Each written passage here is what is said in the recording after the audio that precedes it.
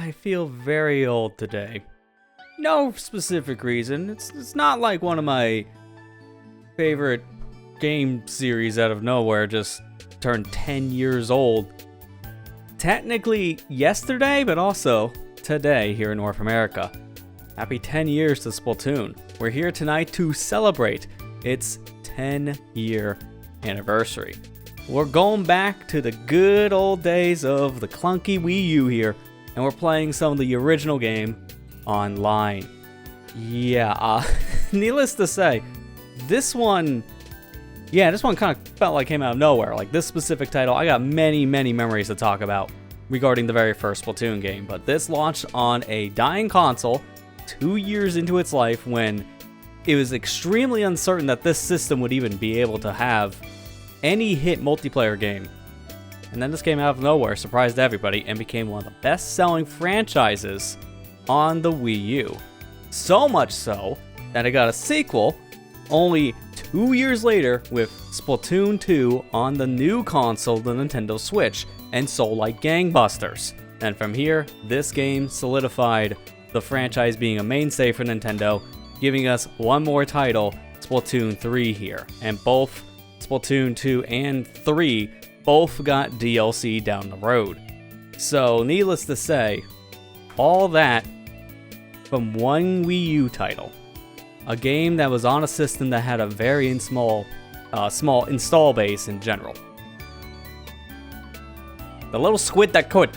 This thing did a lot for the whole franchise, let alone for multiplayer games in general. It's a series that I love. I can't get enough of it. I've said this many times for a reason. It's great. So, yeah, needless to say, I'm very excited for this one.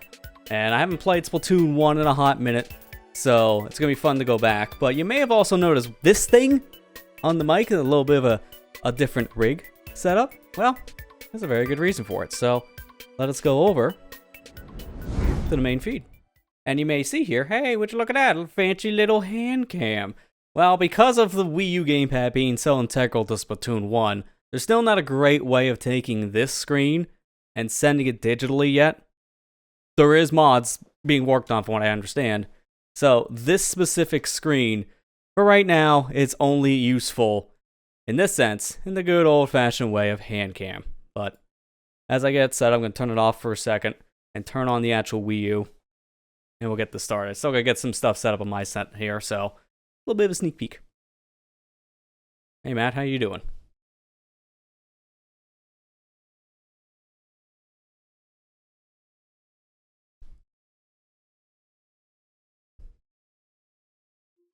Also, remember the Wii U has like a weird color output, so I also gotta change some stuff on my monitor too, because it's gonna look a little funky. I gotta fix that.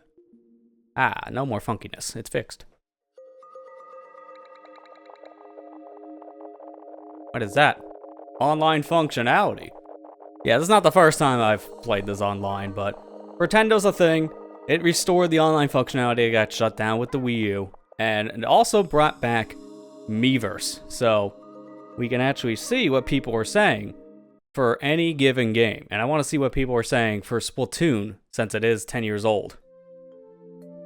So it is not technically Miiverse anymore. They still use the branding on the first load, but when you go in, technically something completely different here. It's communities. I don't want to see this one, because it's 10 years. I want to see what people were saying about the first game. It does take a hot minute to load, though. I'm not going to blame the community for that one. This is just a problem of the Wii U just being the Wii U. It's extremely old by today's standards, so it's a little slow, to say the least. Hey Ethan, how you doing? Okay, now that's some pain. Shout out to that guy. Hopefully recovery goes smoothly. Sensor bar? Now we're going to use a sensor bar for this game. People are excited that the school season is done. Now we're into summer. Wii U versus Switch, who would win? I think we know the answer to that one. There's a good happy birthday right there. Also, speaking of that, there is another birthday today in our community. Shout out to Etern Unique. Happy birthday out there. Hope you're having a good one. Now eat your Splatoon cake.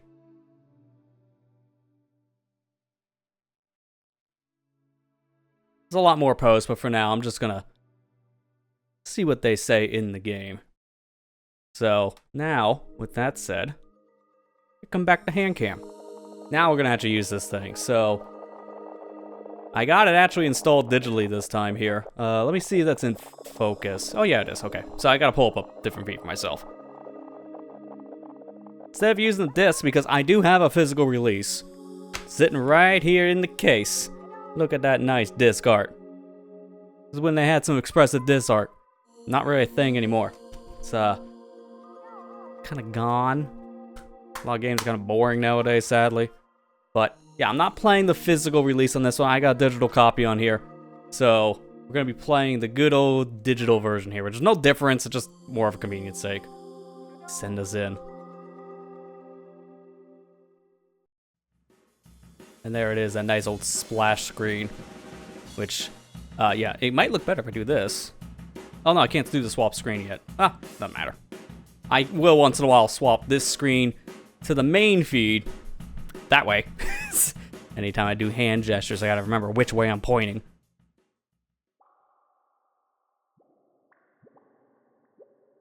Yeah, she does share the same birthday as Splatoon, which is kind of funny when you think about it. It's like, whoa. Wasn't expecting that, were ya?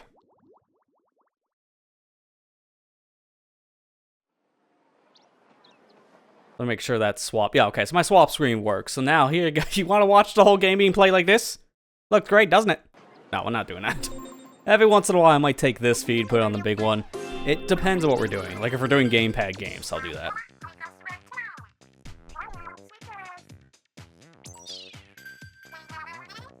So, nothing really special going on in this game when it comes to any kind of stage layouts or events, from what I can understand. It's just the standard old Splatoon rotation stuff.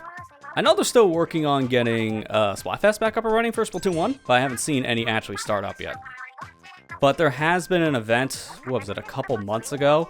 They took the banned stages from the ranked game modes, which if you don't know, certain stages were taken out of rotation in the ranked games because they were terrible. So Nintendo actually took them out of rotation for a while. There was an event a couple months ago that put them back in rotation for like a week, and that was fun. It reminded me why I didn't have certain stages in the ranked games, because it's like, Soul Spray Rig Tower, no thank you, it sucks.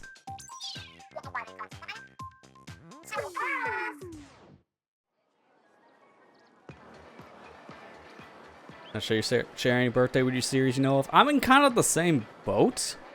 I would have to look at what came out in October to see exactly what lines up with like my day, because it's a thing I'm not 100% sure on.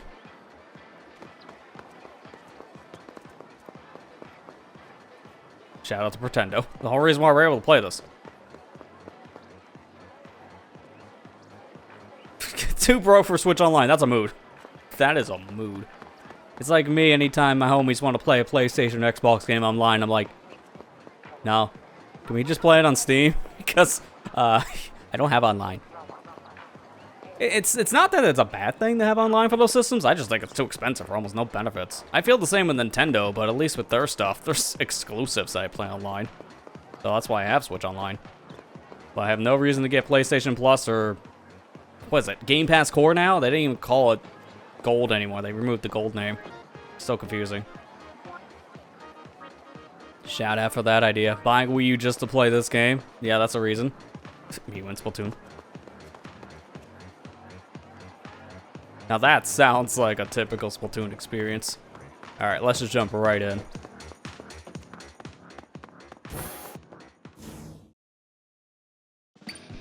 Yeah, see, it seems like most of the people I know don't have Plus or the Xbox Live equivalent anymore, just because there's not much on it that's really worth it.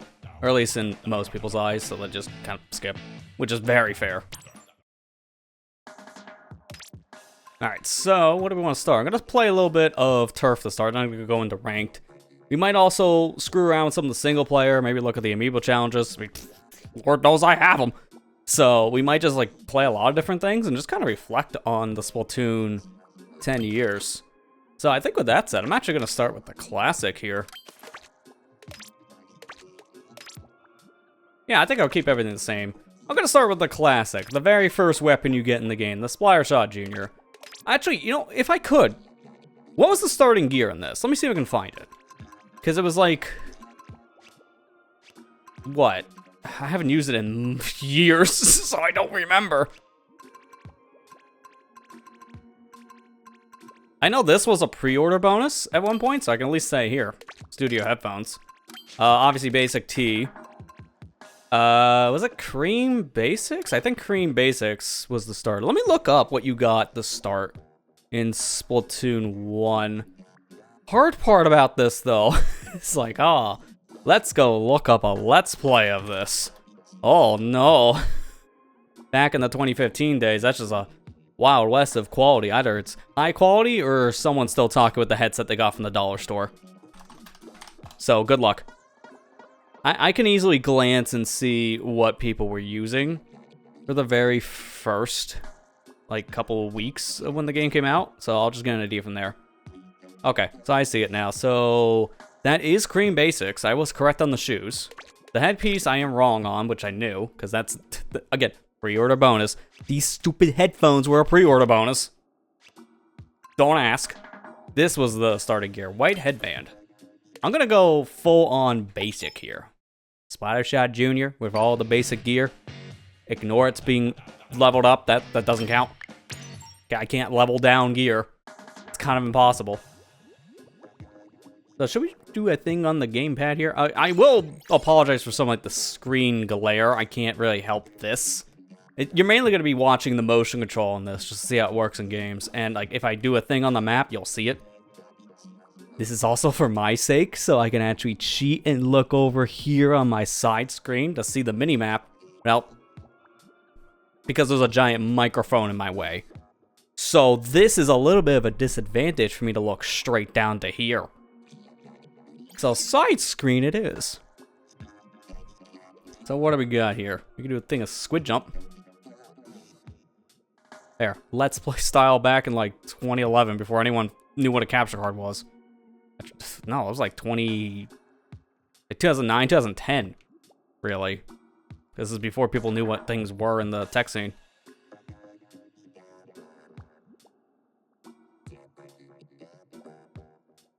Share your birthday with the Star Wars Knights of the Old Republic, God of War 3 Remaster, and Monster Hunter Generations. That's a strong lineup. That's cool. It'd be nice if we can actually, see that on the big screen, right? Here you go. Can someone play any audio? It's a little quiet. Thank you. Now I gotta look down here to see if anything happens. So that's how you would have played it back then. Just look down your gamepad. Modern technology. I can stream my gamepad feed to the TV. That's right, we have hacks, and they're all beneficial. Matt, if you want to do me a favor on the birthday question, you know what the date is for mine. You can see if there's anything correlating with that. I'm fine with people knowing about it. Fish!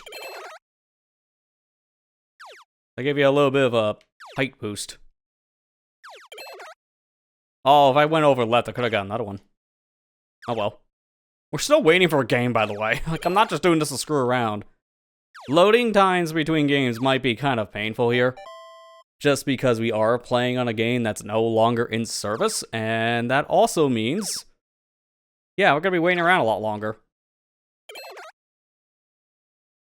That's why I'm probably going to jump around between... oh, we got one.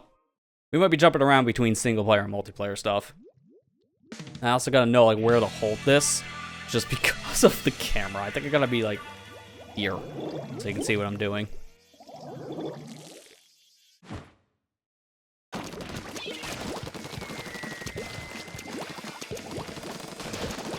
This is not going to be a mainstay, by the way, the hand cam. This was very fitting for Splatoon 1, and I have an extra camera I can mount to the mic arm, so I figured let's try it, see how it works. It's also kind of an experimental thing tonight. Sonic 4 Episode 1 released my birthday. Dang. Damn, that is not good. Alright. I'm not crapping on Sonic 4 Episode 1. I think it's just thematical that it's Sonic of all things on my day, but I'm also like, Of course, man. Why does it have to be that blue man? It's always related to that blue man. It's like I picked that for my username or something.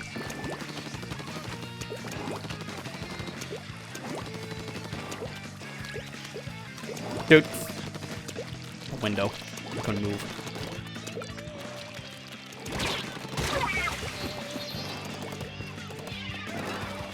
Okay, Pokemon Red and Blue. Now that's a lot more significant. I think people actually know that one well.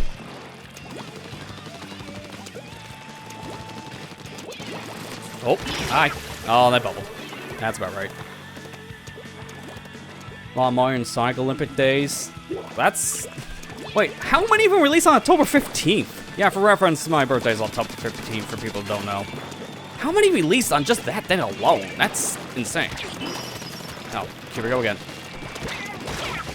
Not much I can do in that situation with the bubbles.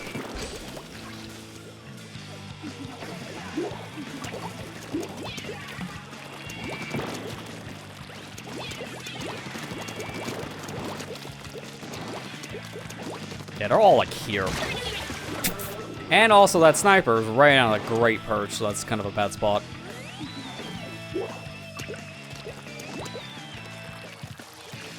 Assault 2, the Winter Olympics. Okay, well, winter ones make sense since that lines up when they're gonna happen.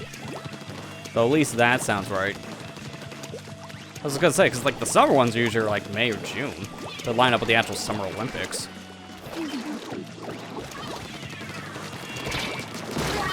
Alright, at least I got one of them. That's not bad.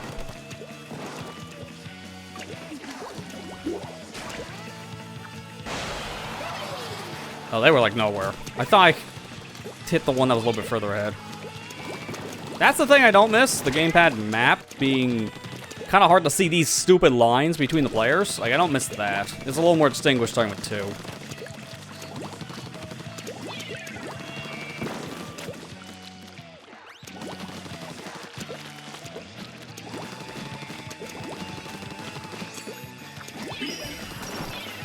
Nice. I'm glad I bubbled.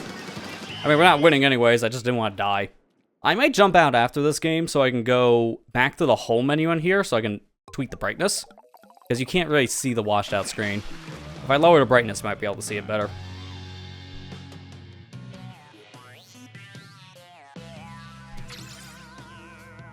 I also noticed that too, Ethan. Yeah, I saw the news article that Legends EA is on October 16th, which is kind of like, okay, it's close enough. Close enough, I guess.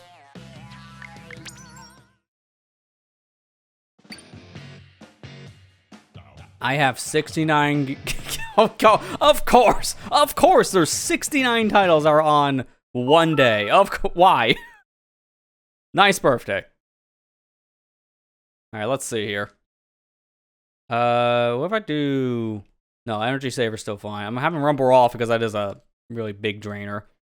I think that's better. One brightness is fine. I can still see it. It's very dim to me, but I can still see it. That's better. Because I need all light around me, so it's like I'm actually sitting in a room instead of a dungeon.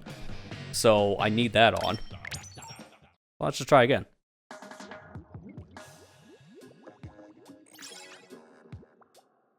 Alright, so what other game do we want to play here? We got this one. Swap over.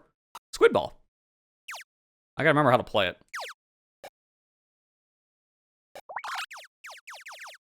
How do you do it? Okay, it's just the ZL button. Or ZR button. You jump with it. But you can only jump once. So I hit it. Let it go up. Then come back. Hit the fish. There you go. Nice 666. Nice curse.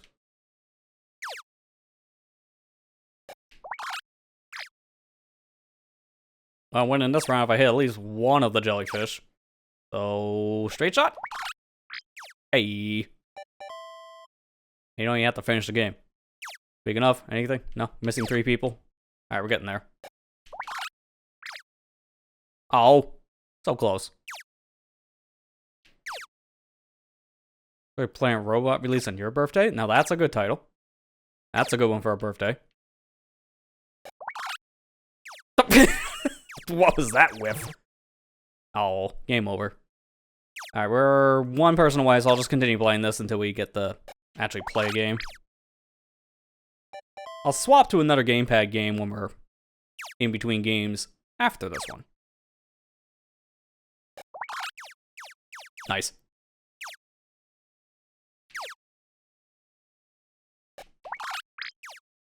Nice. Circle and Moon, Police and Birthday. That's also a good title. See, we do have like some strong games that actually released on they were born. Whether it be the same year we were born or just later. Like I always liked one of my favorite games, Kirby Superstar. That just happened to come out on the year I was born, which was cool, 93. Because that became one of my favorite games and also one of my first. Oh, time for a game. It's like, it's kind of thematical for me that released the same year I did. It's like, oh, me and Superstar have the same age.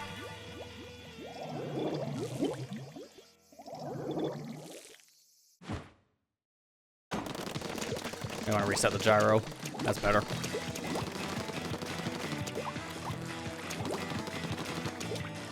There are Birthday of Fire Emblem and an SMT game. Now that's fitting because of how much you play those games. So that's good.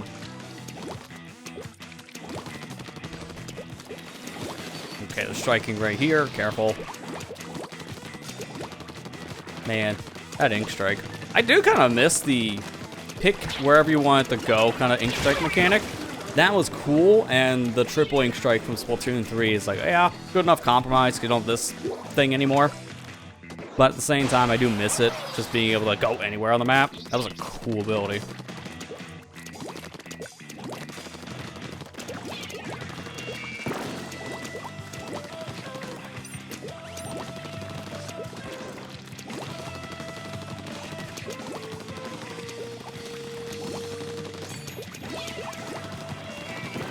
Oh, there's someone. Hello. Goodbye. Good luck, buddy. And there's no one here, so I got to keep that shield. Oh, well, rip me.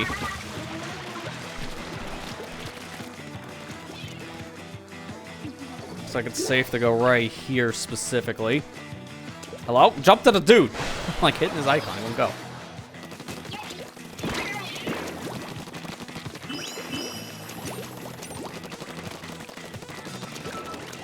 Oh, I saw that. They're back here. Ah, oh, man, I got hit with the burst bomb.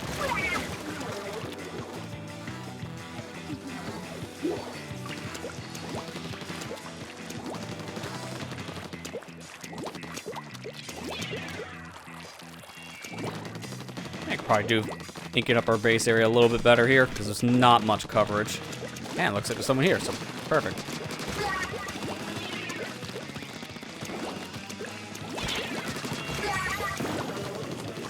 Show them that power of the Junior. This thing's really good for inking. But it's also good, just in general, for bubbling.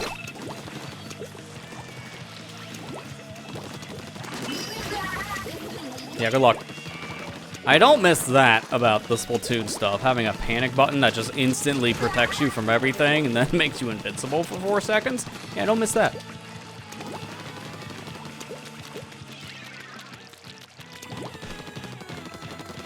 Yes, before Squid Search, they had just mashed the jump button if you wanted to climb faster. Also, jump is X, which was a good thing they changed, because this is a weird jump button.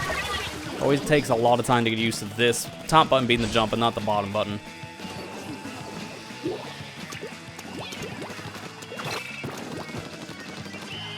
Okay, hopefully that was enough, because that looks like some good coverage if you see the map. But it's very 50-50, so I don't think we got it. Oh, by less than 1%. Let's go.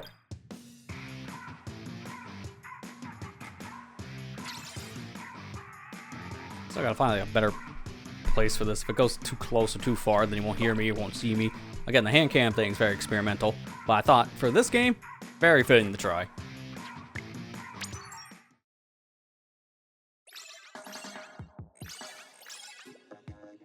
Okay, it looks like almost all the people from that game are squatting back up, so that's going to be helpful. Next, Squid Racer. What was the control? So accelerating on ZR and then drift to CL. Although for this map, it doesn't matter about drift because it's just a straight line. Yeah, new Donkey Kong coming out week of your birthday. That's some good timing. I really can't wait for that because it looks sick so far. I think they show a little more, I wouldn't say gameplay per se, they showed off one of Donkey Kong's returning moves. Like the ground slam. It's like, ah, cool. We know that's a thing he does, so it's nothing really special, but they're just drip feeding us some new information.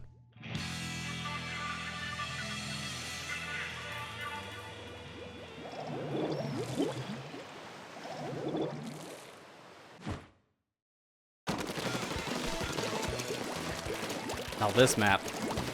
This is a map of all time.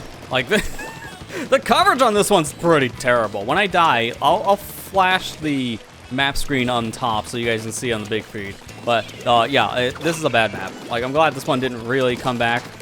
Like, it has pieces of it that's come back with Splatoon 2 and 3's design. The last map for both games are structurally similar, but it's not the same thing. Ah, well, there you go. Well, here's the map. Yeah, that's bad. That whole top area is like, there's nothing there. There's like no reason to ever go up there. And that's what I don't like about this. But it's more or less just a problem for the rank stuff, because if you're playing Turf War, it's actually fine. But if you do any other mode, yeah, this map is pretty bad. This is actually a banned map for tower control just because of how the top section has no bearing in tower at all. And Rainmaker has a very good stalling spot, so it's no better. Yeah, my whole team is stuck here. Oh. Gotta be careful about the sprinkle enemies with someone close. Of course. Panic button cracking. That was very close. Good jump.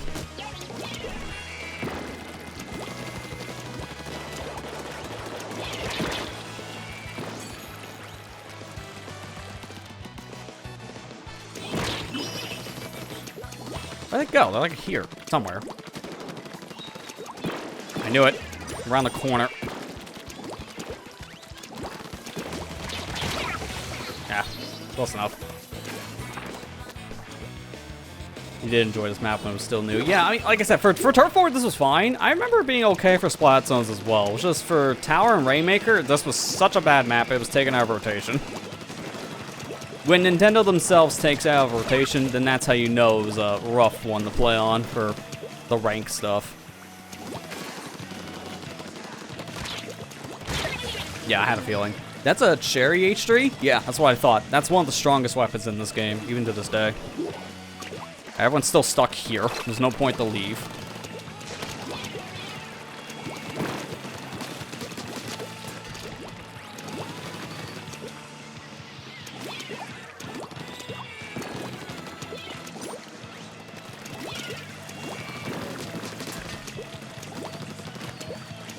It's gonna be one of those games, isn't it?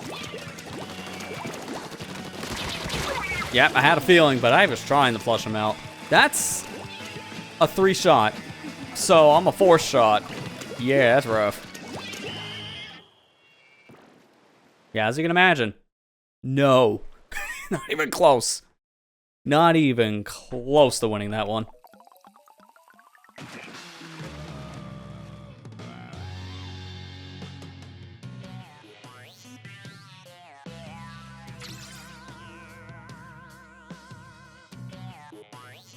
I can understand why they never brought this map back, though. Like, honestly, I wouldn't have minded this one coming back if it had, like, a retool, because this works great as a Salmon Run stage. But for the main multiplayer stuff, not so much. It's okay in Turf, it's okay in Splat, it's bad in 2 other modes. It's like, no thank you. So again, I can see why you did not enjoy it much, Ethan, because that's most of the fan base. Alright, let's swap it up a bit. Now, the pre-order bonus headgear, now I can just play whatever I want. I'm going to go with Tent Detect Splatter Shot. And in terms of what I'm wearing next, I might want to go either full... Yeah, I'll go full on Respawn.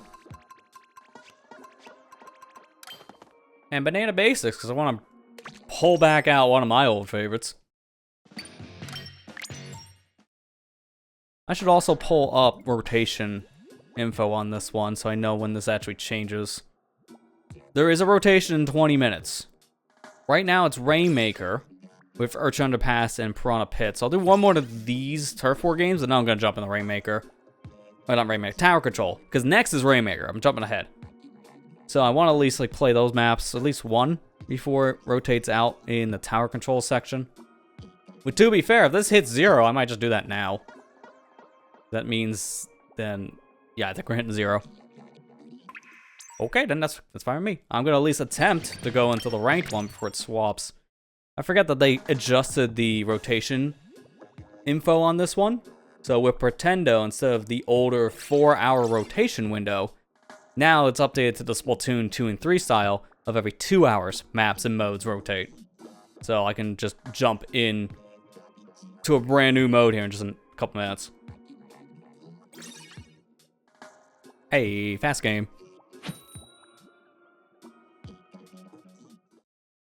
Do feel I got my warm-ups at least out of the way for the Turf War, so now I can at least do a little bit of ranked.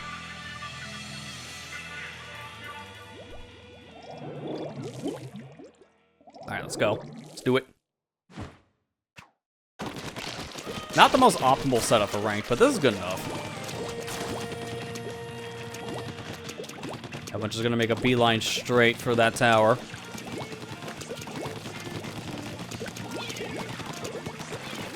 I remember this setup has suction bomb. Oh god, I don't like that one. Oh no.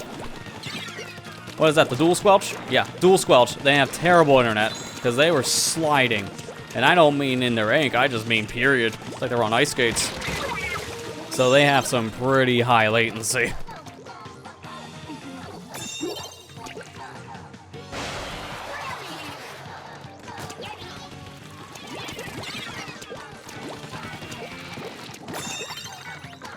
I don't actually want the tower right now because there's no one near here from my side. But that's kind of risky. I can jump. Everyone's kind of clustered, so it's okay. Dude, it's just so nice we can still play this first title online because we weren't really sure about that when Nintendo was saying, yeah, we're pulling plug. Because it was 9 years of this game existing and then they took it offline. So the fact that we were able to still get some Splatoon one time is great. Because this is still, even though we have Splatoon 2 and 3, this is still a really good entry just to go back and play every once in a while because of how different it is. Splatoon 2 and 3 are very similar to each other, so there's no reason to play 2 over 3. But with Splatoon 1, there is a reason to go back and play this because of how the map design is very different. The weapons function very differently here. There's a lot of unique abilities that did not come back after the first title. There's just so much here that's very unique. It's very first of its kind though, so there is some jank to it. Don't get me wrong. But it's nostalgic to go back to this every once in a while. I don't really feel nostalgic going back to Splatoon 2. Because it's just like, why am I playing this over 3? Because it's so similar. If I'm going back to Splatoon 2, it's more for the single player than the multiplayer now. I haven't touched the multiplayer in Splatoon 2 since 3 even came out.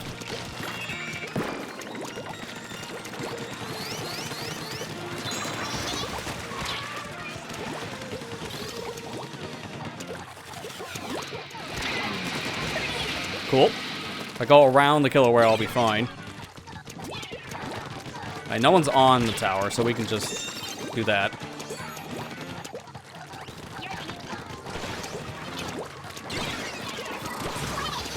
Nice! Nice! Nice triple. I have not played this game in like a year, yet I still got it for that whole... I almost called it Trizuka because of 3. Inkzuka.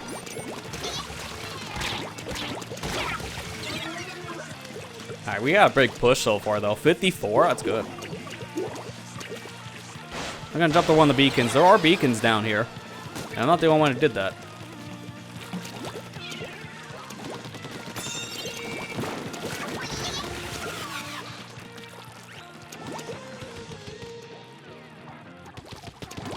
Knew it.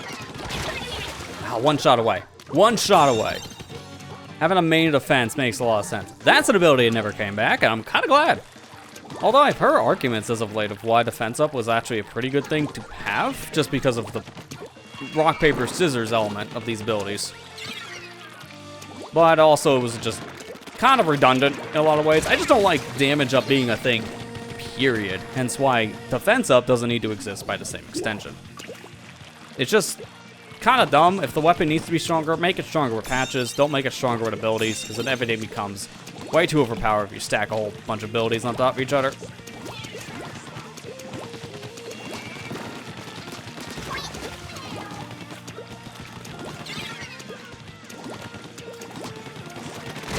There's two of them there. I wish this map would have came back in Splatoon 3. It didn't come back in Splatoon 1, or Splatoon 2, excuse me. It's only a Splatoon 1 map. It did not come back in Splatoon 3, but it's iconic. Like, this is in Mario Kart 8. Well, with the deluxe version specifically. And it's just like the reef, actually. It's also very iconic. Oh no, don't tell me. No! Why, team? Why? You were so close. You were so close. Oh, that explains a lot. Yeah, this explains a lot. Man, I hate when I'm like 99% of the way there on a game lead and then this happens. Lose it in the last 10 seconds.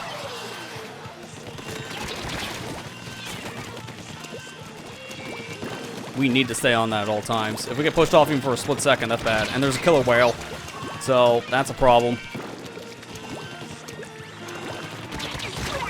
Okay, that was not great, but my teammate's still in the tower. Watch out. They're still on it. One's dead. Then the other one's dead too.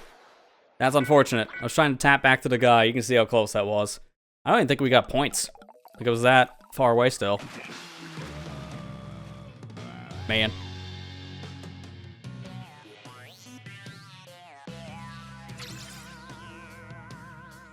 A lot of C minuses in here. A lot of people did start over when Nintendo became a thing, which I don't blame them, because there's two ways of actually playing this game online nowadays with the fan servers.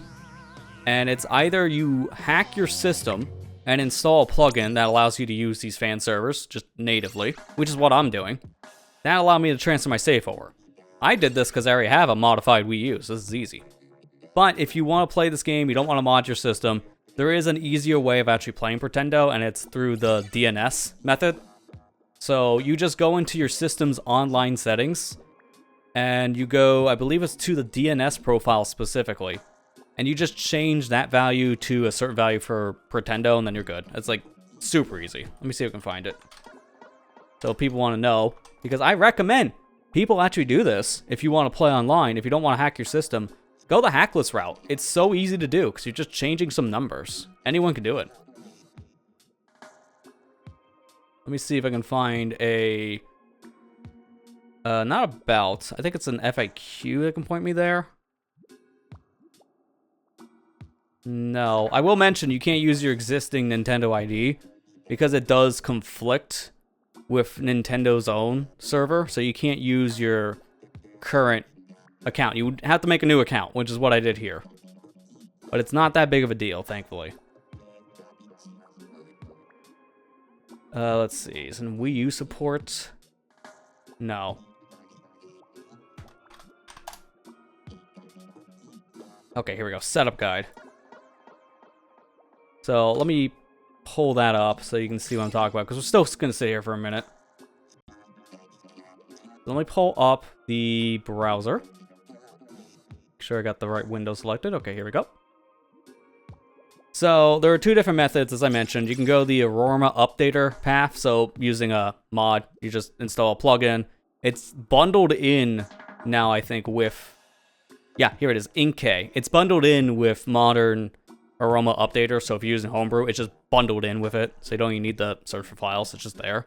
You click some buttons and you're good. Then there's this method, the SSSL, which is just change some numbers on your online, that's it. They just go into your system settings, go to internet, connect to internet, then go to whatever connection you're using. So if you're using a wireless one, go to the wireless, your wired one, go to wired. You want to go in, change its settings, DNS specifically. Do not have it on auto attain. Say do not attain. Go to these numbers specifically, and then you put in very specific numbers. So this is the primary DNS here. This is the secondary here. And that's it. That's all you gotta do. I unfortunately cannot do any more of that. So if you want to learn more, go look it up. Because I know I'm gonna get that question a lot tonight. How this is being played online is through Pretendo. I'm using the hacked version, but there's a hackless version, and it's very easy to set up. All you have to do is just change some settings. That is it. So, like I said, if you want to learn more, read the link I post on the Twitch and the YouTube chat. This is definitely a thing I will promote, because I don't normally promote hacks or downloads of like ROM hacks or mods and stuff like that, just for legal reasons, but this is not me telling you how to modify your system. In fact, I linked up how to just do a simple change your DNS thing. And this is perfectly fine, perfectly safe. Don't believe what Nintendo says of don't do it, because they just don't want you playing this. They can't, and I'll just extend the word just to be safe, but they can't exactly say 100% certain if this is going to be safe or not for your online experience, because it's something they have not tested, so Nintendo cannot verify if this can be safe for your network or not.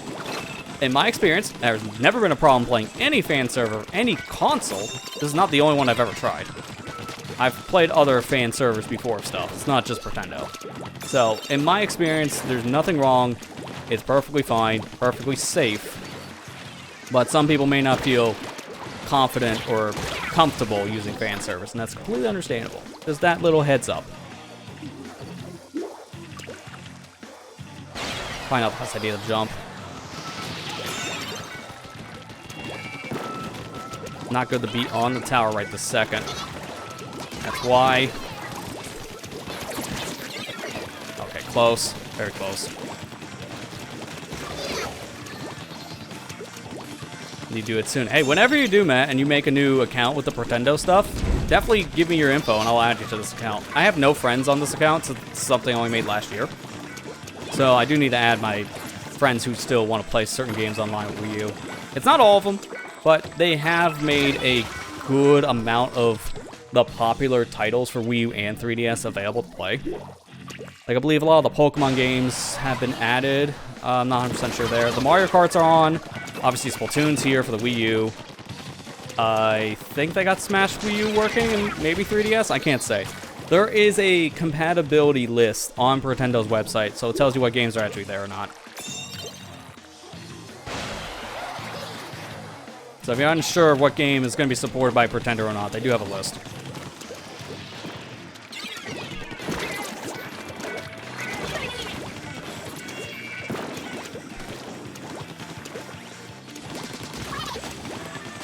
Nice. Good. Hi. I was weak, so that makes sense why that didn't work. Let's jump here. I don't like being here with the sniper. Get off. Ooh, bubble. Gimme. Oh, they just ran out. That makes sense. Of course, like, as soon as I see them bubble, like, ooh, bubble. Nah, man, I'm gone. I'm sorry. You wanted me to share? No sharing for you.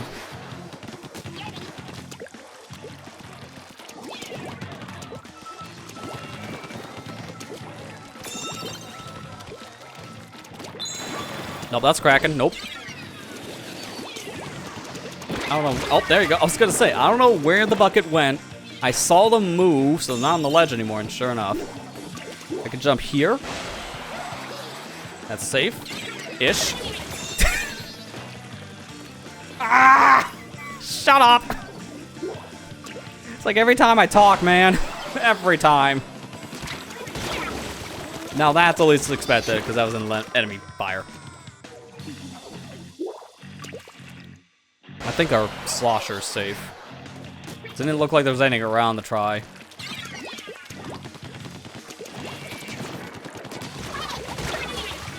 Man. At least so far, we have the tower pushed much further than the opposing side. So 81 to 40, that's a big lead.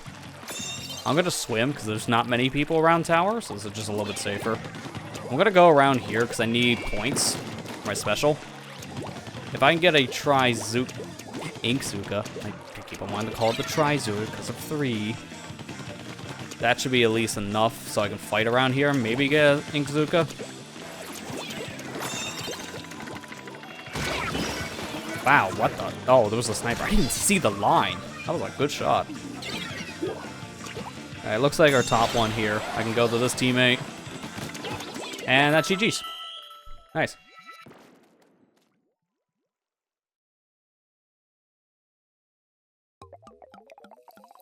Still gotta fix this.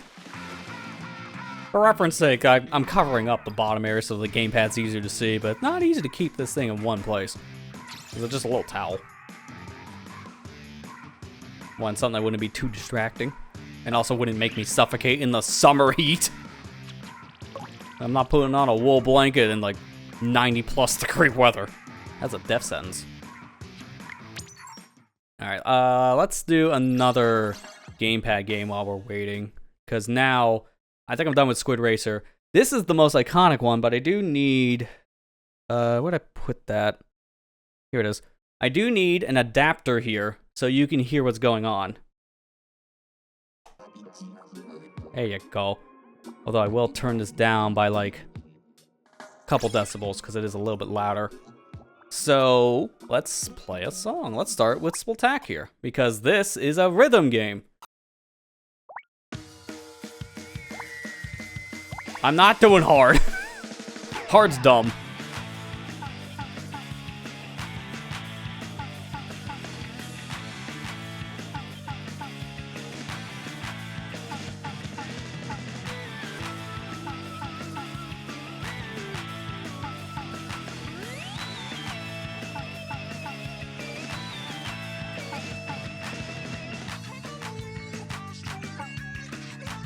I really do wish there was another difficulty in between, because this is hard.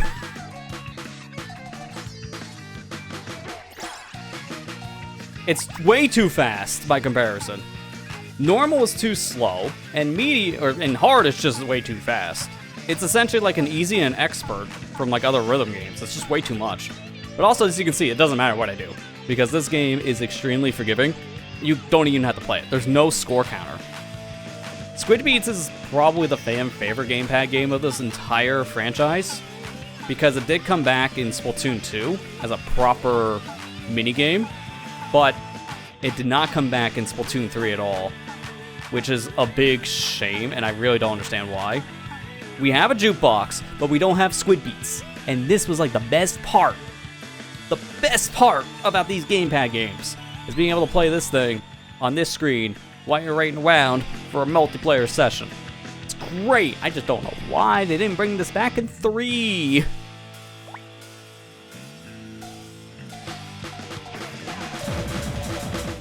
And that's how all my homies played this back in the day.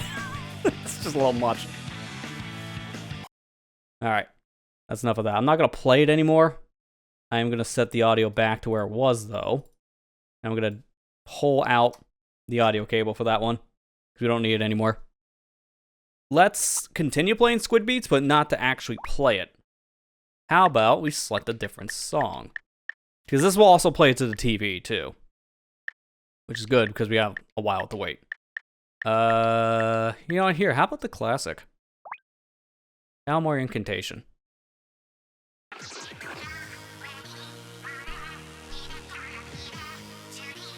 This is a song I've used a lot over the years for the whole Splatoon Splatfest intro stuff. This has been played a lot.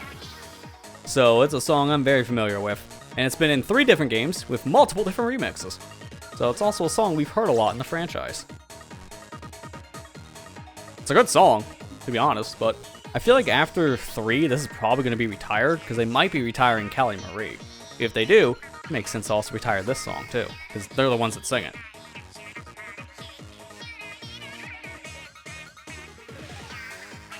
I do love the effect that you can just still see the stuff. Well, okay, really. You can still see the stuff on the gamepad. You can see the levels bouncing around. Oh, what? It's 3 minutes to 8. What? Why is the mode changing?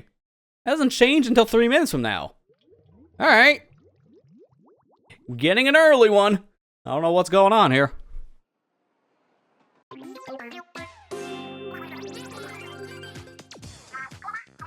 Alright, hold on to your tentacles. We're back for more news. This is the one thing I don't miss about Splatoon 1. The news would constantly interrupt you. If you're in the middle of just waiting on a game, it will pull you back out to the hub so you can see the news. Now, it was nice to see what stages were available. Didn't tell you what the ranked game was, though, unfortunately. But this was something that was very pace-breaking, and they stopped doing that after this game. They did interrupt you from time to time in Splatoon 2 news, but it was way less frequent. And then Splatoon 3 had the whole, you could just press in the left stick to skip. So it was really not much of a factor anymore. So even if they interrupt, quote unquote, you didn't really interrupt you. It was only certain news articles you can't skip, like if there was an event going on, like with Splatfest, Extra Work, Challenge, stuff like that. And I hope they make that skippable starting with 4. Because we know they're working on a 4. It's pretty much been all but confirmed. Because they flat out admitted it, like, right when Splatoon 3 wrapped up last year. Alright, so, I'm gonna go back to Turf War for a bit, because now I can. So what else do we want to play for Turf War? I can go with my classic. This is what I always played back in the day. And it technically also used the banana basics, but we just used these. So, everything but these shoes I should be wearing. So, what else do we want? Actually, we can go cream high tops, because that's similar to what I was using at one point. Now let's go right to the lobby, which I could just touch the screen for, which is neat.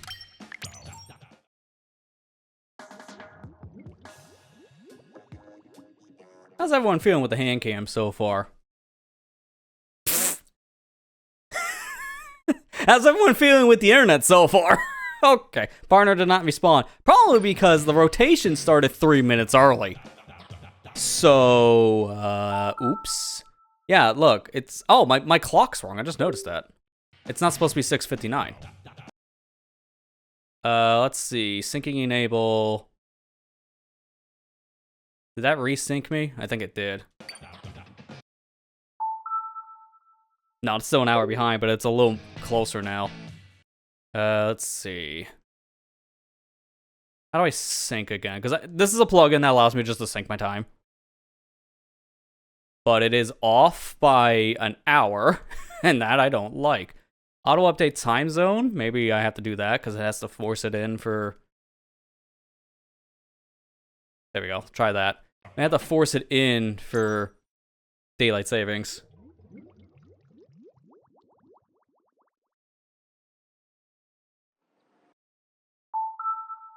No, it's still off.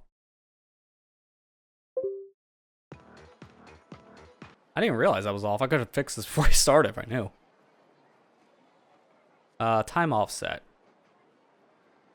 Let me manually adjust it really quick. Oh, we can do hour increments with the shoulders. Perfect. So I do 5. And then that saves my config. I might have to... Ooh, I don't like this. I might have to quit out of the game just to make it forced. Let me just deal with this really quick. Because I don't want the servers being confused. Like, wait, he's an hour behind. He's not allowed to play. Because that'd be stupid.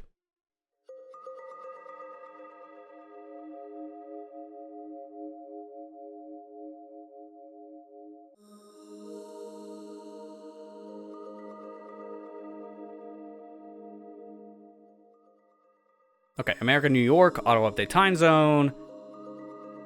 So it should all be... Okay, it keeps on going back to 4. That's wrong. Let me do sync enable, disable, preview time, configuration. Alright, so it seems like it's okay now. But it's still off. I'm just gonna manually set that, because I don't like how it's off by an hour. I'm so glad nowadays consoles do this automatically, because this is so dumb.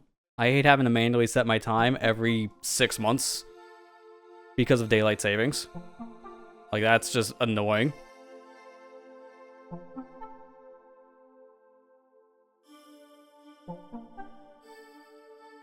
It did update. It's like, hello? I probably have to leave the menu, I guess, so I can force update. Okay, whatever. Technology! Everyone loves technology breaking.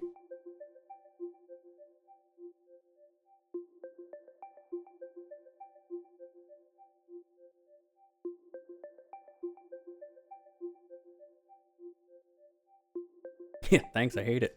Yo, same. It should now be updated by an hour. I have not turned the system on since the clock changed, like, what, a couple weeks ago? I can't remember what it was, because it's always a thing that's out of my head, because I never have to update clocks anymore. Because all my modern consoles update time, phone updates time. It's like just 1 or 2 clocks in a house. That's it. Yeah, it's 8:03. Perfect. So it's updated. It's a thing I never deal with anymore, so I always forget to do this to legacy consoles.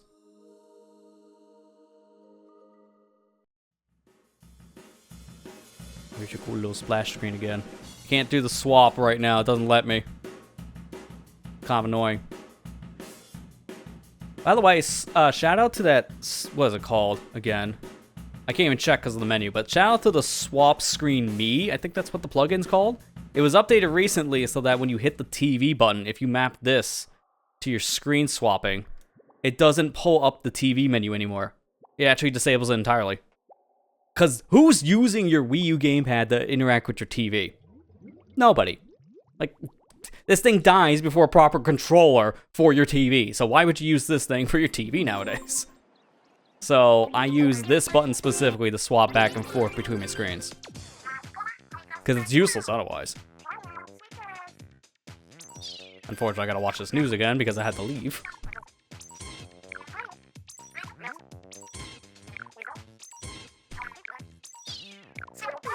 There you go. Just embrace the inner mash. No way of skipping the news otherwise.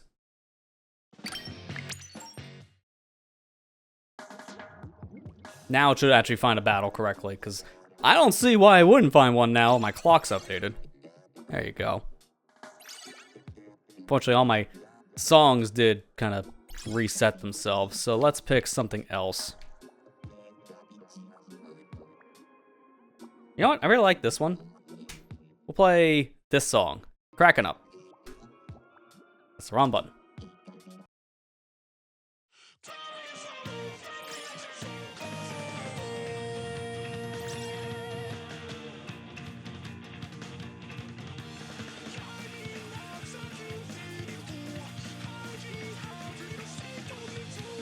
Also close out some of those tabs I had open earlier. I don't need to Let's Play of Splatoon 1 anymore. I know how Splatoon 1 plays. I'm playing it now.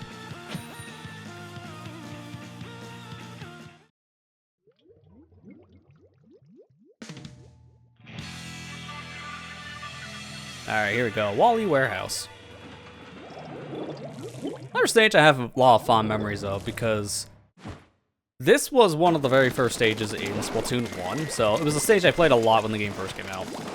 I actually did not pick this game up when it first released. I really liked the Global Testfire demo. I played a lot of it when it was live, but I didn't pick this game up until, I think it was like a few weeks later. It was mainly just because of timing reasons. Like, I was still in college then, so I didn't pick up every new release right when they hit. So I did wait, I think, a couple weeks, and I bought my copy of the game. And then it was just history from there.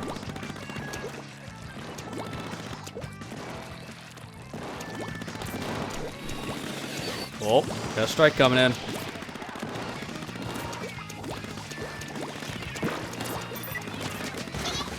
Nice. Didn't think I was gonna kill, because arrow spray is the weakest weapon in this game at 5 hits. Which was funny, because we never had another 5-hit weapon in the whole franchise until years later with Splatoon 3. Introducing the Splatter Shot and Nova family of weapons, which are very, very weak as well. They're also 5-shot. They're like this gun, where they're more designed for painting than anything else. They don't really use them for combat. And this weapon's the same, though. You don't use this for combat. You're just using this for mainly just paint coverage. And that's why the gold arrow spray is my favorite of the two, because it had the ink strike. So you're covering the ground with this weapon quite a lot. And then when you have your special ready, you pop it, and then you just tap on your screen and shoot off a missile, which helps with that coverage.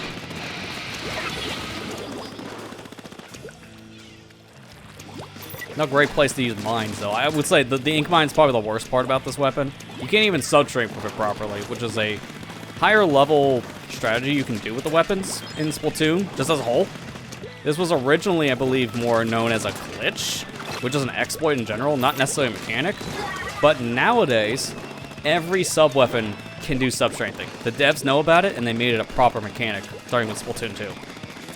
Because they actually patched in things like the mines later to have sub-strengthening. So they knew about it, and in fact, instead of getting rid of the mechanic, they let people actually keep it. Which I'm very, very much a fan of that kind of strategy in game development. If it doesn't affect, like, the major play of your game, like, if it's not super game-breaking, especially in a casual sense, keep it in. Because high-level play can use it, and the casual players aren't going to get screwed over because they don't know how to do this little secret tech of hold the R button while moving. So it's just a nice thing to see in game development. Devs do this kind of stuff. See it a lot more in multiplayer games than single-player games. Because most of the time, there's a game-breaking bug in a single-player game. It gets patched, even though it was useful for a speedrun. Doesn't matter. It's gotta get patched.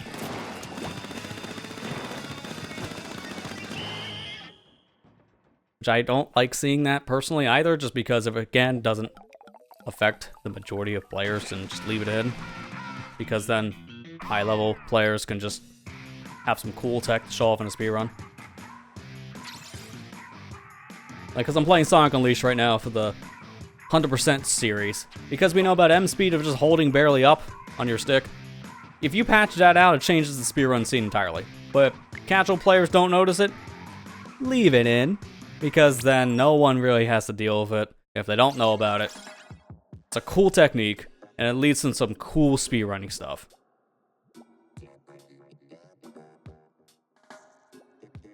Because I believe, it was what, like a year or so ago? I watched a speedrun of the 2016 Doom game. And it was done at Games Done Quick. And they had a developer on call for that, for the commentary. And we're talking about just how interesting the speedrunning stuff is, just in general for what they saw, and if there's like a game-breaking bug that could have been found in the game that could benefit a speedrunner, but not necessarily be a thing that affects actual players, they would leave it in, just because it doesn't break the game, but if speedrunners can use it for something, then it's good to keep.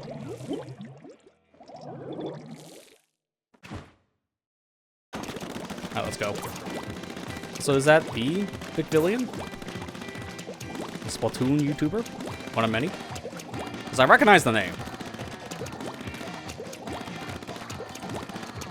If she's live right now on YouTube, maybe I'm on her stream. That'd be cool. Shout out to Vic.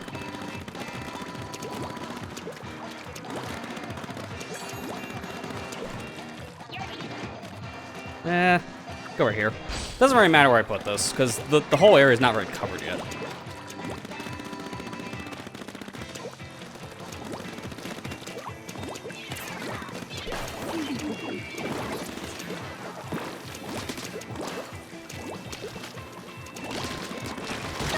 Yeah, this is a kind of a bad spot to be when you're an arrow spray.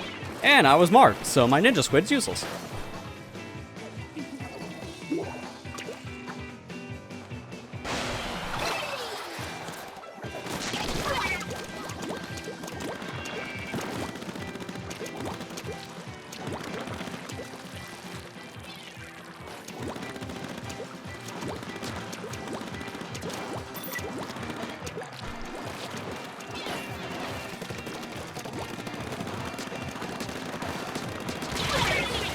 Oh, there was a sniper nearby. But the splash got me. Interesting. I didn't think they got a shot out.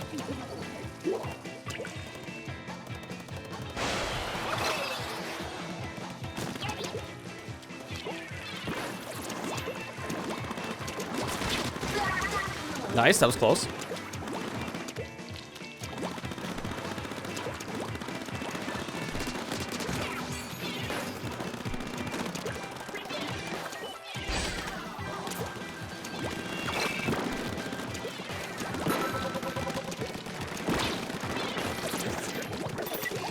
Put that there, just in case. Something tells me that mine's gonna go off.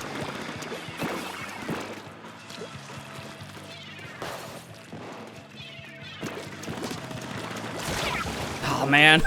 I didn't know where the guy went for a second, so I'm looking for the carbon roller. But they snuck away. They sharked. I'm gonna just go back in. Not jumping. Sometimes you don't want to jump. This is one of those times.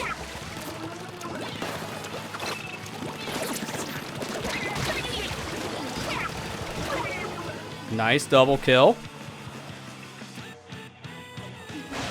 I think it makes sense to jump here, because they just jumped in.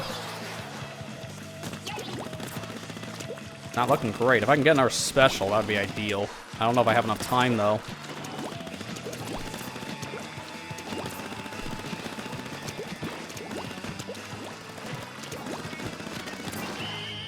Wait, we were just barely making it? Hang on, I saw an ink strike there.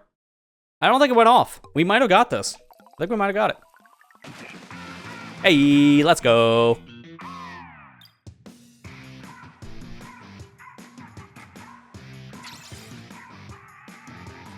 Gee, the Aerospray was the MVP on ink. I wonder why. It's not like this thing paints a lot or something. Could have done better, honestly, but not great with Aerosprays nowadays. It was my go-to weapon years ago for playing this game, for Turf War mainly, but not necessarily a thing I play nowadays. It's just something I grew out of. That's why.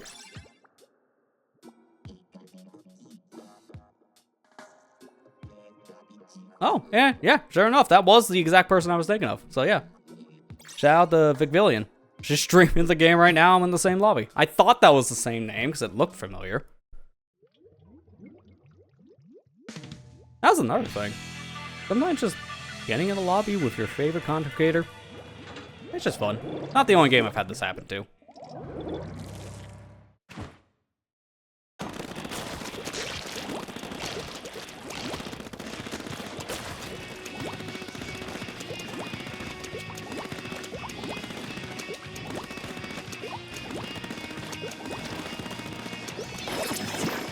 Oh, don't want to stay here. Yeah, can't really move at that speed. Oh no. My best to swim, but no, this guy's here. I got a special on standby. Hey, what was that, a burst bomb? No, it was a rapid blaster. Okay. Rapid blaster with a lot of damage up too. Kind of the thing you saw a lot, either a crap ton of quick respawn or a crap ton of damage. This quick respawn in this game is very busted. Sorry, I blinked. What was that? Oh, sorry, Inkzuka. You think it's bad in 3? It's worse here.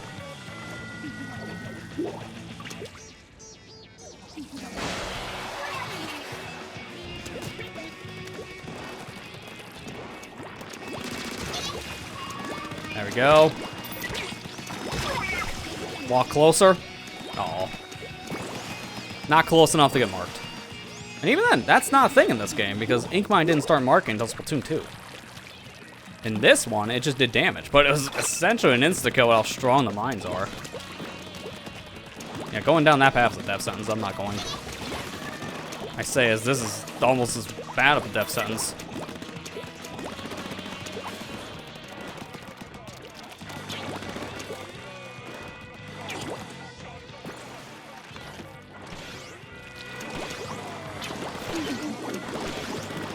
No.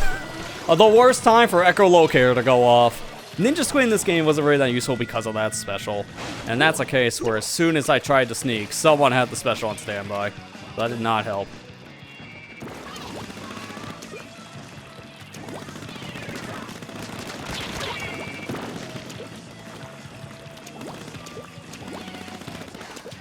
Get away. Dude, how the heck did you still hit me from there? That's impressive. Looks like almost all my teammates are getting pushed back still. Like, this is a rough one for us.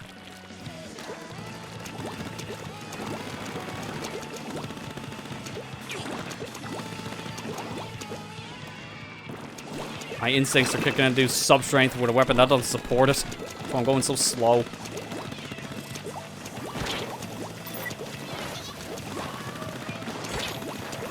Alright, hurry up. No, I almost got out. I only had 10 seconds, so I figured if I jump back, I'm dead. I'm just gonna release this now. That was not a good call. Yeah, this is a wash, man. We were base locked for like a good 2/3. Because look at that. That's a lot. They didn't even ink up their whole area, because they didn't need to. It was rough.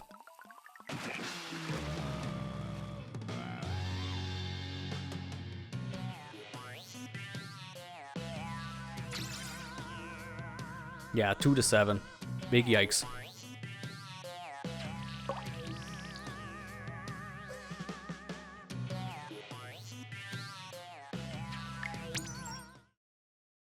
I'll keep going for a little bit. Maybe like 1 or 2 more games of turf with this setup.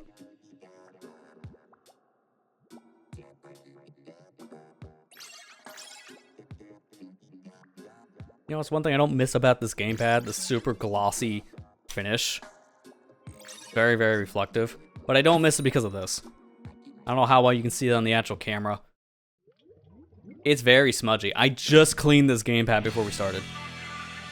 And, yeah, it already looks disgusting. Just from fingerprints. The funny thing is, I'm not even touching this side with my fingers. It's just palm. That's all it takes.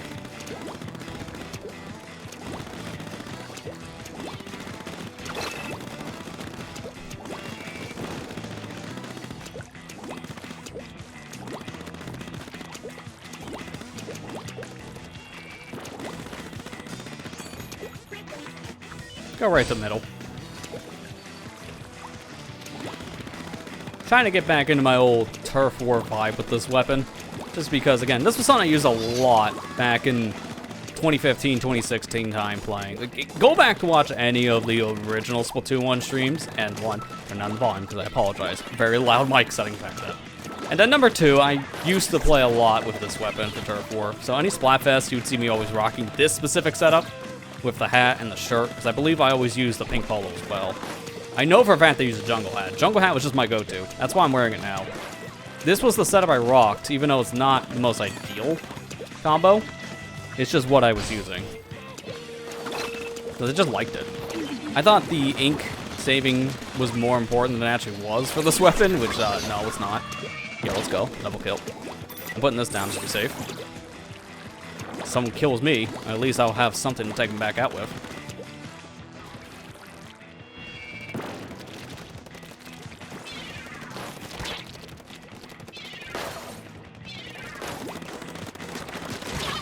Got him. Let's go.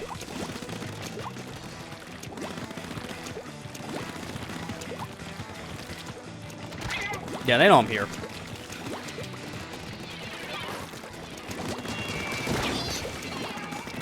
And that is why I like Ninja Squid, because they lost track of where I was.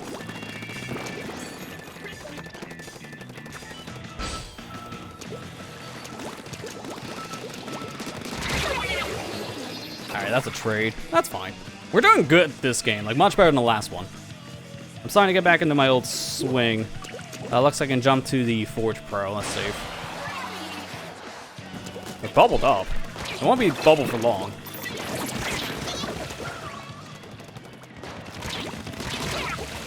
Come on, get close. I was waiting there for a reason, because I knew if they wanted to kill me, I'm gonna put them on a bad spot. Alright, dual Squelcher. Let's go. Remember when that was a thing? Not the dual-E Squelcher, no, dual Squelcher. Its own standalone weapon. And even then, it was just essentially a longer Jet Squelcher. That was it. Didn't really have much of an identity outside of that.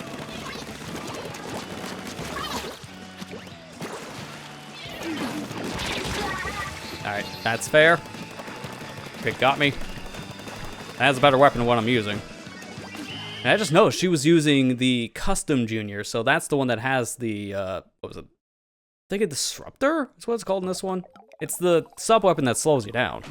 So if you get hit by it, not only are you marked for a while, but it slows you down, you can't recover ink, and it's just a really bad thing to be hit by.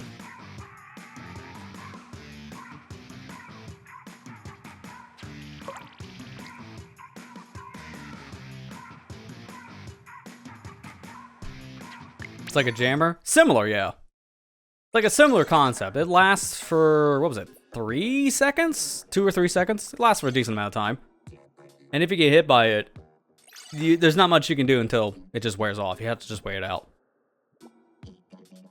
So realistically, as soon as you get hit, you try to find cover. And then just hide. You know, you're marked. As long as you're far enough away when you get marked, and maybe you're safe if you hide.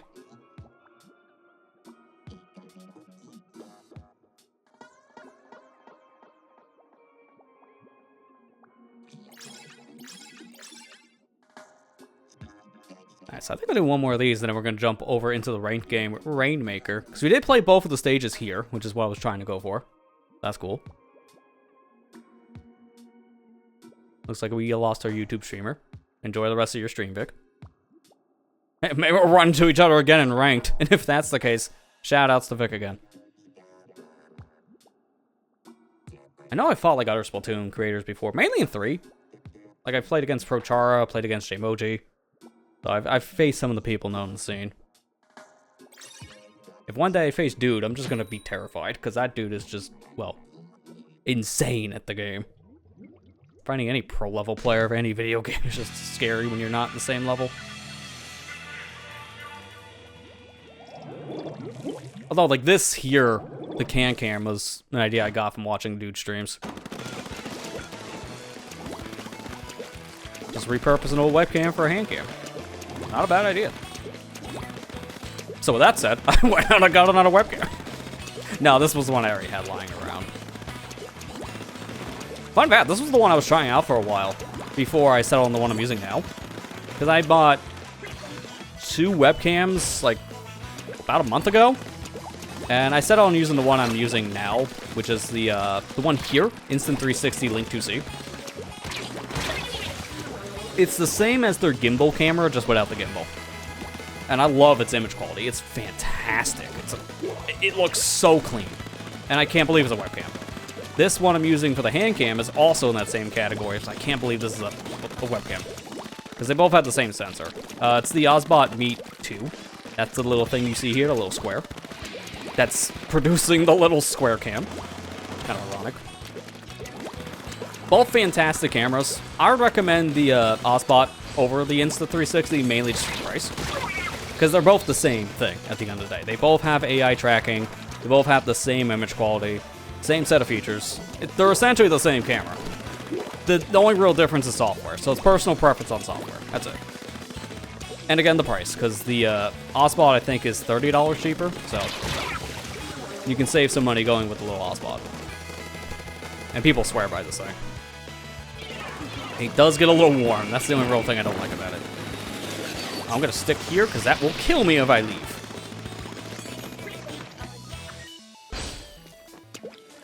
Alright, I think my end zap's safe to jump to.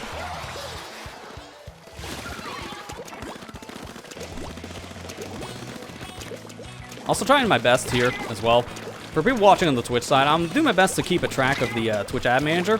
So anytime an ad happens, I'm trying not to be in the middle of a game.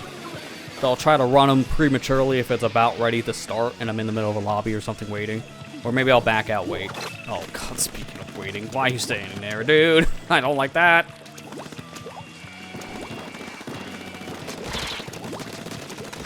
I'm getting better when it comes to trying to figure out what to do with the ads on the platform for like what I'm doing and then what the viewers may or may not miss out on, depending on what's going on. Getting used to the actual schedule happening now. But anytime, if you don't want to see the ads, one, YouTube has less of them, so maybe go over there, because they're skippable.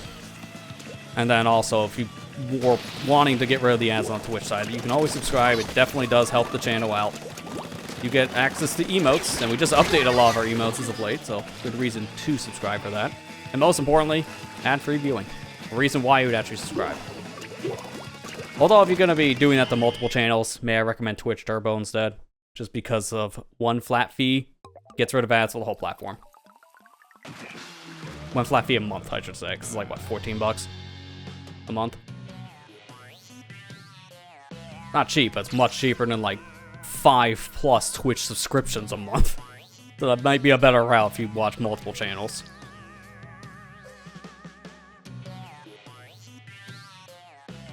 Alright, let's back out here, because now I want to go play some of that Rainmaker. So let's see, what can we do here? Because Rainmaker is Kelp Dome and Moray Towers. So one heavy sniper map, and the other one, if you blink, the game is over, because it's a super short map. So the question is, what should be used? I might want to try this, 52 gal, that's a good one. In terms of my strength, it does not matter having damage up for 52s because they're just so strong to begin with. They are a 2-shot, no matter what. So I might just go a crap ton of quick respawn and some swim speed just because of how important that could be. And then I might stick with the cream high tops because ink resistance is good. a Rainmaker, you're moving all over the map, so it might be better to have stealth jump, but not sure. I think I'll try a game or two with having increased distance, because in this game, it was just a main ability perk. You can't use it on every piece of gear, it's only on very specific things. So it's very important to pick this correctly. And just to demonstrate, I can go into the testing room real quick for the damage situation. Because this area is the perfect spot to just screw around, play with your weapons here, get a feel of how things work. But also, if you go up to this ledge on the left, there are some dummies here that have defense patches on them. So this is one defense. I'll do 3 shots there, but it's a very close 2-shot. 47 damage, so again, very close to a 3-shot, but could be a 2-shot if something else hits that enemy. And same here, 45. So you got 52, 49.3, 47.2, 45.5.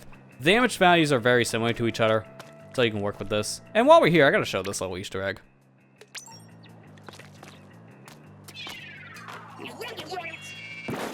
Yeah. You throw something in the hoop and you're rewarded for it. It's a cool little extra there.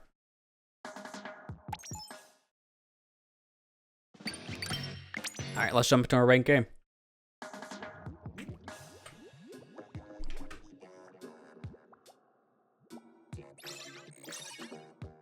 And it's a full lobby, so first go. Let's go.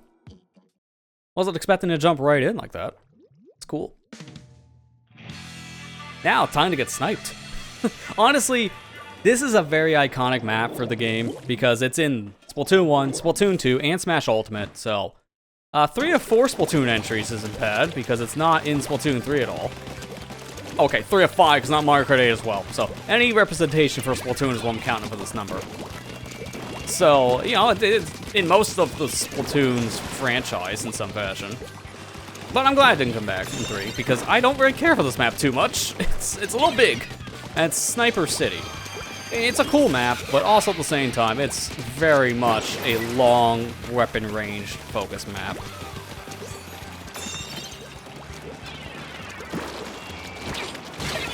I had a feeling. They were also aiming with the kill whale at me, so I wouldn't have survived. Let's see. How about here?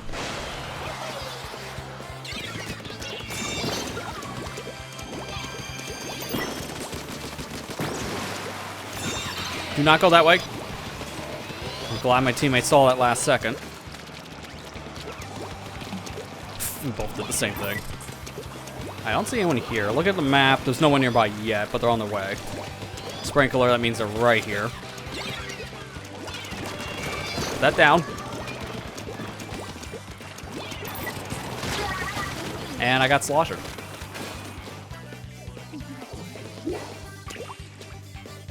I'm gonna jump now. I'm waiting for that teammate of mine to land before we jump. And a 1 hit away.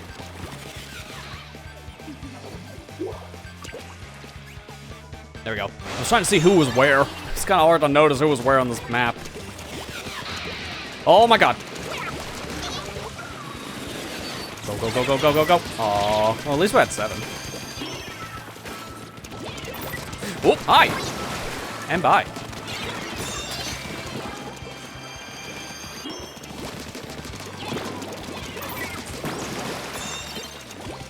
Alright, we win. Come on. Get on the podium. Get on the podium. Go. Don't go. Don't go. Repeat. Do not go. Do not pass go. You will die. Alright, finally. That was a little scary. Now you bubble. Man, I'm bitter. I could have had a free bubble.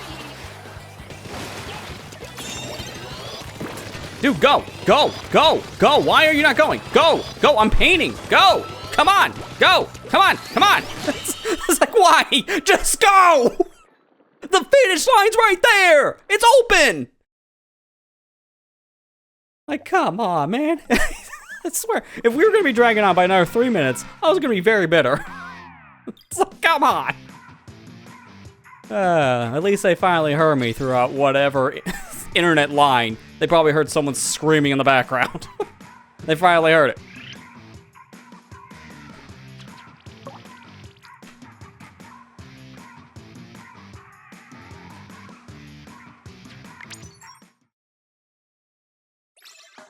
Sonic Blast sucks so much? Great question.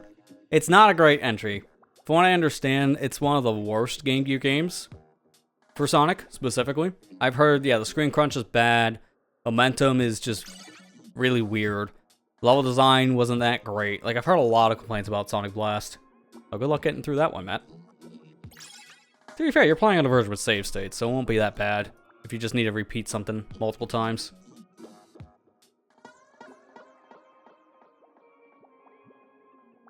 That was not a game that released outside of the Game Gear. Most of the Sonic Game Gear games are also on the Master System because they came out in Brazil later on for the Master System. But unfortunately, starting around, I think it was Sonic Chaos, like around that time period, they just stopped releasing those games on the Master System. So there's no version that had less screen crunch. Oh, did it release on Master System in Brazil? I did not know that. I thought they stopped doing that with Blast. Because I know, like, Sonic Chaos, I don't think is on it. And Blast came out later. So I did not know that.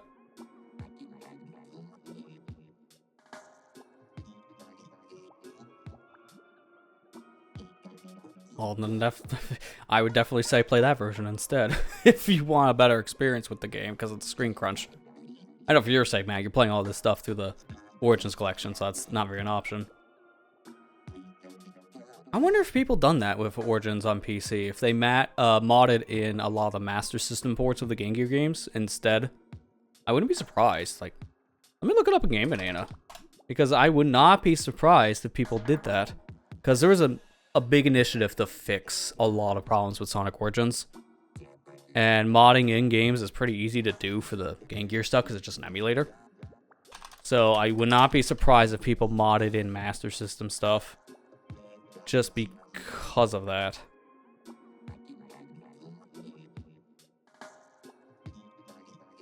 Okay, here we go. Sonic Origins. Found it. So now let's search for Master System. Not actually seeing any of that. No, people didn't mod in the games to the Game Gear ones. To be fair, I guess if you really want to do that, just get an emulator. So that's probably what the scene's thinking. That's why no one's really bothered with it.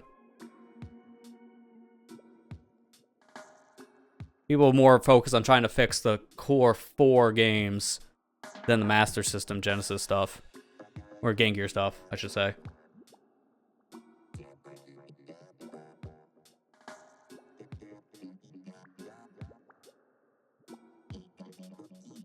Yeah, no, I agree with you on that one, Matt. If they wanted to do more with Origins besides the Game Gear, there are plenty of titles that Sega and Sonic Team could have pulled from.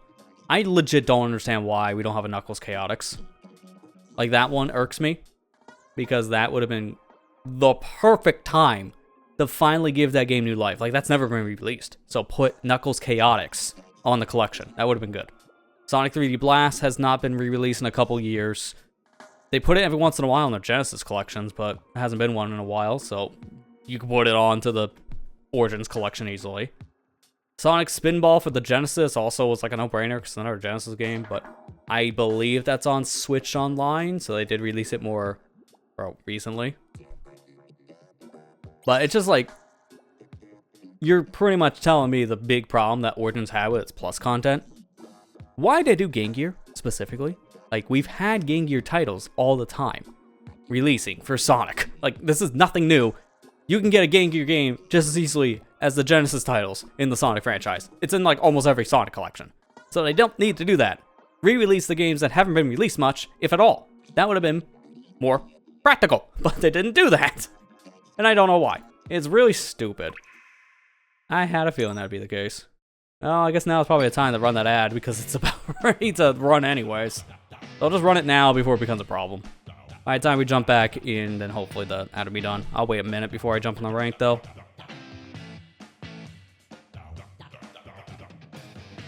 Yeah, I'm in the same boat, Matt. Like, I've never seen a copy of Knuckles Chaotix out in the wild. I haven't played it myself. I heard it's okay, but nothing too remarkable. But it would still be nice to, actually play the game in some fashion. Like, let me see something. I want to see what it was released on, because I think it was more than just the 32X. It was like one other system, but it was like PC, I think, most.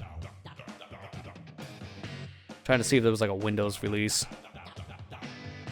Okay, maybe I'm just gaslighting myself. I'm only finding it for 32X.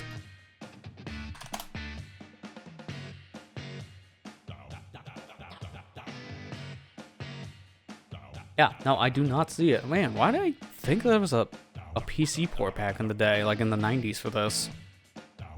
It must have been like this stupid like Mandela effect I've had where I thought I've seen people talk about it, but it doesn't actually exist.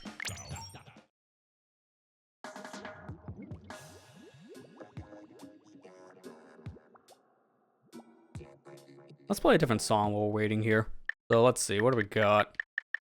There were some songs added later on when the game got its update, like a couple months in, for all of its newer songs.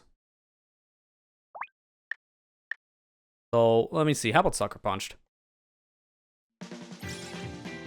There you go. Classic.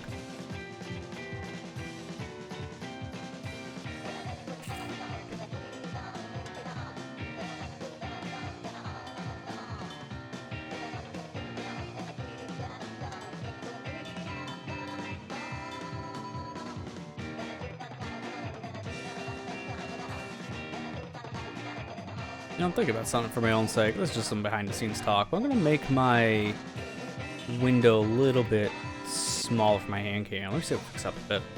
Not on like your guys' feed, just my feed. Oh, we need one more person. Come on. Come on, you can do it. One more.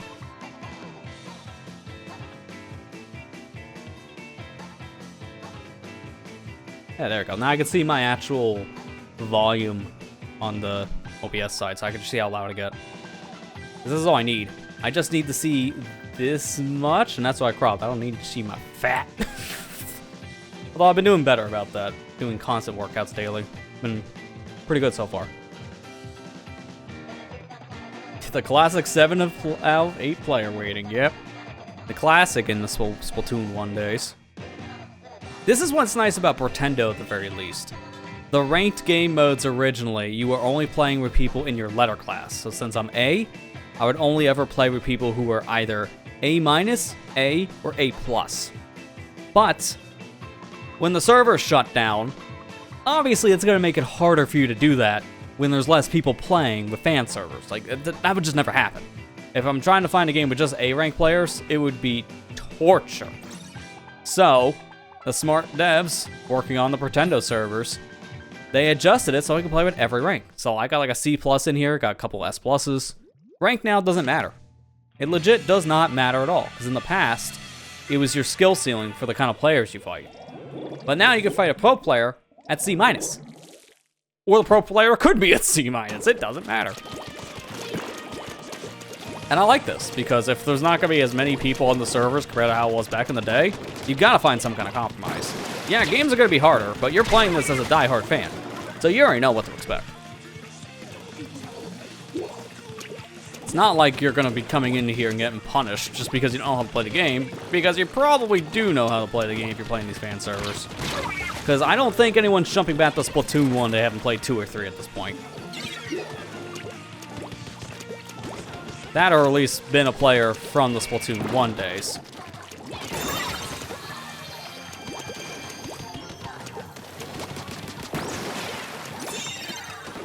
Alright, this has got to get out of our base. I don't care where I'm taking it, I just don't want it in our base.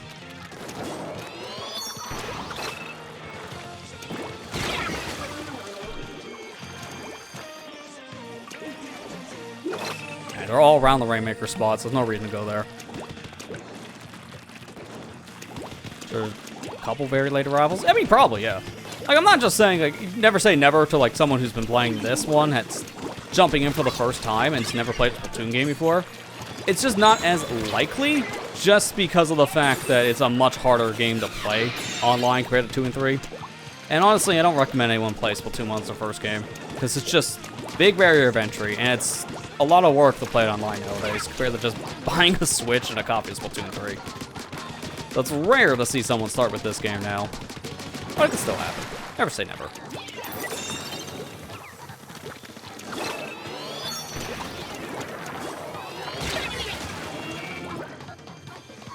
I'm just glad we can still play this game online, period. As I mentioned earlier in the stream, this was shut down last year around, what was it, April? Yeah, I think it was April of 2024. And that was a death sentence for all these older online-focused games, but the death sentence for all of like 5 minutes, because as soon as the servers shut down, the fan servers were instantly opened up to public. So it didn't matter, thankfully. And I'm glad to see something still existing for this game, because it's good for preservation's sake. We need to have some kind of preservation for all these older games in some fashion, whether it be to play online or just to... Oh, that was an Inkzuka. I was wondering what hit me. Having like online functionality, or at least some way of actually still playing the game. If it was like having online components, even if it wasn't a fully online experience, like we just... You needed something to keep the game alive. Oh my god. I can't get up, and I need to leave. Because they're right here. Man, I hate that. I couldn't ink the wall. I really don't like right here. Well, like, literally right here. First week of April. I think you're correct on that. I can always go back, because I did do some, like... I did the whole final days of, like, Wii U stuff. That was in March. Like, I streamed a whole bunch of these games online before they were taken off officially. So I can always look at those dates and get a good idea. And then, obviously, the news articles talking about this stuff.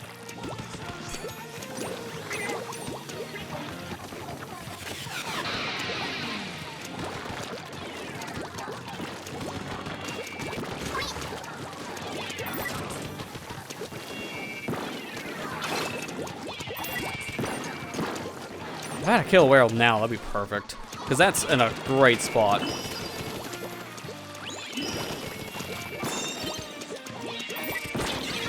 Oh man, I'm so close. We can actually get this push.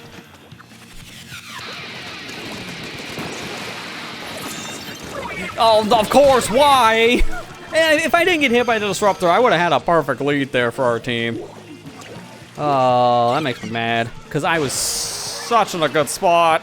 Now they're leaving. Yep, they're all on the other side of the map.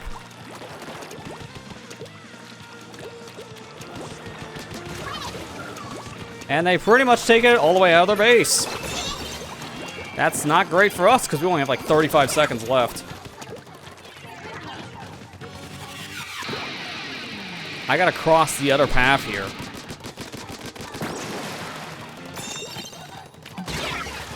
Wow, that was bad. Bad timing. Oh, hey, it's the one that shares the birthday with Splatoon 1. Happy birthday again. How are we doing there, Amber? Alright, hurry up. Take it somewhere that's not here. I don't know where they're going. To be fair, I don't know where to go either. I go to spawn. I didn't mean to fall. Yeah, I had a feeling. They were like at our base area, and they couldn't move. That was not the best spot to get stuck.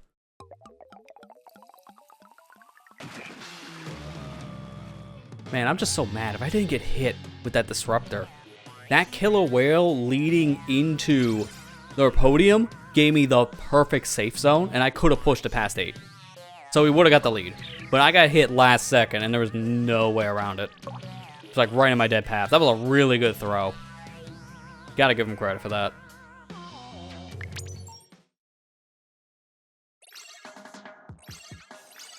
How's memory lane going? So far, it's been fun. We've had one disconnect problem. Which camera do I put? Sorry, when you're using 2 cameras, you don't know where to put your fingers. We've had one disconnect problem, but it was also because my system's clock was a little off. So once I fixed the system clock, we were fine. I was a little in the past / in the future, which makes no sense, but yet here we are.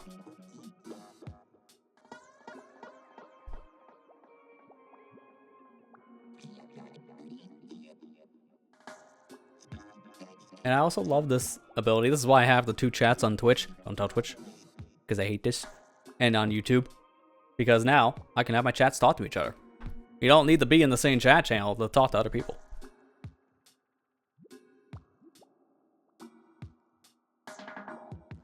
Yeah, what was happening? I can show it really quick while we're waiting.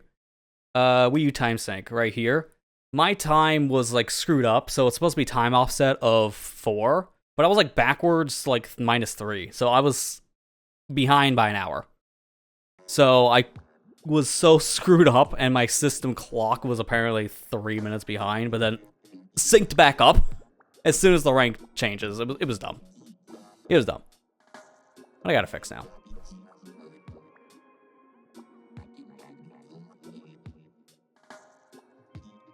I know it's not much time, but we can play another song. How about this one? Hooked.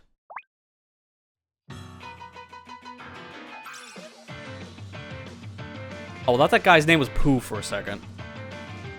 Well, it's Poon. It's not much better. It's still weird.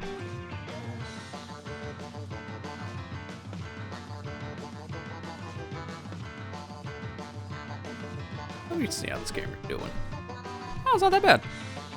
It's a little warm, but it's not that bad. The reason why I was talking about this Osbot camera getting warm, if you want one of these yourself, just keep that in mind, because it's all metal frame. So metal can keep heat for a while. So it's not too surprising. But it's great with a magnet. Like, this is just sticking on here with a magnet. Got how old Splatoon 1 look compared to 2 and 3. Yeah, I mean, to be fair, graphically speaking, it does keep up. But there are... Okay, level 1, S+, you know that was a mod file. There are definitely certain things with this game's graphics that have not kept up compared to 2 and 3. Like, there's definitely a level of detail that's just not here. And I do believe the resolution's different too. Like, I think this capped out at 720p, but Splatoon 2 and 3 on Switch is up to 900p, so it's a little bit sharper. But man, I am very much sad we don't have this input in Splatoon 2 and 3, because this is like instantaneous input. There is a little bit of input lag to Splatoon 2 and 3. It's like, I think it's 3 frames to 10 frames, or no, like 3 milliseconds to 10 milliseconds, something like that, between the Switch and the Wii U games. So the Wii U's like polling rate for the wireless is faster. So because of that, it just feels better. I'll look up the actual number in between games. I can't exactly remember, but the thing is, in comparison to using wireless controllers on the Switch, the gamepad just had a much faster connection. And that was perfect for a game like this because of how fast-paced it is. And if you want to hear, the Switch 2 seems to be almost on par, if not maybe on par. We need the full breakdown when the console comes out, and people look into it when the Switch 2 is out next week. But the input delay from what people were saying with the April little like showcase thing that people were invited to, it seemed to actually have a better input delay there, which was good. So it's not going to be as bad as like the Wii, the Switch, excuse me, with its input delay. Which again, you don't want any input delay for wireless. And for whatever reason, you wire up that set controller on the Switch and it adds more input delay. It adds like an extra frame, which makes no sense. Why would you go wired? If it adds more input delay, then there's no point. Is there anyone here? No, I'm just getting sniped from downtown. That's the problem.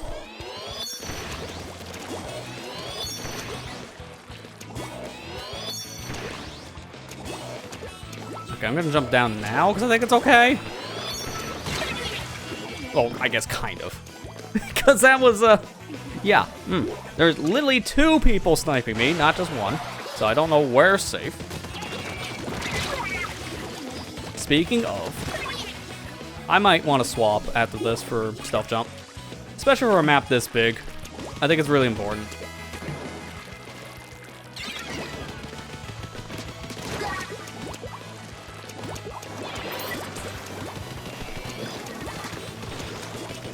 Come on. I missed every shot. 52 moment. Okay, there you go. 52 moment when you miss every one of your shots. I aim down like this. I don't want to pop it yet because like no one here.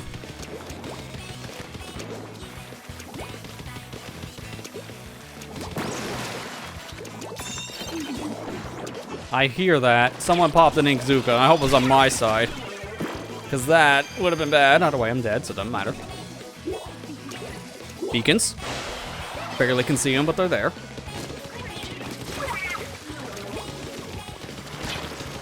Come on. Alright, good. Oh, it wasn't exactly where I wanted to put it, but that's good enough. We really gotta do something with that sniper.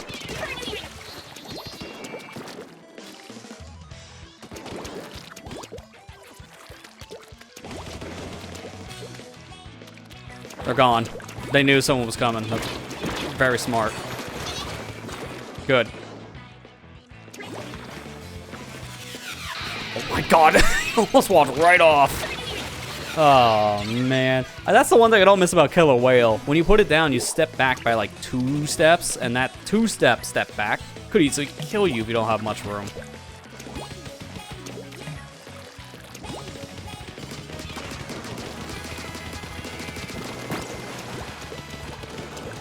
I don't want it. I'm scared to get it. That Rainmaker scares me. I threw a wall off the ledge.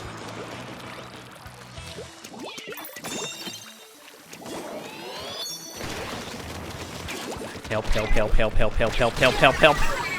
That's about right. On the plus side, we're on the board. That only took 4.5 minutes, but hey, we got some points.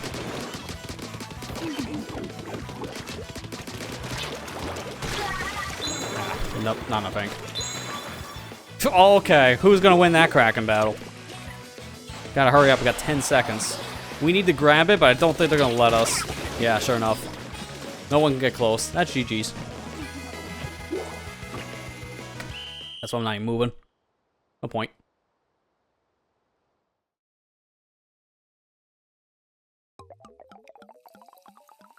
Now I've got the inch jump like Splatoon 1. I mean, we kind of have.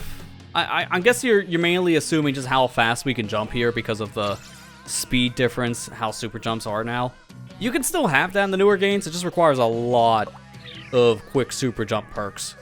You definitely want like at least 1 or 2 mains. Because yeah, in this game, you go almost like instantly. And I only have 1 sub of this ability.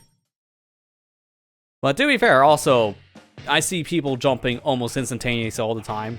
Playing Splatoon 3 in the top level because of the tacticooler stuff. There's always a tacticooler out, which gives you like max super jump anyways. All right, let's see. What do I want to pick now for this? For these maps, I would love to go custom range blaster, but this is terrible on Mori Towers ranked or Rainmaker. So I don't think I want to do that. I would like to try a sniper, but I'm not great at them. I don't want to let down my team.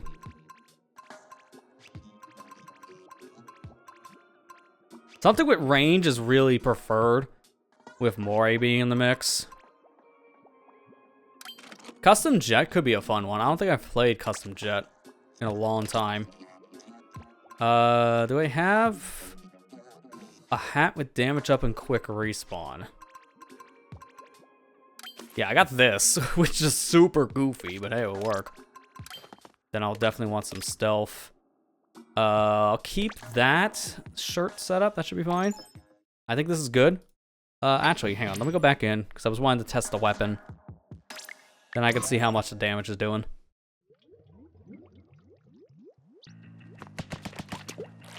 Yeah, well, yeah, that's fair. I don't play top level either. Like, I haven't played ranked in a hot minute for Splatoon 3. I haven't really played the game much in general since the last Splatfest happened. You know, like the final true one, the Grand Fest. Now I've been only playing like once every month to 2 months. Okay, yeah, that's not much. That's like a 1 point difference. Oh no, 2 point difference. All right, good enough, I guess. I'll keep it. You need to stack a lot of damage up. I'd rather have the quick respawn. Especially with how fast of a mode Rainmaker can be. I'd rather just stick with what I got. Alright, let me see here about the input delay difference. There's a good video I watched earlier today about it.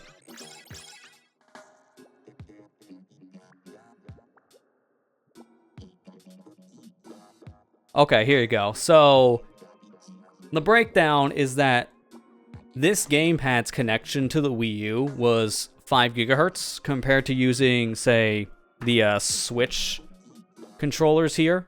This is 2.4 gigahertz, the same as a Bluetooth adapter, which has a lot more input delay, but also a lot more interference. So the gamepad here had about 50 milliseconds of input delay onto the Wii U, which is approximately 3 frames. The Switch Pro controllers, this is the fun part. When this is wireless, it's 90 milliseconds, so it's about 5 frames at most. Which may not sound like a lot, but by comparison, it's worse. And that's not even to mention that when you wire this thing up, it adds another frame. So, with the breakdown, this worst case scenario is double the input delay of this, the gamepad. Yeah, that sucks. Only like super like sensitive people will notice this kind of thing. So most people do not know the Switch has worse input delay compared to the Wii U gamepad. But obviously the competitive players notice it right away. Smash Scene hates this because they play with GameCube controllers, which have more input delay than a wireless Switch Pro controller, which makes no sense. So using a GameCube controller with the adapter has more input delay, even though it's a direct connection. I don't know why. It's something to do with how the Switch interacts with wired devices. It's just very, very different compared to just like a normal game console. So it adds in an extra frame of input delay. It's so confusing. We're hoping that's not a thing with Switch 2, because it makes no sense. That's a thing with Switch 1. So, yeah, we'll find out next week.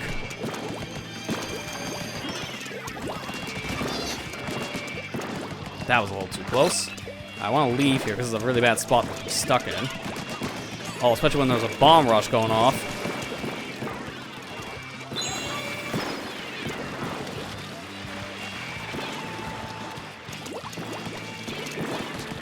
Oh, here comes the slowdown. This game didn't run at a perfect 60 frames. If there's too much commotion, it goes down to like 40.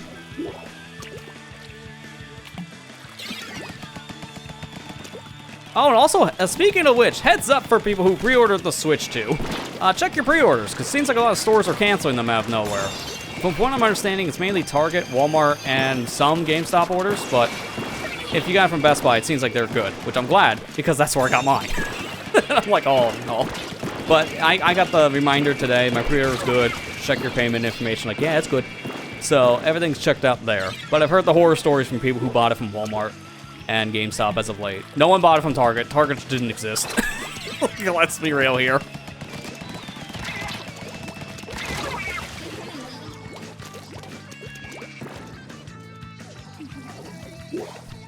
I did notice some of the input delay we were talking about with Smash Bros.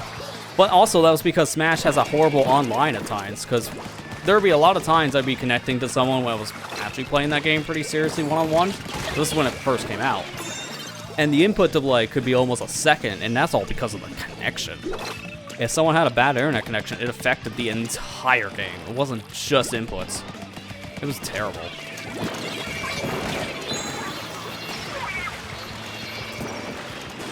Hello.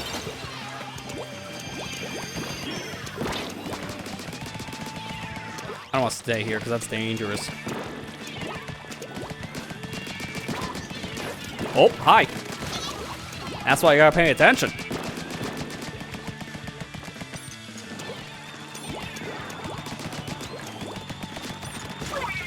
Rip.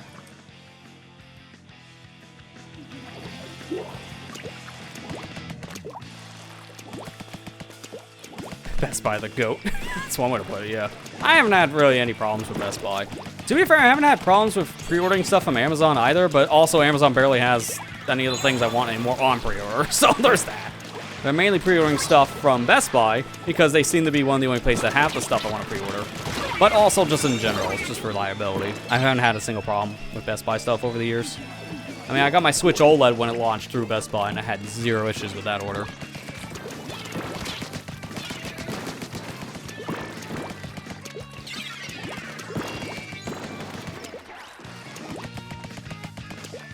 But yeah, I got a couple emails too about the Switch 2 stuff, because I did pre-order the system, the Pro Controller, and the camera.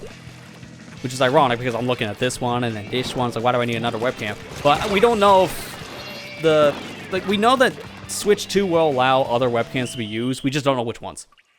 So I got the webcam because of like Mario Party. It would make sense. It was only like $50. Plus I can probably repurpose the camera on the computer. Something tells me that modding scene is going to crack that thing wide open for drivers within a week. If not, it's just going to be UVC, meaning plug and play. And I did not get that Super Piranha Plant one because I want actual quality in my webcam, not something that looks like a potato. Like, you want to see what that 480p could look like. It's going to screw things up here really quick, but hang on, let me just do this. Yeah, it's gone. The camera's not even on the feed.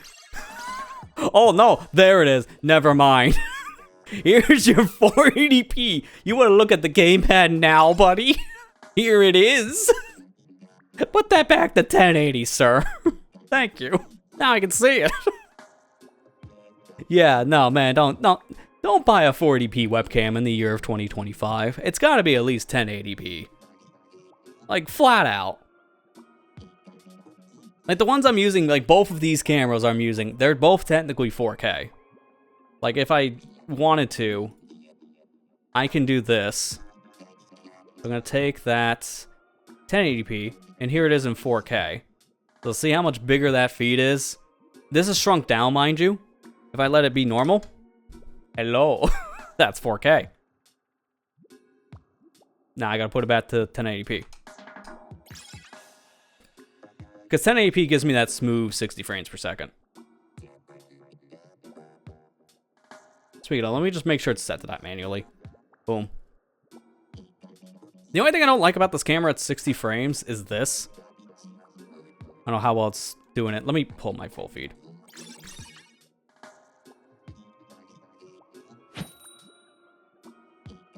There you go. That took a minute. The autofocus is a little slower.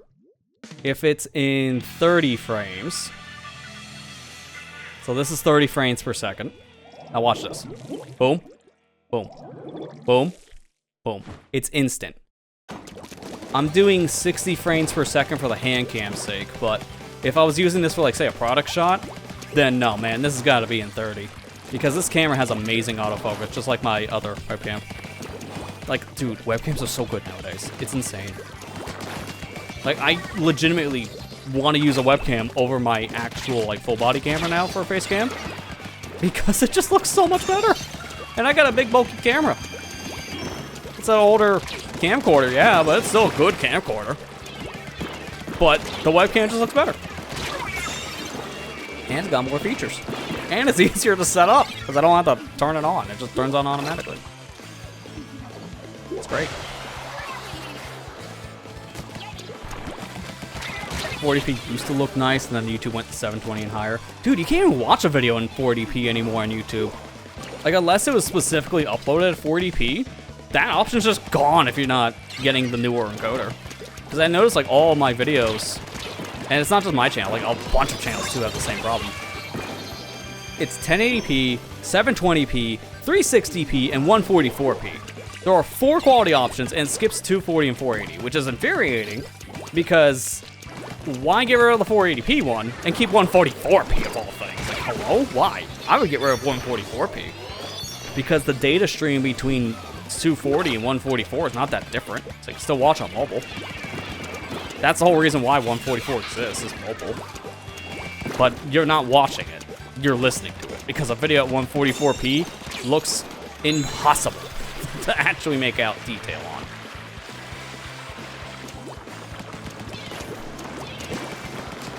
Okay, got a little clip. Alright, nice trade.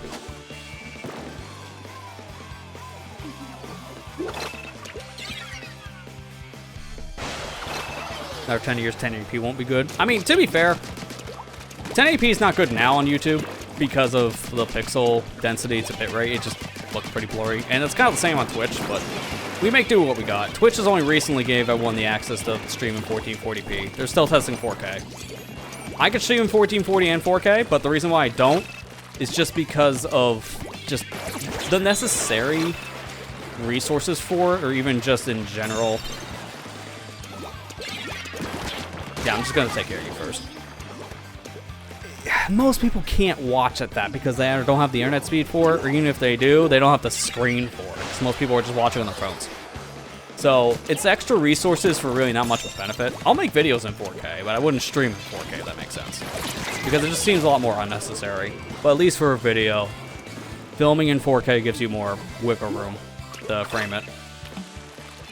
Like all my camera stuff I shoot in 4K, then I can like zoom it in, and you don't lose any detail. It's really nice.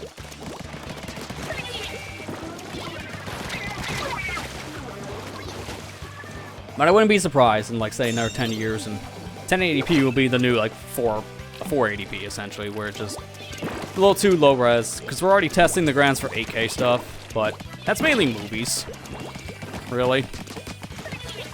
Like, I don't see games even coming close to it. Even though the PS5 and the Xbox Series systems are supposedly able to do 8K, no games are even getting close. Like, games barely do, like, 1440, let alone even 1080p. So, it doesn't really matter.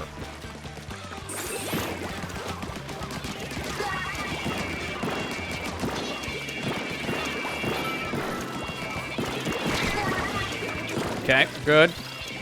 Take the lead, let's go. Let's go! And I got filled. You can watch in 1440 your monitor isn't built in 4K. Yeah, that's true. I wouldn't be surprised because you're using a laptop. I wouldn't be surprised if it caps at 1080p. It depends on the screen, but I've seen a lot of laptops are 1080p or 1440, but most stick to 1080p for budget reasons. Because there's not much of a reason to put a 1440p panel on something because of cost.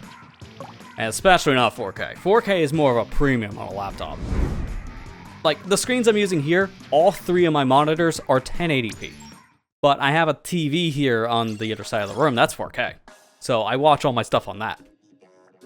And it's nice to watch in 4K, but when I'm playing a game, I can't tell the difference between the 1080 screen and the 4K display. Because the games are not in 4K. They're running at a much lower res. It's probably most of the time capping around 1080p, upwards to maybe 1800p at most when I hear. Like, a lot of games do not get close to 4K. It's only off by like a couple hundred pixels, but still, it's a pretty noticeable jump. So it's one of those things that most people will never notice the detail per se between 1080 and 4K. So a lot of manufacturers just don't bother with the detail. I mean, heck, this phone of mine is a 1080p screen, but it's only like 7 inches, so it makes sense. But why would you need anything higher? Portables definitely don't need to go higher than 1080p.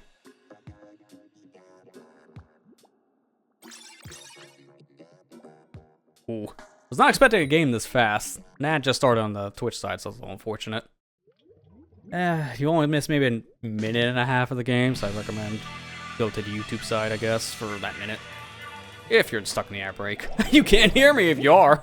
I should hold up a sign that says ads when I'm running an ad.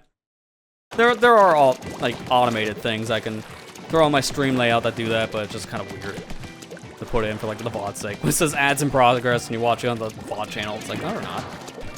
So I don't really like doing that. It just looks weird for watching it back.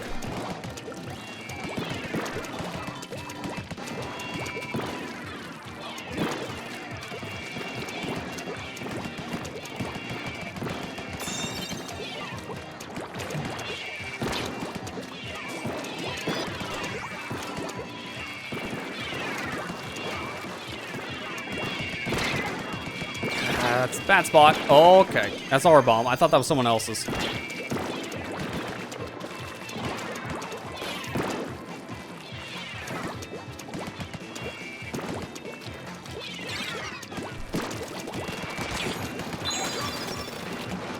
Joke's on you, I'm still alive. Hello. Alright, at least I got one. Get out of there. Alright, at least I got two, actually. That's much better. I thought I was gonna die from the bomb rush guy. And sure enough, I did, but after he died. So it didn't matter.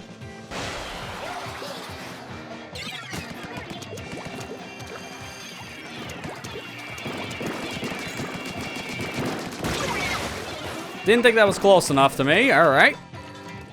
Sometimes that Rainmaker explosion is really hard to judge.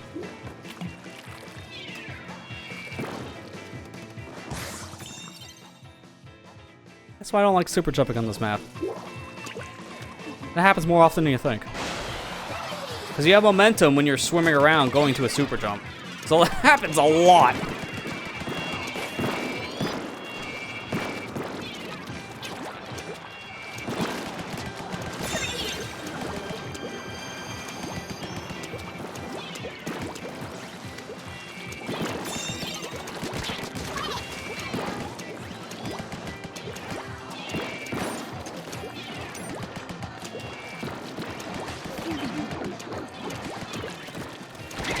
Hi.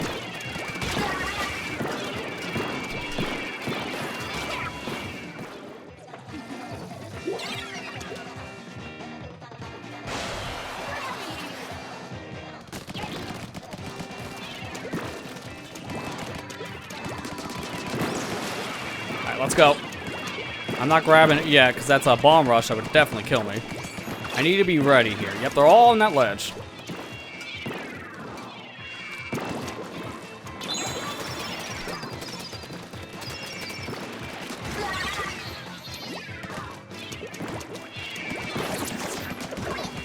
Good. Doesn't matter if you hit me or not if I kill you. See, that lasts so long. It's insane. Dude! Ah! Why did I not get back on the part I was already swimming on? So mad.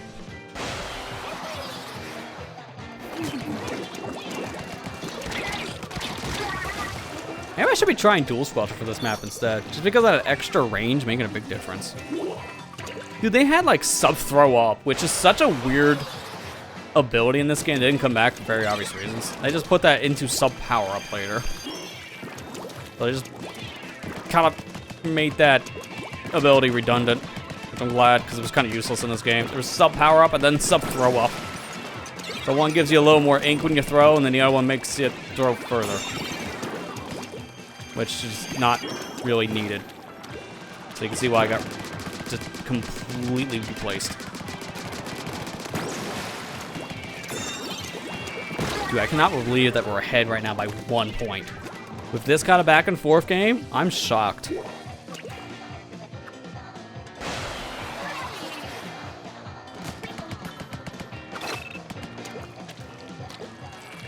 Now we can almost get a lead. Push. So we're a little bit away from that marker.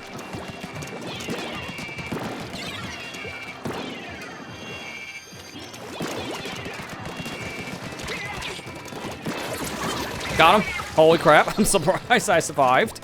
At least for the one attack.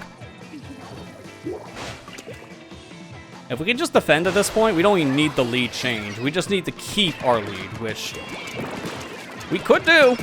Oh my god. Stay away from me. Oh yeah, let's go.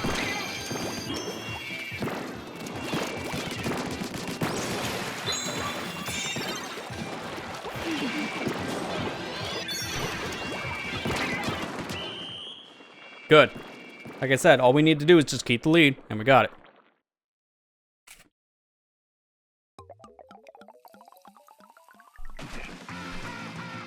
At 1 point. That's all it takes. How many points am I going to get for my level? Because I've been drip feeding it up and then losing them all every time I take a loss. Okay, 8. See, by the time I'm done playing ranked tonight, I might just break even. Because so far, I'm 4 points below where I started.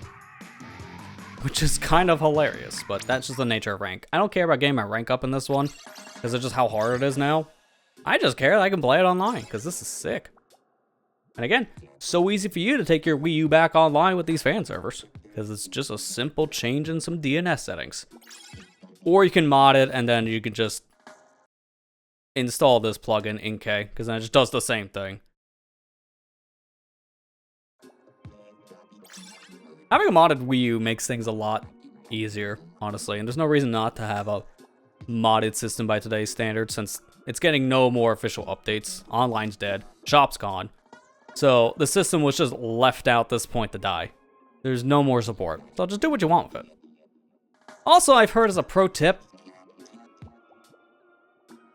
open up this compartment if you haven't used your Wii U in a while and check to see how the battery's doing. Because some people are reporting that their gamepad batteries are starting to swell because they haven't used them in so long, so the lithium battery's just starting to degrade and swell and die.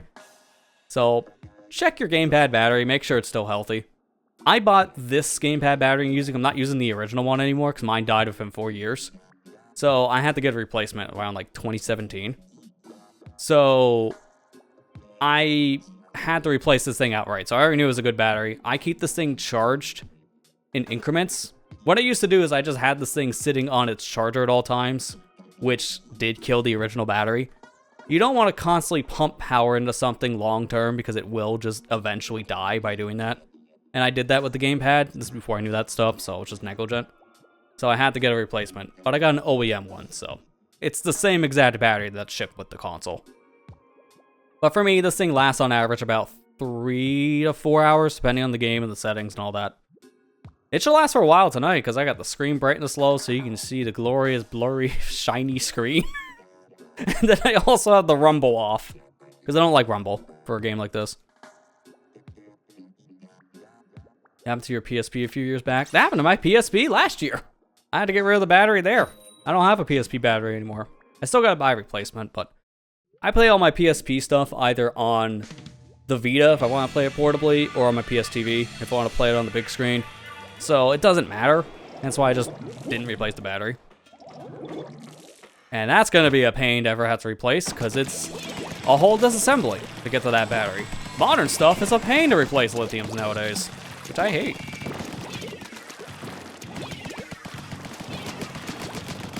It's gonna pop, just let go.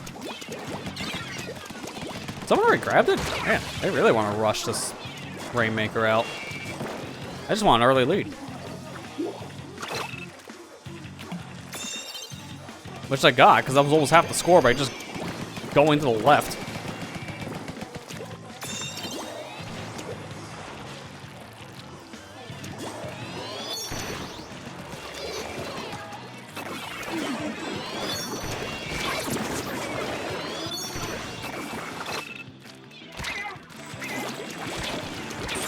At this point, I just wanted to get it out of our base, but I did better there surviving, I was thinking.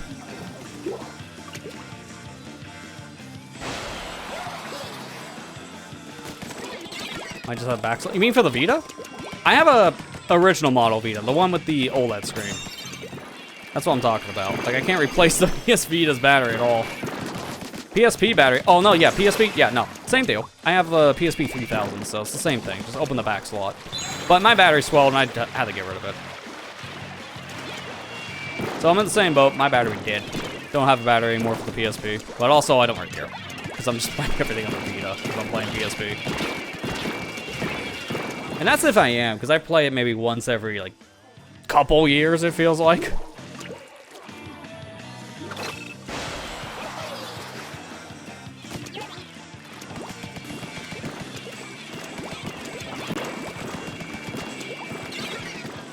I knew you could go for it. Like, this one just wants to rush it.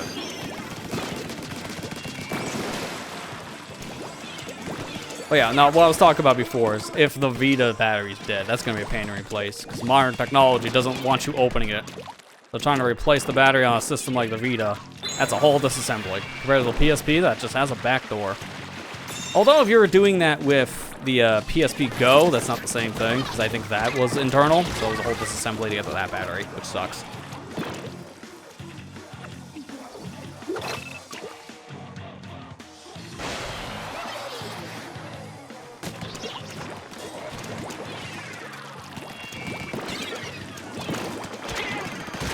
Yeah, I was gonna say, I'm gonna die regardless, I'll just try to push forward. Yeah, no one's near the Rainmaker, just swim.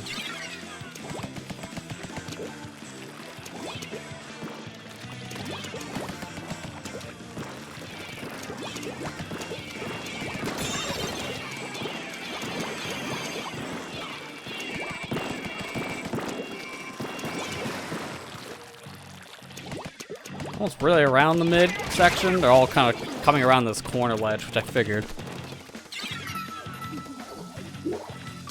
I said booyah over here. I was trying to say it down the ledge still so they knew.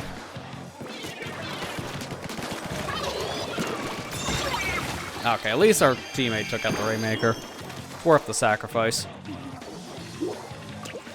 Alright, let's go back.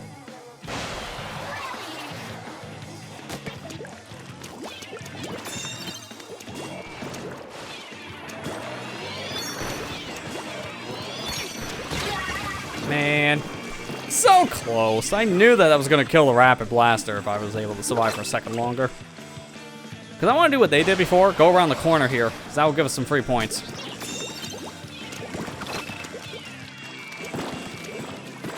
And our teammate's trying it. Although that's a little risky to do. Because where they're going is not where I was gonna want to go.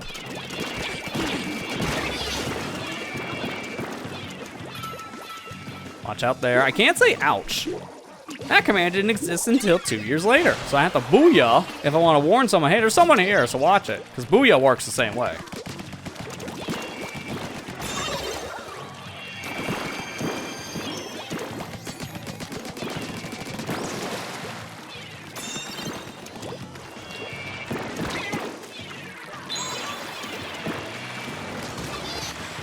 Nice, didn't know there was someone there. That's kind of funny.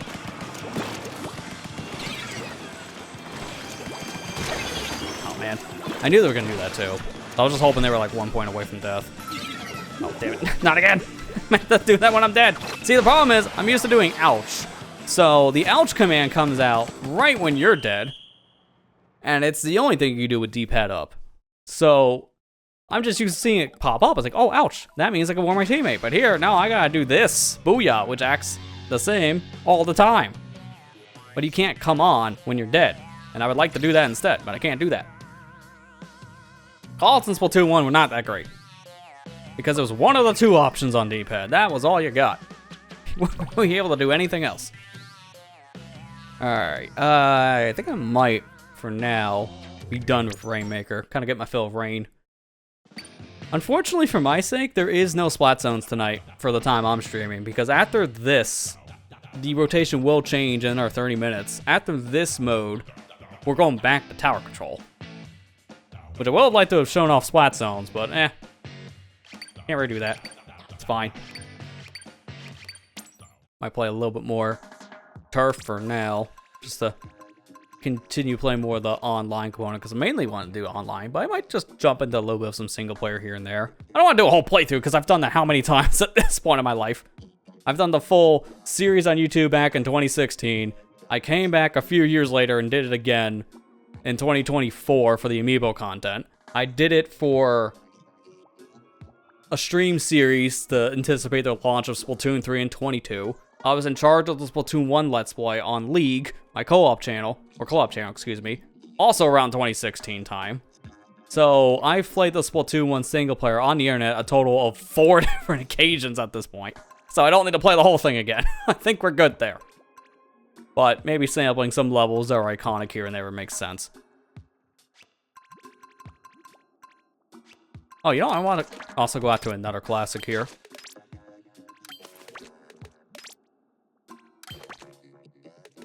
Crack on Splat.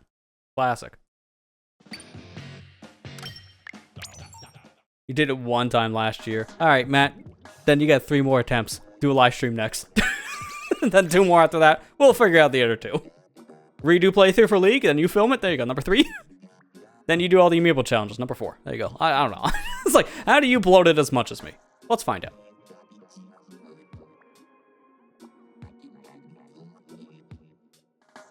I know now on the dock a few next in the series is 2, but yeah, take your time with that one.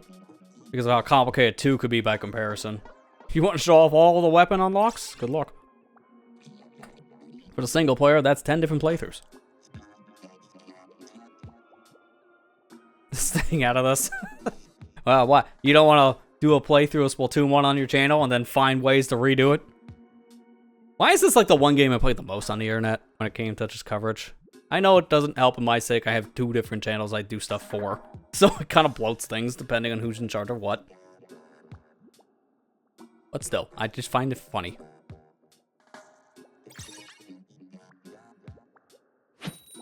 Splatoon Ghost. Yeah, there you go. If I ever want to rename myself, we can always go with Splatoon Ghost 64. There you go. Funny thing is, I picked SonicGhost as the username. Nothing even to do with the Hedgehog. It's just Sonic is known just for a lot of fast things like Sonic Speed or Supersonic, like Sonic Boom.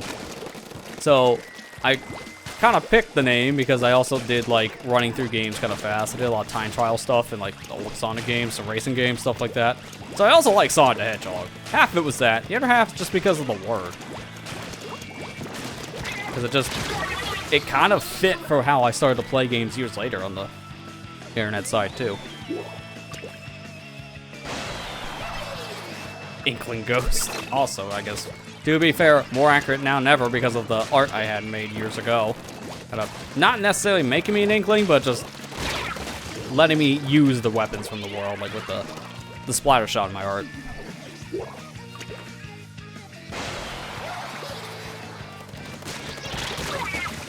Like, I was wanting to find something iconic for gaming's sake that also made sense for me to show. It's like, you know, that could work. So I picked just the pose from one of the Inkling amiibos.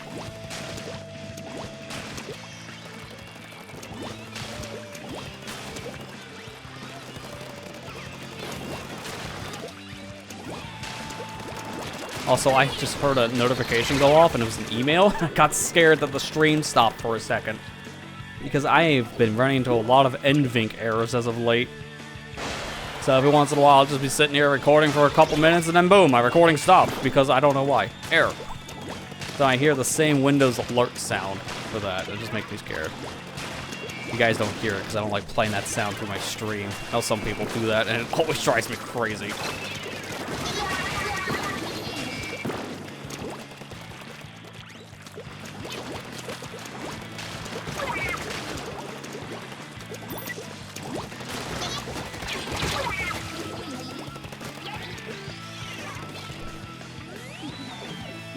I can jump to this guy here.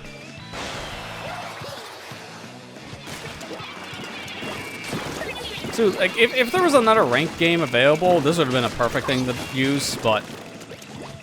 Rainmaker? Yeah. The sneaky roller strats don't really work for Rainmaker. Also, it's kind of hard to do that in this game, period, because of this. Like, I just got echolocated. So, they know exactly where I'm at. Nothing I can do about it.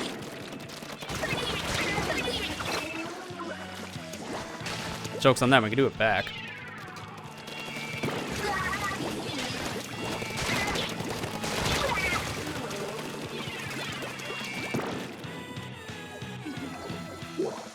This has been a wash for the purple side, because they are locked in base.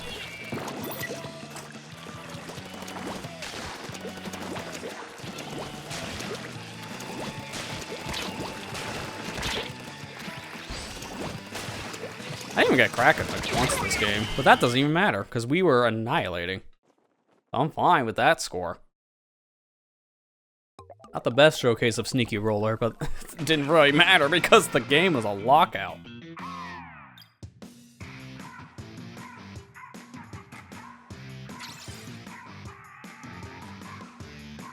Yeah, our dual squelch got 12 and 2, so they were definitely the powerhouse. I don't know how much battery this thing has. I can't check it right now because when you're in an online game, nobody, hang on, you can't go home. What's that? You want to check the game bag battery? Good luck, forehead.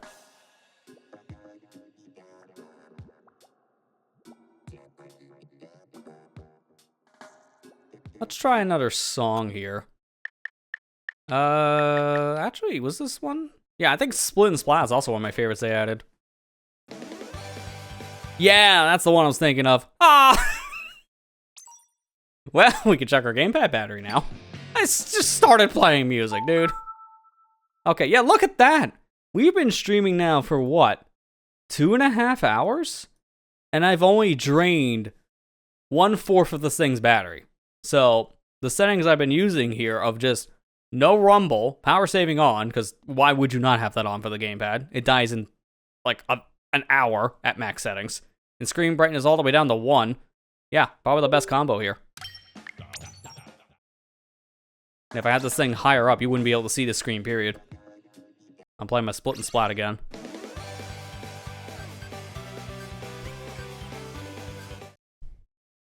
What? Did I stop it? Yeah, I did. Must have nudged this trigger. Very easy to do.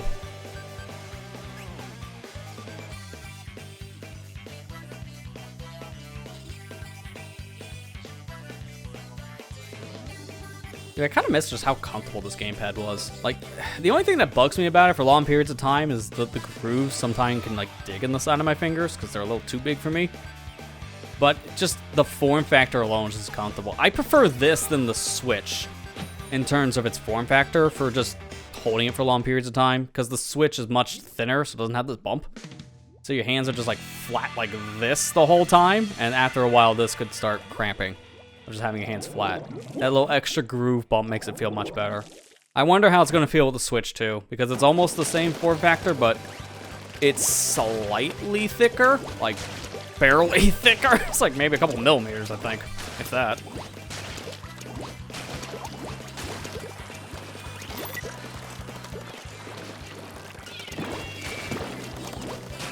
I am excited for next week, too. We were talking about it earlier in the chat, but yeah, I'm excited for the system next week. I had some plans for upcoming series for Switch stuff that I've been holding off a bit just because of how close the Switch 2 is. So I'm excited to see how some of my Switch 1 games run on the console that I had in mind for some upcoming like stream stuff, or even like videos. And also I'm just looking forward to playing the new stuff. Like, I'm looking forward to playing Mario Kart when it's out. Looking forward to playing the updated titles that are coming to the system. Like, I haven't finished Tears of Kingdom, so I'm probably going to end up finishing it on the Switch, too, with the update stuff there. 4K 60 is going to look clean on my TV. I'd love to see that. And I'm so glad I didn't do that as a 100% series yet, because I was holding off for a couple years thinking, not really ready for this yet, I'll do it when I'm ready. And then the Switch 2 happened with an update to the game that makes it way better in terms of how it runs. It's like, yeah, no brainer now. I'm waiting for that version. And I just get it because I already have the expansion pass stuff, so I'll just include it in my sub.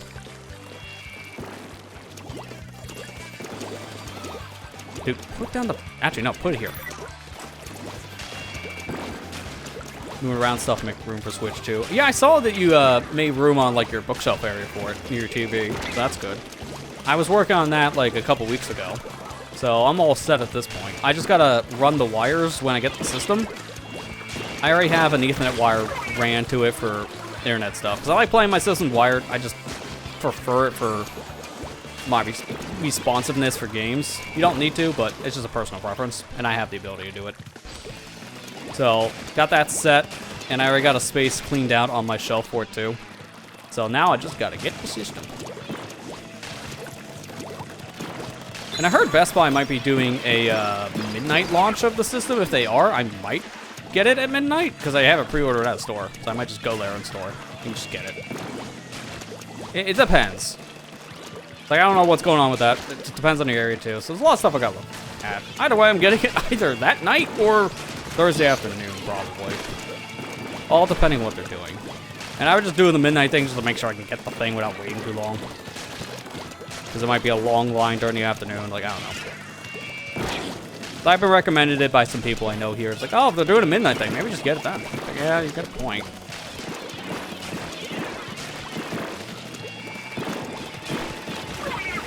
Okay. It works for me. Yeah, gotta look at my area. I haven't really done that too much. And that's... To be fair, I wasn't gonna look into it until, like, the week of. Just because... They'd be more updated by then. If you want to do a in-store pickup on midnight, they would have the information by then. Like looking a month in advance, you won't know. About a week in advance, yeah, you probably will. Your stores will tell you if they let you come in early or not. You're thinking of doing a project over? I mean, we can talk about that now if we want. Because not really, no, we were just making a joke of how can I play Splatoon 1 again online for the single player.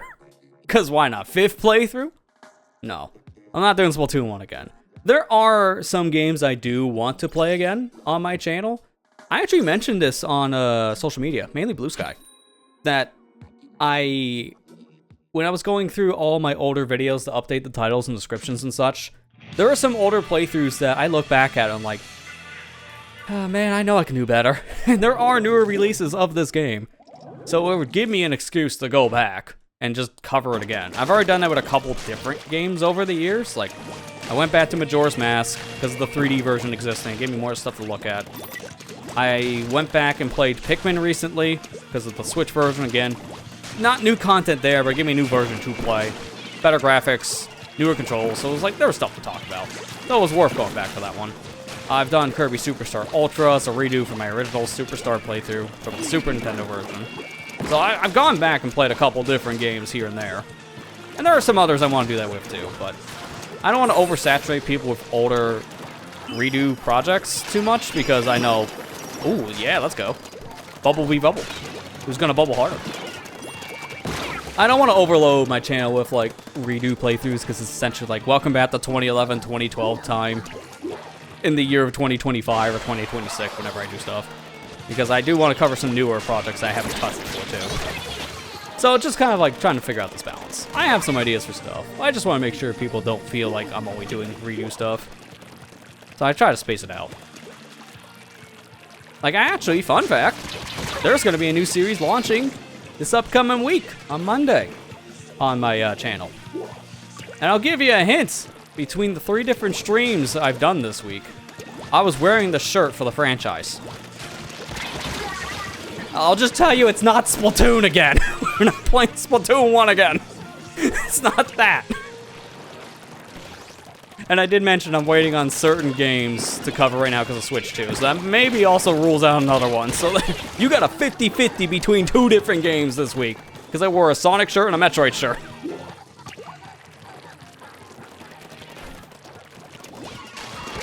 So there, you got a 50-50. I'm not saying which one it is. Splatoon 2 again. Mind you, I do have a reason to go back to Splatoon 2 if I was going to redo anything in that series, because I could just do all the weapons for single player. Just do like the 1000% thing. But I don't have plans on that.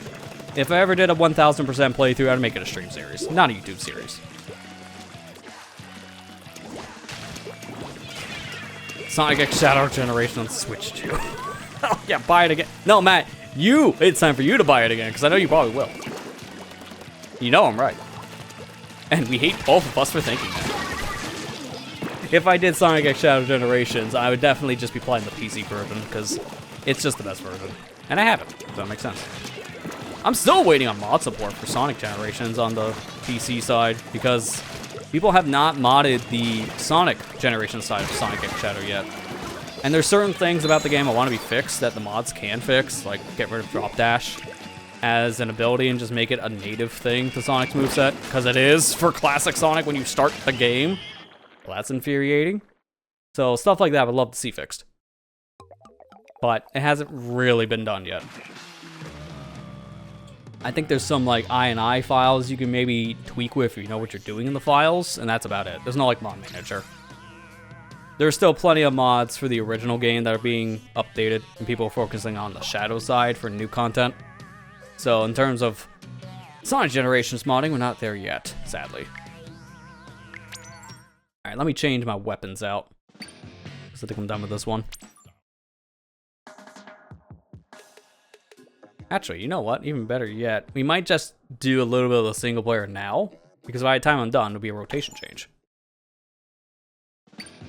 I'll wait until the ad's done on Twitch. Jump in. Let's see what that email was, because that legitimately gave me a heart attack thinking that was my stream crashing. Oh, it's just a free item added to my GOG library. Something I did 5 hours ago. Thanks, GOG, for taking 10 years to tell me I got a free game. Thank you.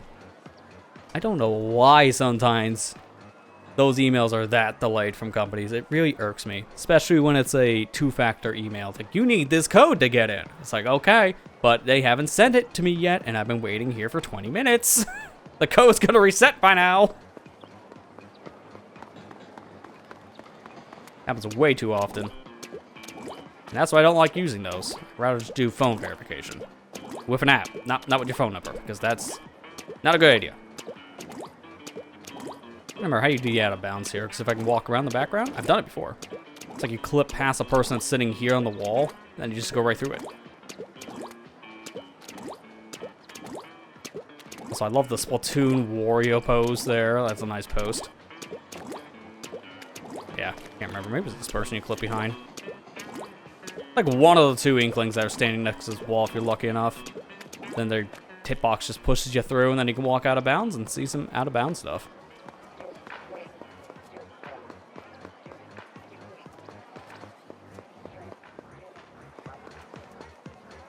Squid I wish were. Wait, squid I real wish were. Oh my god, the grammar.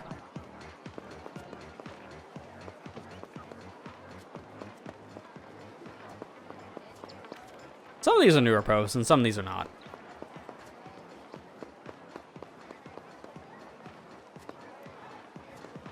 Alright, let's go over to the single player.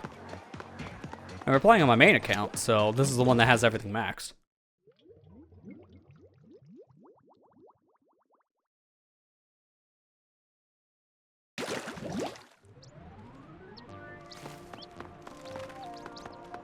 So this was the single player that does this.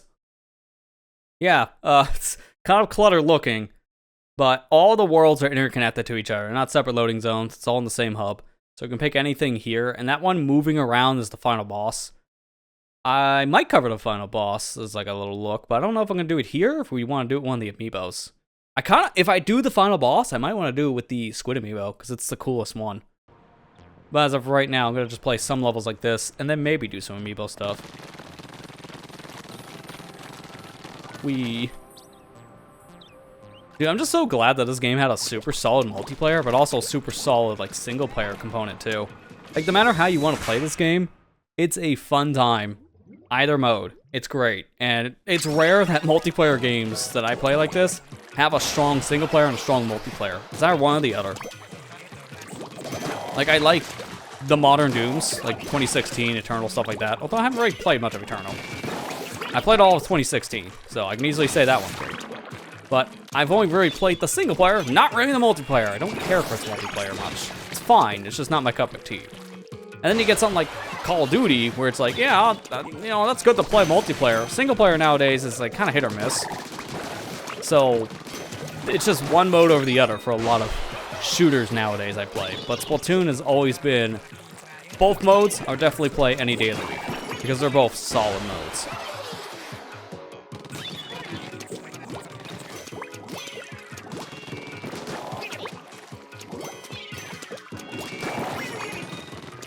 Also, this is like a level 3 gun. Like, I shoot really fast with this thing. Like, what would it seem the equivalent to? I guess like Sploosh-O-Matic, because it's almost like a Sploosh on its firing rate, being so fast-paced. It'll just shreds through every enemy's health bar. It's insane.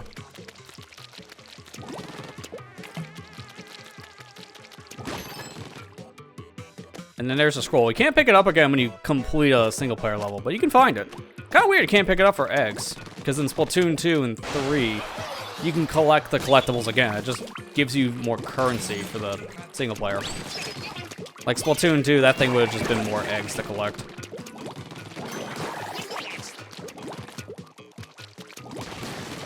You only have one Switch 2 game on pre-order you own before, Hogwarts Legacy. I mean, to be fair, yeah, if you're getting it only for like $10, I don't blame you. That's fine. Like, that's such a cheap price, you might as well. To be honest, I don't have any. Like, unless it's getting a free update, or it's the Zelda games, which it got a paid update, but I essentially get it for free because it's just included in my sub. I'm not getting any other games that are already on Switch 1, again on Switch 2, but that's because most of the games I have on Switch are first party. I don't really buy third-party games for anything but PC nowadays, so I already have the best version of any kind of title just because it's on my computer. And since I've skipped out on this current generation at this point, the PS5 and Xbox Series, kind of just been like, my home is either PC or Switch, depending on who it is. So Nintendo saying, we'll just update a lot of our games, save me a lot of money, because then I don't have to buy upgrades. And then they're like, we will make some paid upgrades. I didn't mean to go in here again. We will make some paid upgrades, but like, some of the games are games I don't even have yet, like Mario Party. So I'll get the Mario Party stuff with the Switch 2 edition. Alright, let's see. What other level do I want to do here? Let's think. I'm trying to think of levels that are not in the amiibo stuff at all, which is hard to remember. I know some of the multiplayer focused ones are not in any, yeah, like this one here. This stuff is not in any of the amiibo content. Some multiplayer levels are and some are not, and I think this is one that's not. It might be for the Charger, I can't remember, because that's been a bit.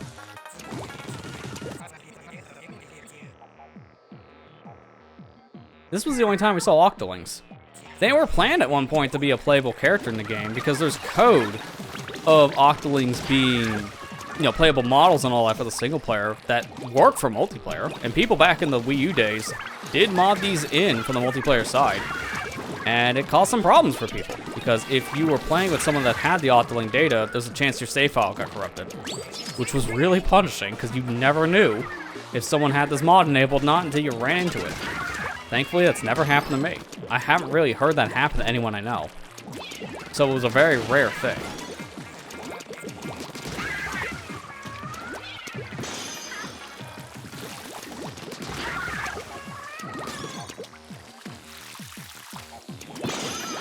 Grab it. It's a very fast level. Like a top, maybe it's like a minute tops.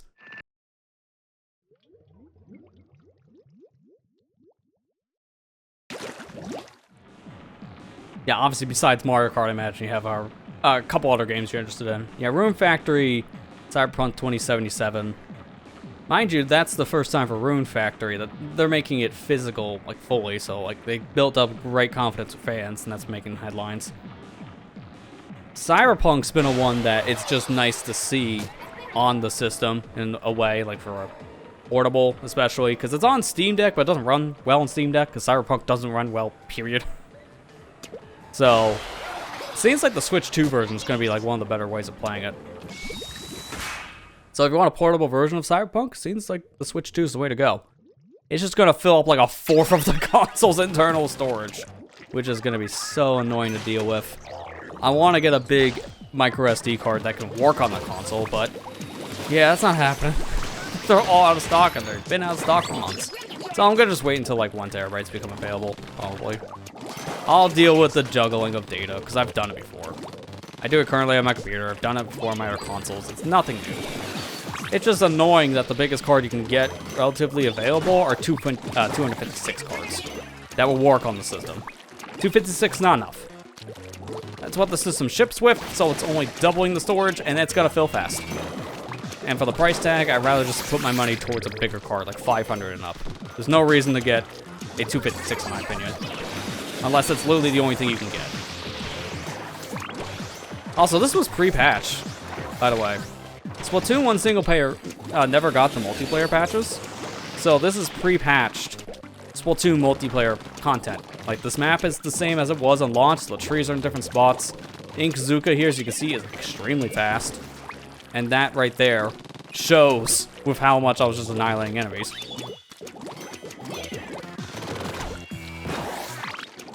Nice.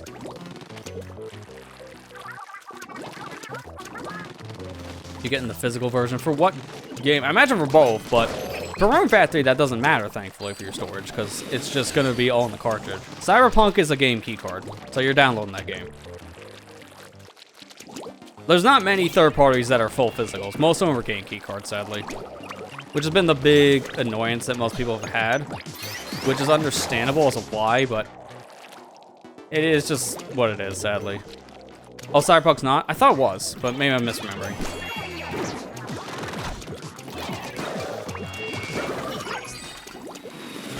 Get me out of there. That's a little too close.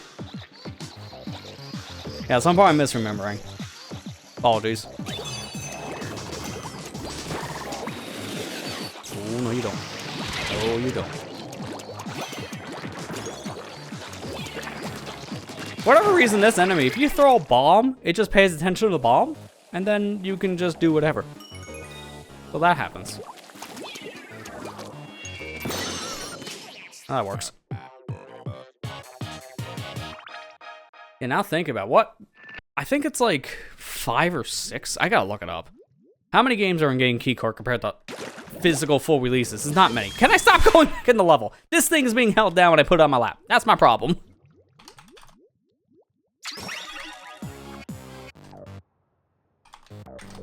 Because there was a news story that talked about this. I'm trying to see it.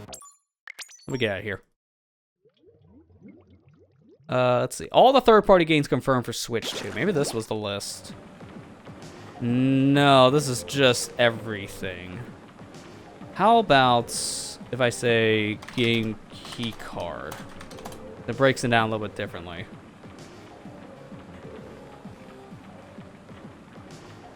I mean, Nintendo Switch game key card release. Yep, this is it.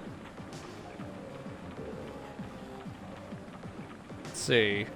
Does not actually say which ones are on the cartridge too. That's what I'm trying to find. There was a video I watched that had the list, so let me see if I can find that.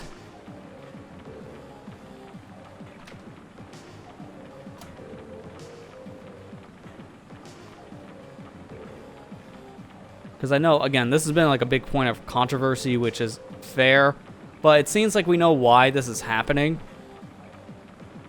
There apparently seems to only really be 2 different cartridge sizes that people can pick from. But realistically, it's only one, because no one's going to use an 8 gig card. Actually, I don't even think 8 gig cards exist this time. I think it's just 64 gigs. Because there was a leak from, I believe it was Arc System Works that tells us all this. And that tells us why people are having to do what they do in the industry. Before I talk about that anymore, let me pick a different map to go to. I'm over here. Oh, yeah, this one has a speedrun deck. I want to do this one. I'm trying to see if I can find a list. Here we go. I found it. So this is the stuff that's on the game key card. Cyberpunk 20... Or, not on a game key card, excuse me. Full on physical. Cyberpunk 2077. Story of Seasons, Grand Bazaar. Daemon X Machina, Titanic... Seacon? The Daemon X Machina game. I can't pronounce the last part. Let's see, and I think that's it.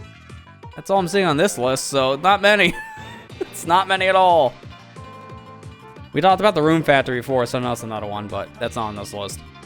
The reason why this is happening is because of a leak that came out from Arc System Works, where there's only 3 types of formats that have been revealed for Switch 2 games in development phase. And the 3 different formats you can pick are either digital only, the cartridge the full game, which is 64 gigs, or the game keycard method. That's it. Just those 3. 2 of the 3 are the same thing. Digital and game keycard, both the same thing. They're both digital. So if your game is 64 gigs or less, you can go with the cartridge. But with how much it costs to go with the 64 model, a lot of people have been opting in the third-party scene just to go for the game key card because it just costs too much money. So most people have just been seeing it's just been game key card upon game key card. That has been kind of the issue, which is a lot of it just because companies don't want to pay for that extra. Because like we've seen the Puyo Puyo Tetris 2 on Switch. That could be maybe on an 8 gig card, but it's like 4 gigs. So it could do that, but it seems like that's just not even an option. So just going game key card because 64 gigs is overkill for a 4 gig game, and Sega doesn't want to put that money out, which I can understand why on that front. Like after seeing this leak, you can understand 100% as to why the game key cards are so common, but this is just another supply issue at that point. Devs are not being supplied with the right thing, so they're just going with what they feel best. And same for publishers. They're like, it's always a service issue when you have stuff like this. You offer more things, consumers have more options, which also means devs have more options, then we wouldn't have this problem. But Nintendo's not really offering much of a solution for physicals. It's like 2 options, really, and both aren't great. It's not like a Blu-ray, which is so cheap to produce. Like, these Switch cartridges are pretty expensive. So I can get why a lot of companies are just having them cheap out and just go with game key card compared to 64 gigs. It just sucks for consumers. It really does.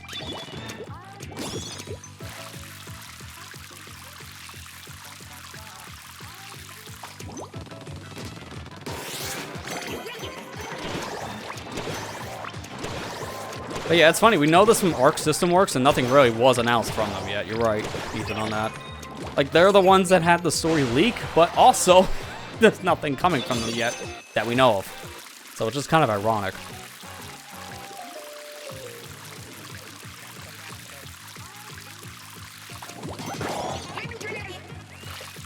But yeah, like this kind of comes into like the same argument that we see all the time with like video game piracy. It's always a service issue, which is why people resort for things that wouldn't be the most ideal, but yet here we are, because it's just not readily available. And in this case, if there's only 64 gigs or game key card, I guess everyone's going with the key card. I want to go back in because I want to see if I remember the speedrun tech for this level. Because there is a super big shortcut you can take here, but it's very hard. So I want to see if I can do it.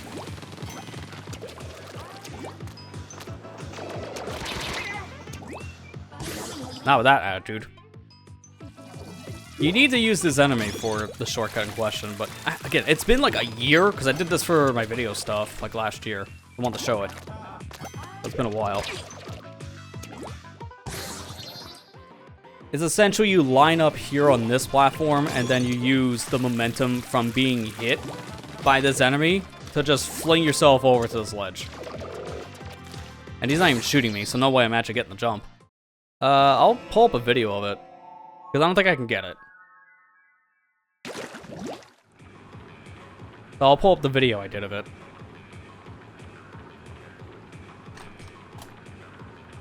Let's see here. Splatoon 1.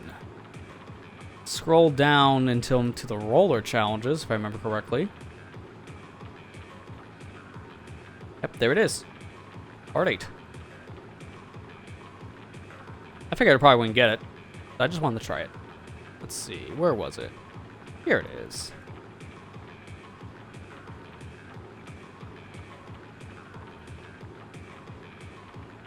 You know what? Let me try one more life attempt before I actually show the video of it. Because I could get it. It's just really, really precise. So it doesn't hurt.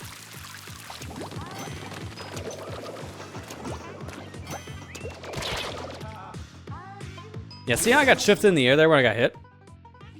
So that's what I'm looking for. Except, not like that.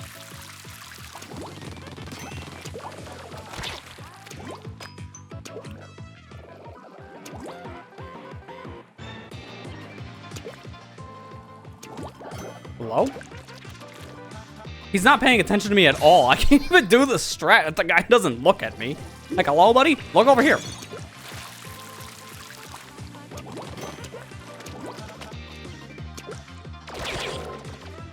Ah, didn't get the momentum on that one. All right, that's fair.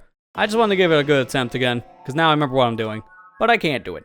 So, let's watch Past Me do it, because Past Me actually practiced, compared to Future Me that likes to wing things. So, here's the video of when I did it. So, what you do here is you need to line up what I was doing before. Gotta line a bomb up with the ledge. So, you're trying to land right here specifically. And to do that, a normal jump can't make it. But you use the enemy here. When he shoots his ink at you, it hits you, but it propels you forward. So, what happens is that once you line this up correctly, you wait for the enemy to shoot, and then it pushes you to this ledge. Then you can stand here specifically, throw a bomb over on the ink rail, and once you activate the rail, you just jump down and swim on that. And that's it.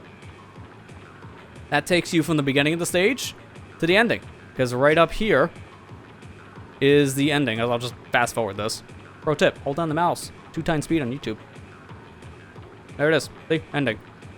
That whole segment from here in the beginning, it's about 3:05 to here. The 3:45 is about like a 30-ish second level. It's fast. It's a very fast level. What's the other one? This one? No. Let's see. The 13? Definitely not this one. I'm trying to see here. It's not the flutter.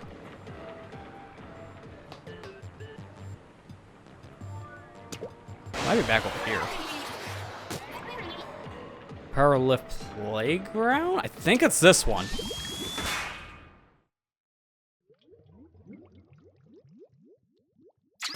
No, it's not this stage.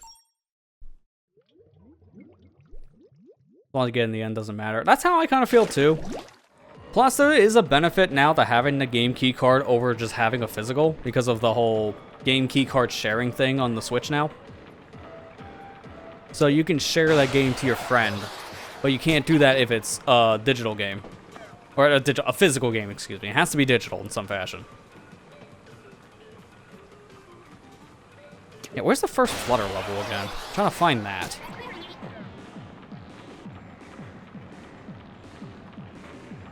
I guess it is somewhere here in World 3. That's World 4. It's not this one. I'll tell you that for sure. That's it. I guess it must be this one. Yeah, there you go. Flutter Junkyard. This is what I was looking for.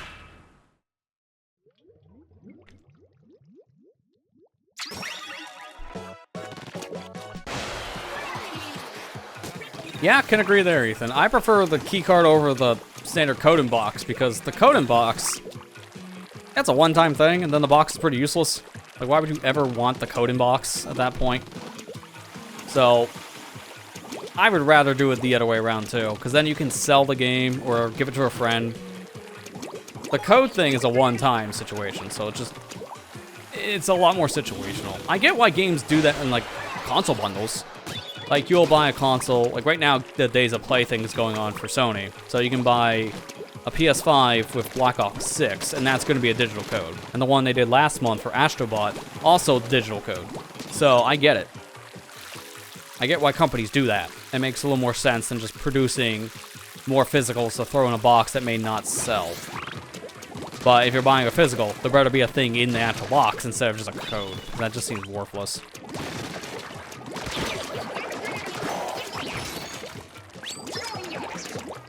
Let me see if we can do this.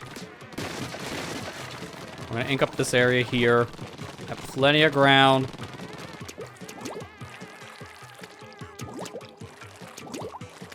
Yeah, come on. Let's see if I can do this. Oh, I got it. And then I fell because I didn't realize I got it.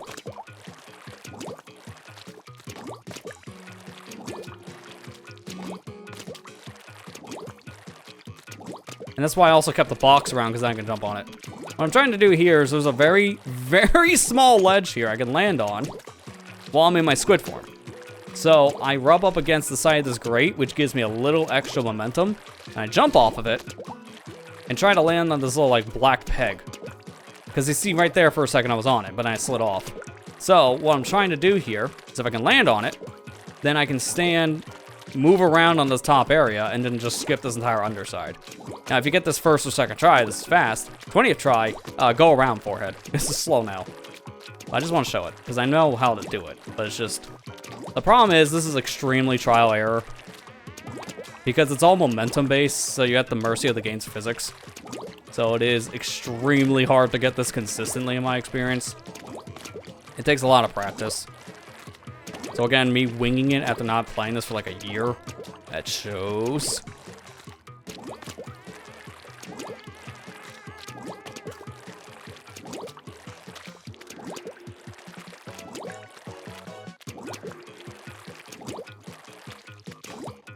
Dude.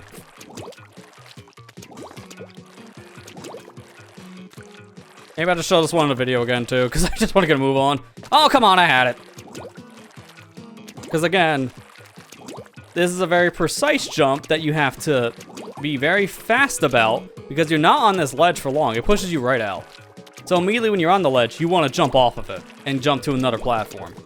So it's all very, very precise. All right, let's look at past me who actually practiced because he knows what he's doing.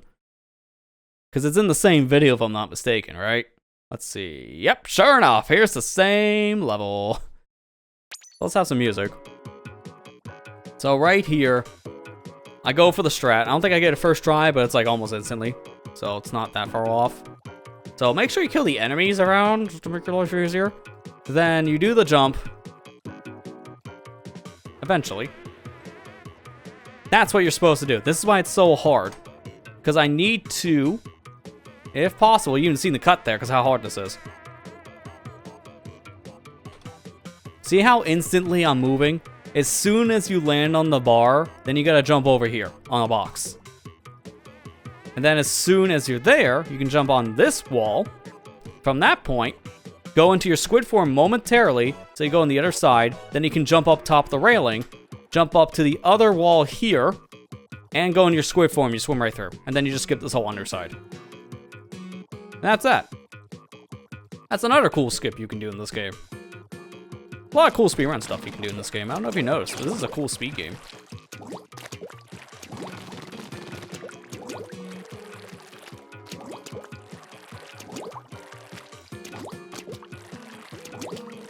Glad we're just getting something. Don't see any different in most games nowadays. Pretty much, because every game on modern consoles is just mainly a download. Like, there's some data on disk, but most of it is a download code. Essentially, when you really break it down, because of all the updates that happen after the fact. There's plenty of day one patches, content updates, bug fixes. So there's plenty of things that you have to update your game for. I get it. So it's not really that different. It's rare to get all the game nowadays on the physical release just because of how much changes over time. So it's just something. That's how I look at it. You still get something on this physical release. It's Nintendo's way of compromising for how fast technology moves while still trying to meet the demand of a physical market. So I get it. And I know why people are upset too, just because of the nature, but good luck trying to get anything nowadays fully on a disc, because most games don't ship fully on a disc. So it's no different than PlayStation, Xbox games in the past 10 years. I'm just bitter. I keep on like seeing my Inkling on the side, and then he falls off. So it's like, I got it, and then I don't. That's why I'm still here, because I'm bitter. I'm that guy who's one more try, 50 tries in. Can't help it.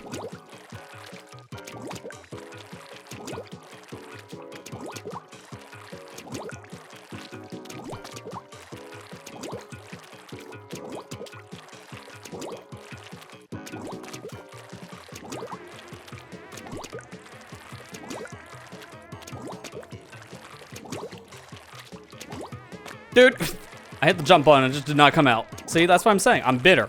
I see my character on the ledge. Dude, and then I don't get the height, so now I'm just getting more bitter. That's why I say I know I can do this. Thank you. God. Is that so hard? The answer is apparently yes. All right, cool. We just saved 30 seconds after 3 minutes. We did it, boys. Let's go. Now, where's the key, you may ask? Oh, it is on the gamepad screen. So quiet. That's the thing there. It's coming towards us. That's what I like. You can see it on the gamepad screen.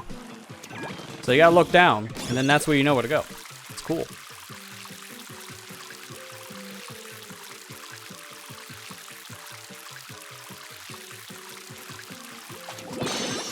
Little secret eggs down there, but I don't really want them. Doesn't matter.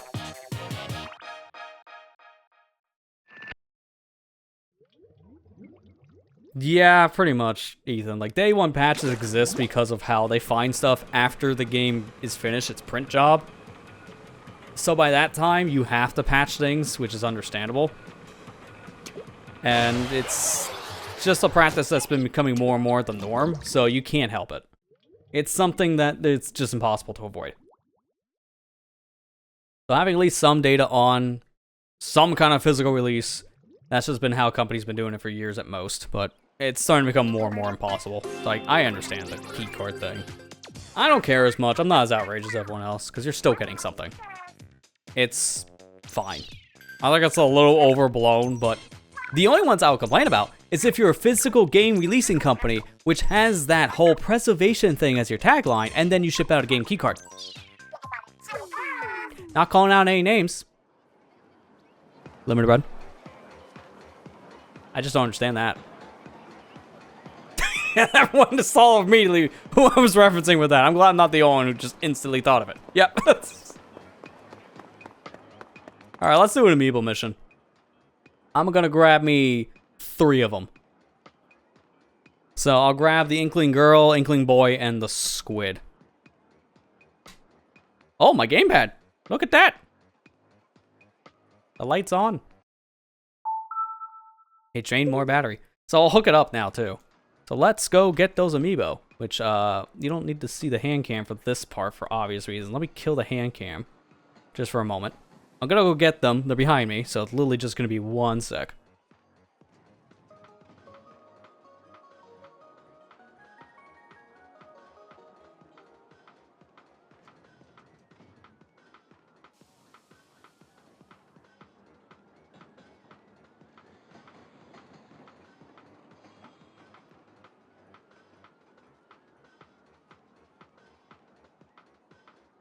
I'll also use this opportunity to grab my charger.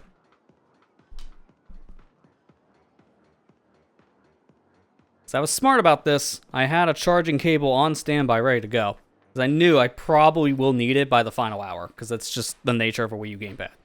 It lasts like 3.5 hours tops. You're lucky to get anything more than that.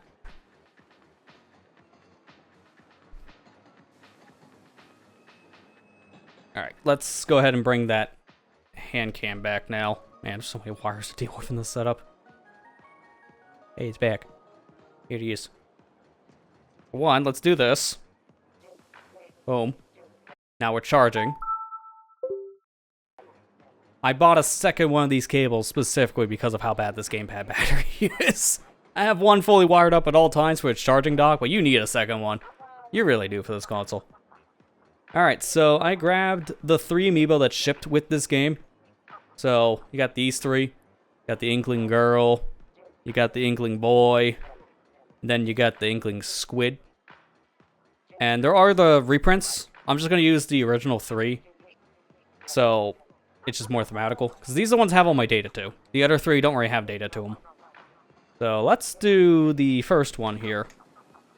I'll start off with the Inkling Girl amiibo. We'll show off some of the levels with that. So, just tap her on.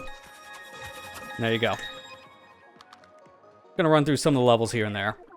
Not gonna play too much of it. Because we've played a lot of the single player stuff now. I think I might do some of the boss fights. Because I think the boss fights are kind of funny with these weapons.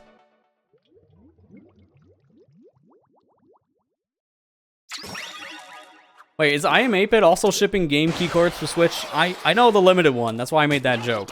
I have not heard about I Am 8-Bit having problems with that too.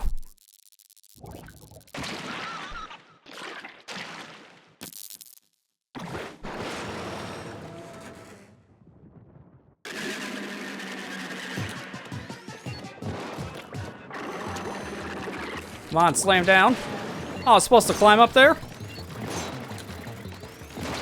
How cute. I can just reach from here, forehead. Okay, you're lying to act dumb. Okay, that's fair. I was gonna say, I haven't heard anything about them, because I heard they're good.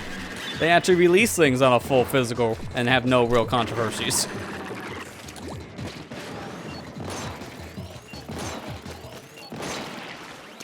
Yeah, this boss is a joke when you're playing the sniper challenge, because you can just reach. You notice the same thing if you're playing Splatoon 2, when you're here with the charger for some bosses, because like some bosses have the same gimmick there. And then also this guy returns for Octo Expansion. And in Octo Expansion, some of the weapons for that also have some good reach. So no matter what mode this guy's in, standard single player, DLC single player, challenge with an amiibo, you have a long range weapon in any of those circumstances. And Octo Stomp is just dead.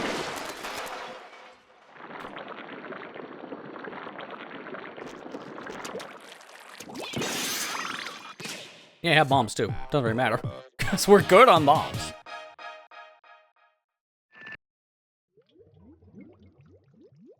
Oh, you tried to out-sarcasm me. Oh, well, I'm sorry. You can't out-sarcasm the guy who's known for that for comedy. It's like half my shtick, I feel like. Alright, what other one? I'm gonna only play like 2 more of these tops. And then I'm gonna move on to a different challenge. What's another cool one? I don't want to do another boss. I remember this boss fight, Rampaging Octowhirl, was pretty terrible using a sniper.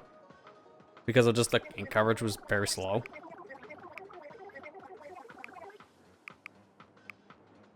Oh, this one could be fun. Sniper v sniper match. We could do this level.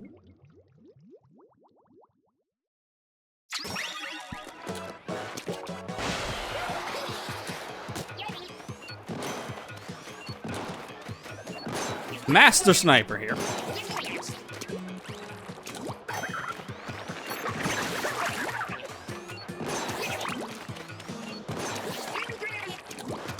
I just wish I was better with these weapons because they're so fun to play. I'm just not great with chargers.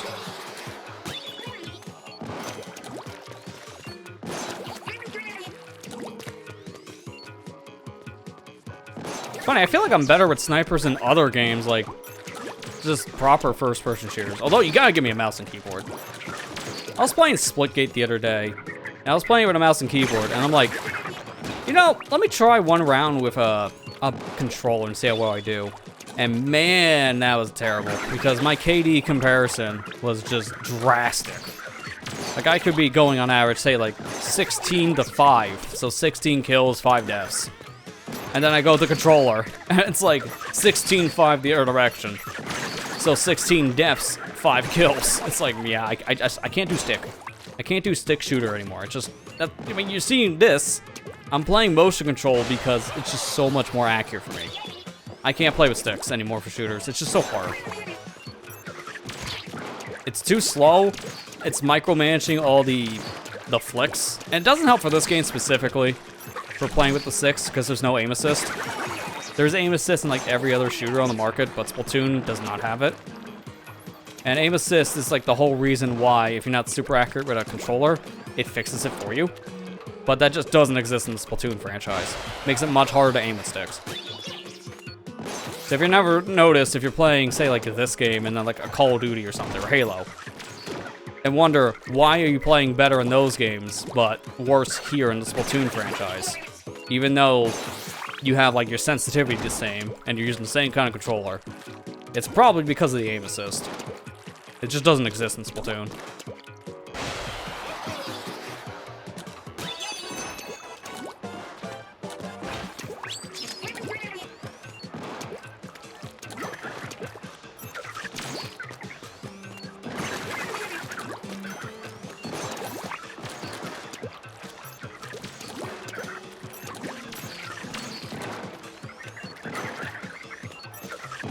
Say, I think I can barely reach the other sniper.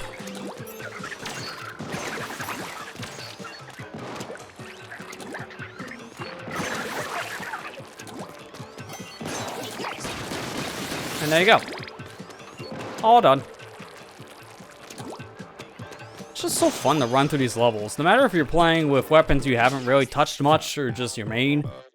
It's just so fun to run through these stages. Again, the single-player component of these Splatoon games is always some of the best single-player shooter stuff I've really played. Because it's a combination of a shooter and a platformer. That's what just makes it so much fun to replay, in my opinion. I barely replay campaigns of shooters. I think I might have only done that once? Maybe twice. It's hard to remember. I think I might have done it with Modern Warfare 2 and the original Black Ops and the Call of Duty series when I was like in my highs of that at high school, and that was it. Alright, let's do this one. Bluefin Depot. It's rare I go back to campaigns for shooters just because of they're not as memorable in my experiences. Although the one I want to go back to at some point is Titanfall 2, because that's a fantastic campaign. The whole reason why you play Titanfall 2. Single player. I legit remember, we streamed that years ago. And I remember I was actually going overtime while playing it, because I just didn't realize how long I've been playing it for. It's one of those games, and I love having those kind of games. If you're playing it and just lose track of time, you know you got a good game in your hands.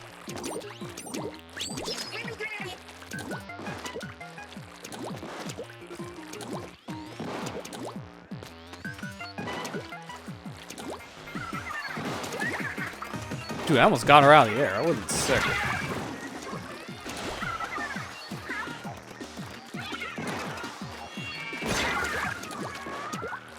Yeah, not the best with sniping here. Dude, can I, like, climb this wall, please?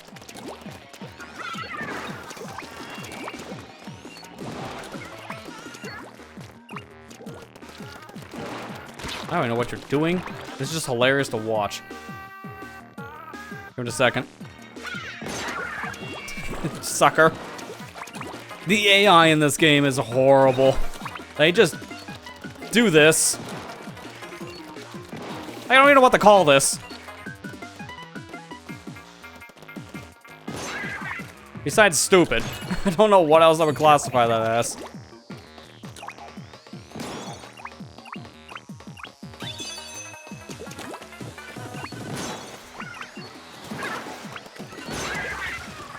I think this is like a big pack of eggs down here, because that's usually the sunken scroll. I'm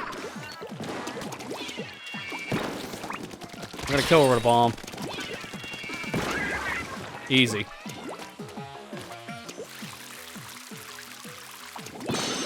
And there you go. Let's swap over to the boy amiibo next. And I'll one-up it. We're gonna change our control scheme. As I mentioned, I don't like playing this game anymore with sticks because it's so hard to control this game with sticks. Again, no aim assist. So, you gotta have perfect aim. Doesn't really exist in this franchise, sadly. The motion control, off. My gamepad broken, it's not motioning anymore. I'll leave it on the 2.5 cents that I had. But if I'm gonna do stick control for anything, it's gonna be for this boy.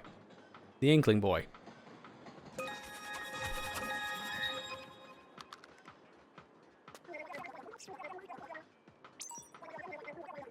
So let's see, what do we want here? I'll do one boss with this guy as well, but I'm gonna do that later. For now, let's see. How about tumbling platforms? Because that's a very vertical climbing level. And with the platforms moving, it'd be hard to keep track of. So this is how I played the game when it first launched, to be fair. Like, I didn't swap the motion controls until the Switch. God, see, my instincts kicked in. I moved the gamepad and nothing worked. I'm like, what's happening? Because I'm so used to motion. God, this is... oh my god, this is so bad by comparison to what I'm used to. It's not to say the stick control in this game is impossible, but for a guy who never plays it, you've seen the muscle memory kick in hard. This is why I never play with sticks, man. Because when you're so used to one control type, it makes it worse. I know so many people who play with sticks. I'm like the only one in my friend group that doesn't. And that's why I encourage my friends so much to not play with motion, at least give it a try.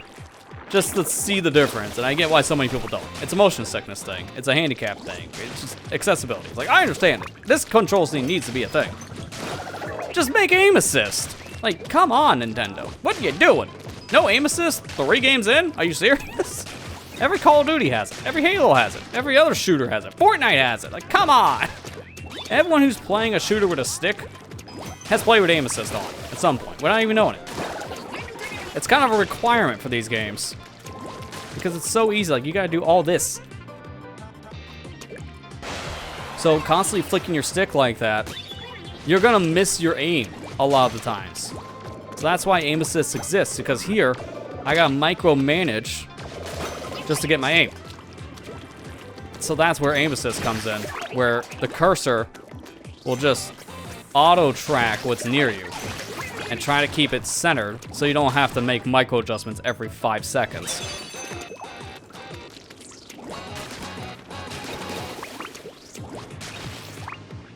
Knew that would happen. I felt me going through the seams there. That's alright. You have 3 lives, and every time you hit a checkpoint, you get a life back. But there's no more checkpoints, so that'll be a problem.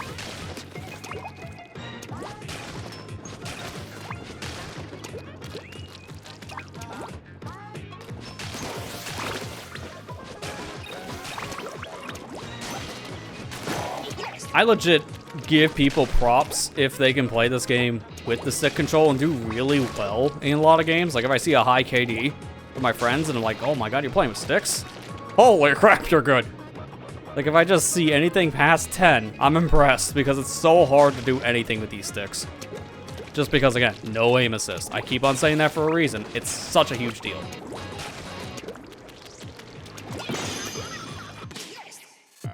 And as you can imagine, when I'm done with the Inkling roller challenges, I'm going back to motion. I need my motion. Can't wait until we have like proper mouse control. Like, pretend the squid here is a Joy-Con, because I don't have a Joy-Con near me. Proper mouse control with the Switch 2, using a Joy-Con. It's gonna be great. I really hope Splatoon has that, because mouse control for a franchise like this is so integral. Let's see. How about this one too? Because this one's gonna be hard, so I gotta try it.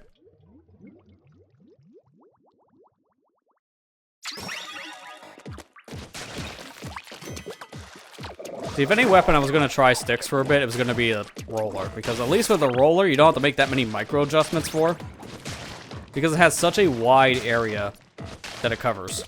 So thankfully, I don't need to keep on moving my stick. Like, hey, I got the shot. Like, I don't have to do that every other second. I'm just moving in every other second just to see.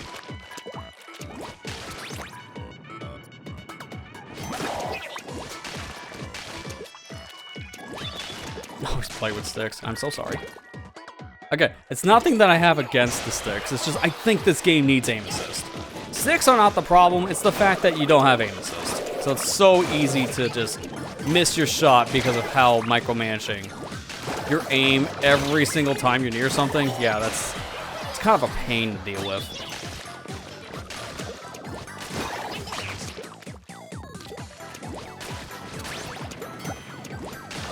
Well, I think there was a platform below that.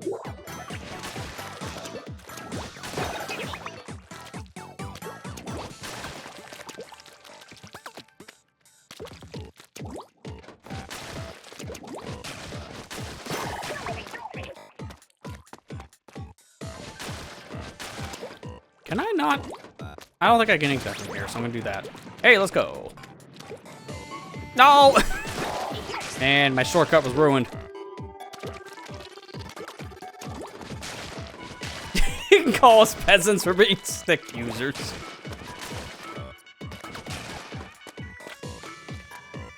All bunch of non-motion players, you peasants.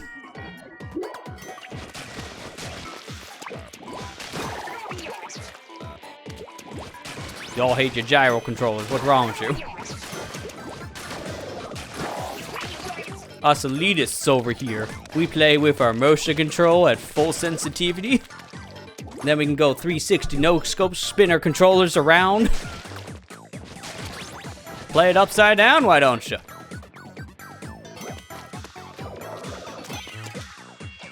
It's like the most elitist thing you'll hear me ever say, and it's not even true. Going back to the whole Master of Sarcasm joke.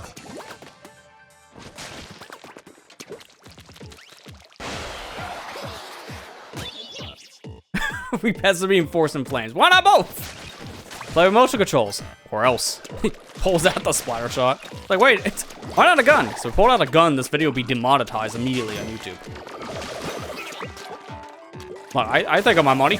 And also, being able to actually show videos to people without being blacklisted.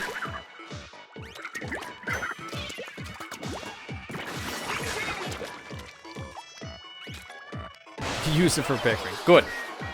We're waking up. He's been asleep for all these years. He's finally waking up. He's showing the motion the motion class race. I almost wanted to mix that together and call it the motion race, but it'd be most or just motion mace, which sounds worse. In fact, that just sounds like a weapon at that point. Like mace combined with just motion controls. That sounds terrible. Please don't do that. Straps like a can of mace to your Switch Pro controller. That just sounds like a thing you do when you're dealing with weirdos at a Splatoon tournament or something.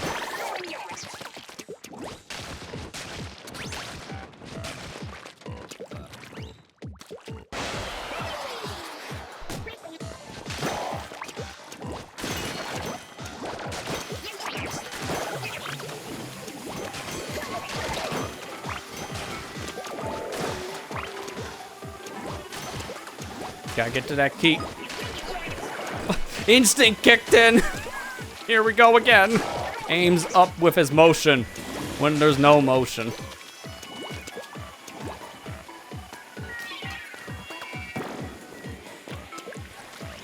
Nah, that's close enough to jump to. I'll just jump to it. Good enough. Alright, let's do one more level with this guy, and I'm gonna do a boss battle this time around. And I think I know which one's the perfect pick for a weapon like this. The Octomaw. The predecessor to the fish that destroys all your runs in Salmon Run, aka Maws.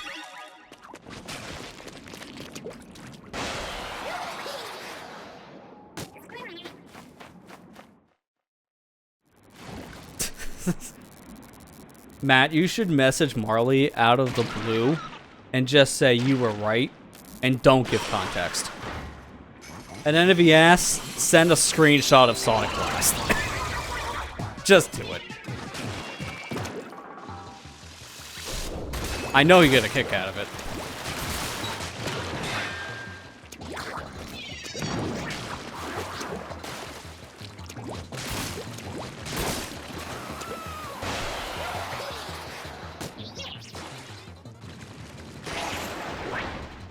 How do you make it work?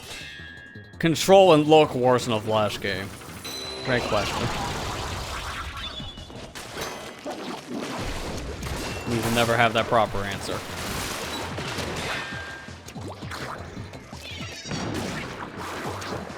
This boss is really not that hard with the roller because you do so much damage with each fling.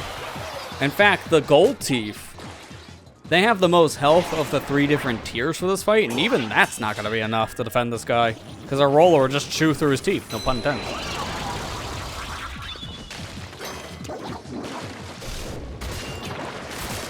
See?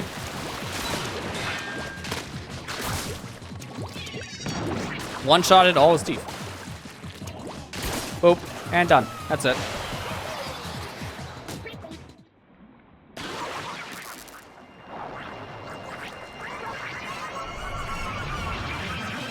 Dude, I can't wait for the Sonic Blast video to come on your channel, Matt, and it's just gonna be like a constant line in like waveform because it's gonna be nothing but screaming about how bad Sonic Blast is. I can see it now.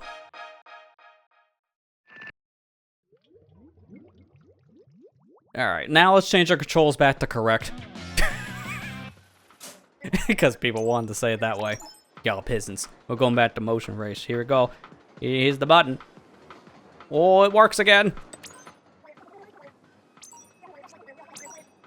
And now we'll end it with this amiibo. The final one in our trilogy. Which is not autofocusing. See what I was talking about before? 60 frame. A little slower in autofocus. Inkling Squid.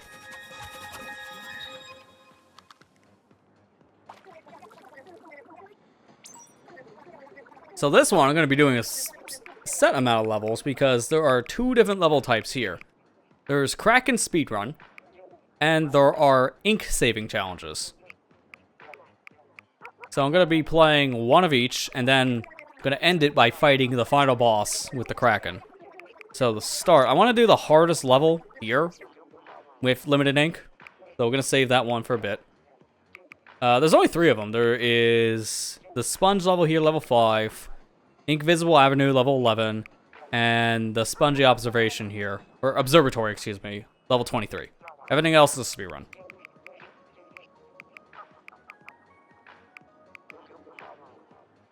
You know, I gotta try this. Where is it?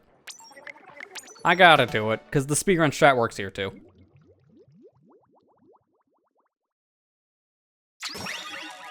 So there's never any reason to shoot, because you're a Kraken. So you're always constantly moving around with ink. All I gotta do is just swim. And you don't need to worry about the flutters because they just don't do anything to you. There you go.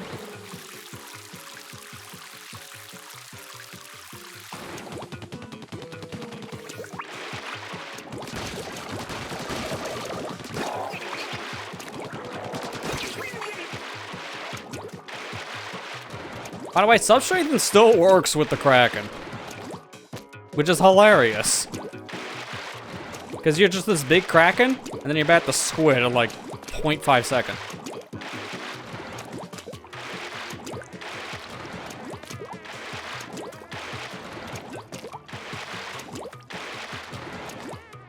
Oh, come on, man. So close.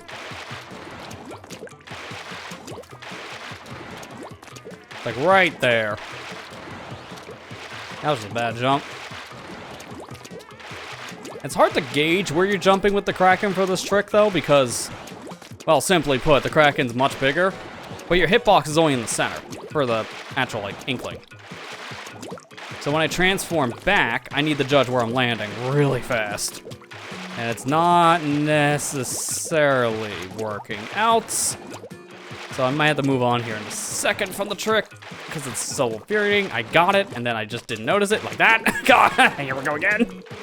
Always happens, dude. I notice like last second and then I fall off. Because it just happens so fast. Dude, I had it, but I was the wrong direction.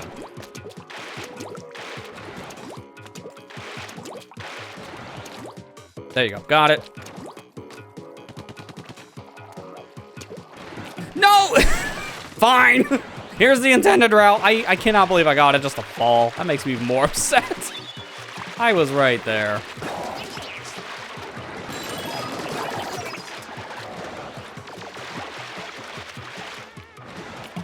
Doesn't save as much time as you think, but still, I'm just mad because I had it and then instantly fell.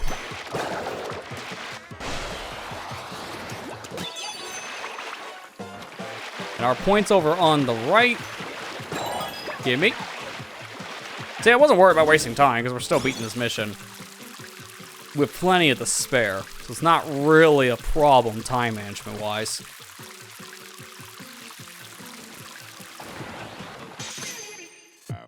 And then you instantly break the barrier, so there's really no threat at the end, too.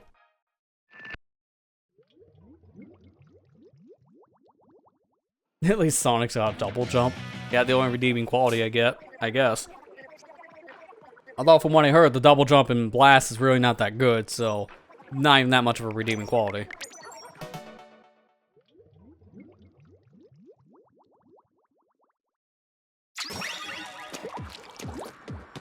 Alright, so I can only shoot up the 2 canisters of spare ink and then what's on my back. So it's only 3 different things of ink.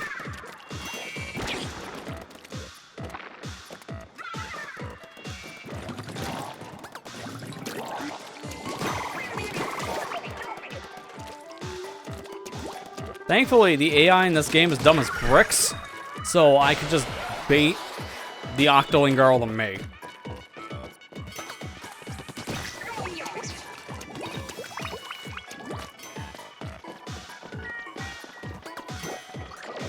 So comical.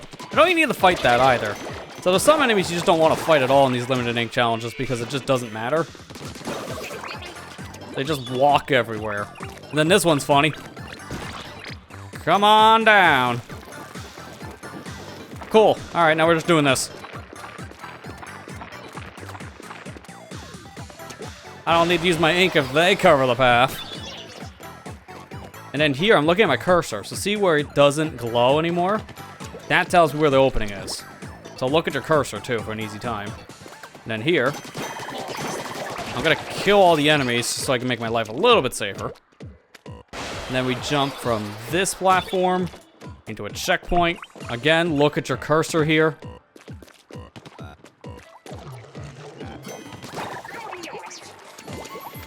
And I have to put one of these here, of course, the squeegee. They will clean the area around you, and it makes platforming here a real pain. You want to bait their pattern so they don't eat all your ink.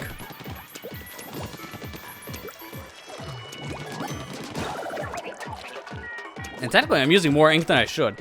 But I have plenty at this point. I got a safety net, so I can use more than I need. Hi.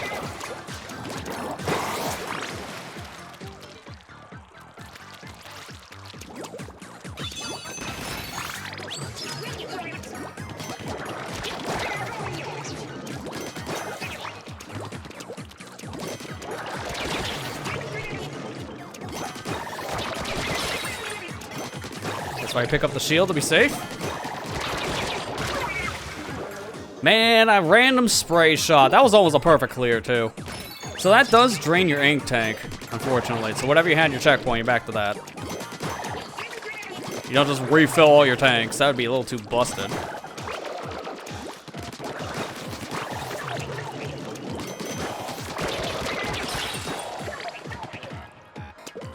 Do I have enough for a bomb? Nope. Alright, so I'll just have to shoot this manually. And then this is what happens when you run out of ink. I cleared the level, so I didn't care to fail it. If you run out of ink, it just instantly fails you, and you get kicked out. So, yeah, that's why you gotta be extremely careful with your limited ink on that one. I don't think I've ever really failed one of those before. I knew that was a thing, but never failed it, because if I got close, I just reset. Alright, now for the final one we're doing. Let's fight the final boss with a Kraken, because that's fun.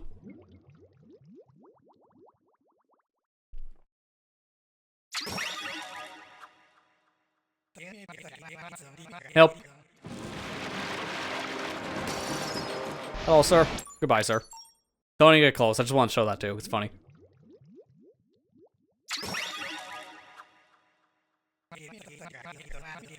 Yeah, I'm getting a lot of hard names to pronounce as of late in my chats, but hi there. Amitera? How you doing? Hopefully I got it right. I'm probably not even close, and I apologize. I'm not the best at pronunciations, and people know that at this point if they follow me long enough.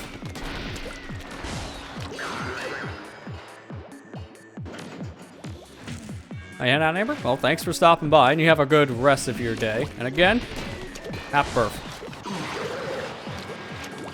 Enjoy the rest of that birthday of yours.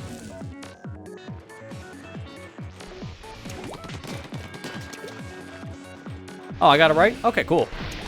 I always worry to get people's names wrong. It like makes me a little like self-conscious of myself on that one. I don't want to come off as rude because I can't read. Because it's not wrong, I can't. To be fair, who can? English language just sucks.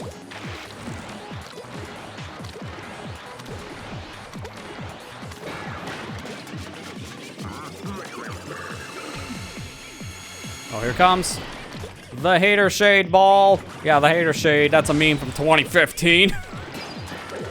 Definitely is not gonna age this pretty bad or anything. No one really does the hater shade thing anymore.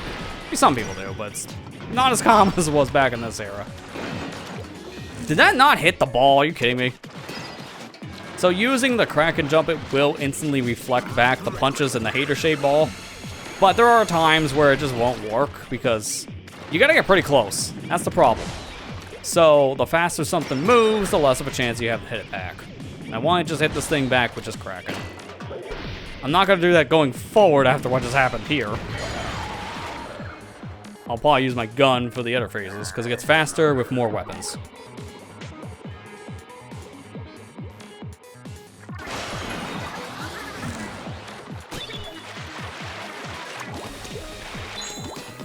And here comes the killer whales, which are a joke to a Kraken, because you're invincible.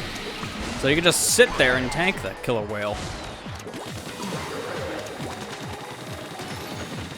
Get the shield that's completely worthless for this fight, because why would you need a shield with invincibility? But yet, here we are. All that stuff's left over from the actual single-player fight. There are specials in this fight that we won't be using as well because we have Kraken. But again, it's just a leftover. Just recently subbed to the channel. I appreciate that. Thank you. Hopefully you enjoy the content. Whether it be the videos that we put out or the live streams.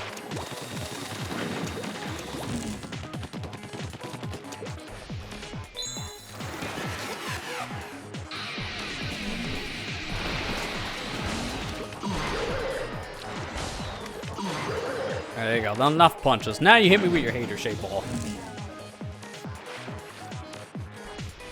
I love doing the spin with the Kraken in this one because it's so goofy looking. Like, look at that. So, I don't care mood.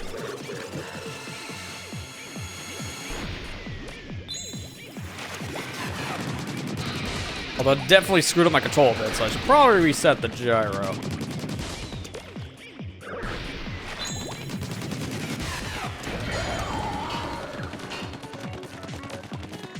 Alright, let's just chill here.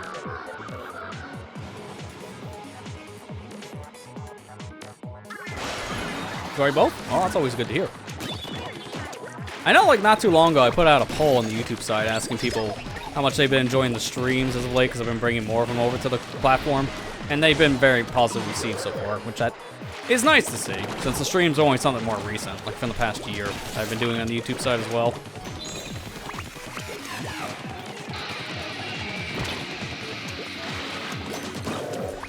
Where's that fist of yours? Come on, hit me with the fist. Thank you. Did a double punch.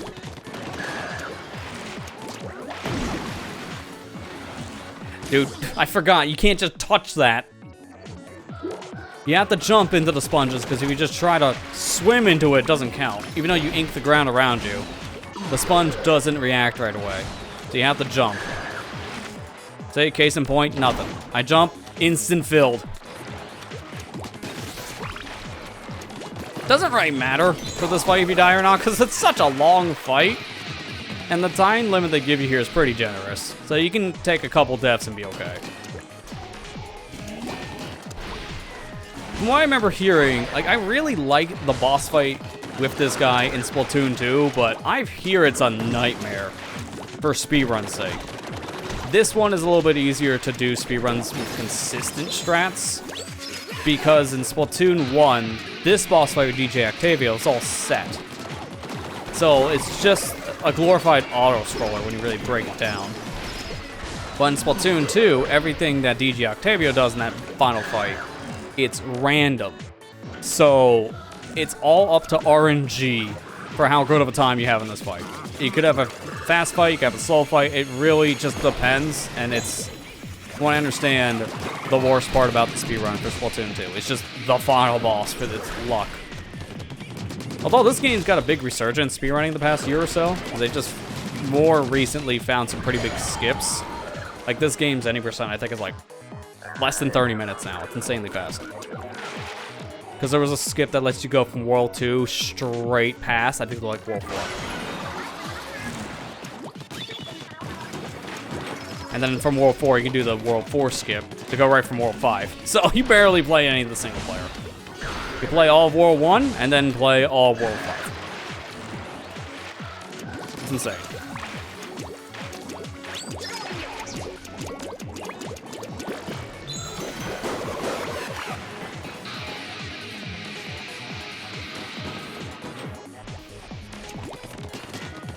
Dude, I can't wait, though, at least for, like, this stuff. I've been enjoying doing the hand cam stuff tonight just to show off some of the screens and then the motion control stuff. People haven't seen someone play with motion control in this game before.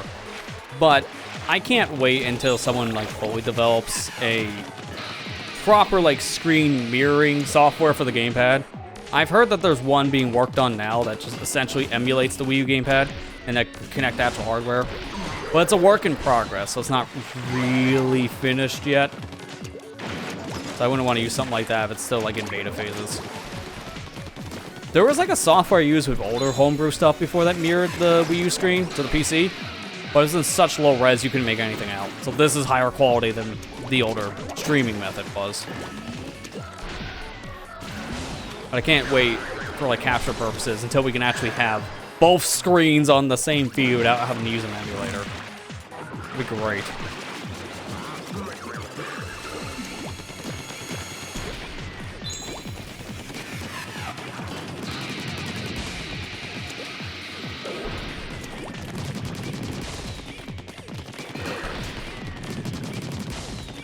There we go. That one I don't like doing jumps with Kraken for because it's so fast to hit the ball, you barely have any reaction time. Alright, radio edit? No, I'll turn you into cancel. You post a slur? I got your number. And I will shoot you.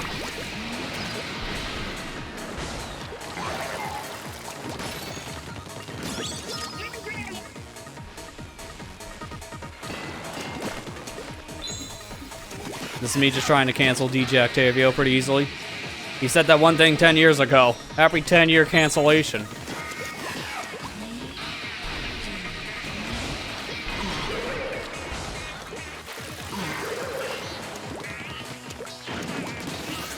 You call me a dirty squid. That's a slur. I'm going to hit you hard with my Kraken, sir.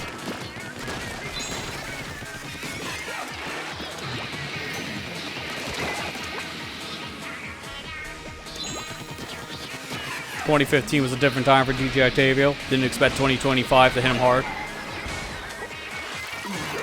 It's kind of why you watch what you say as a human being. It's just a pro tip.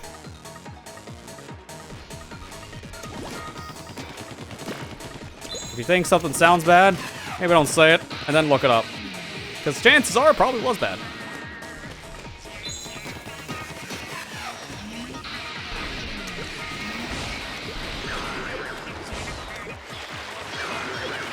Alright, now he's far enough away so I can do the final set of hits. If I get told if I cuttlefish just a bit further, then I'm pretty much at the end of the fight.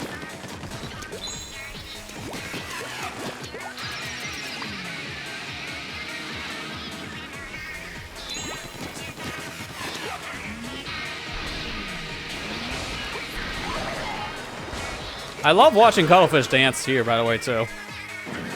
Look at that man go.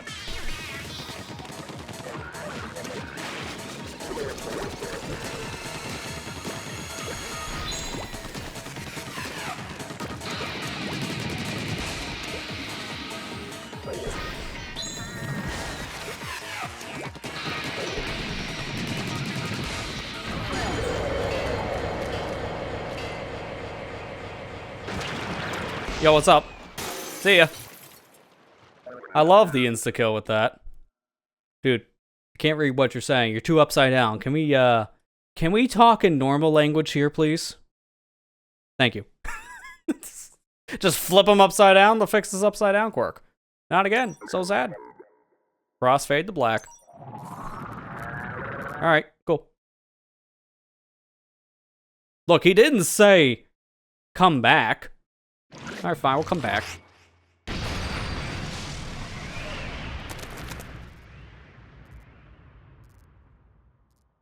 And the worst part about this is the timer's still running when you finish the fight. So you can still fail this if you're at like 10 seconds or something. But maybe be careful. Yeah, see in Splatoon 2 and onwards.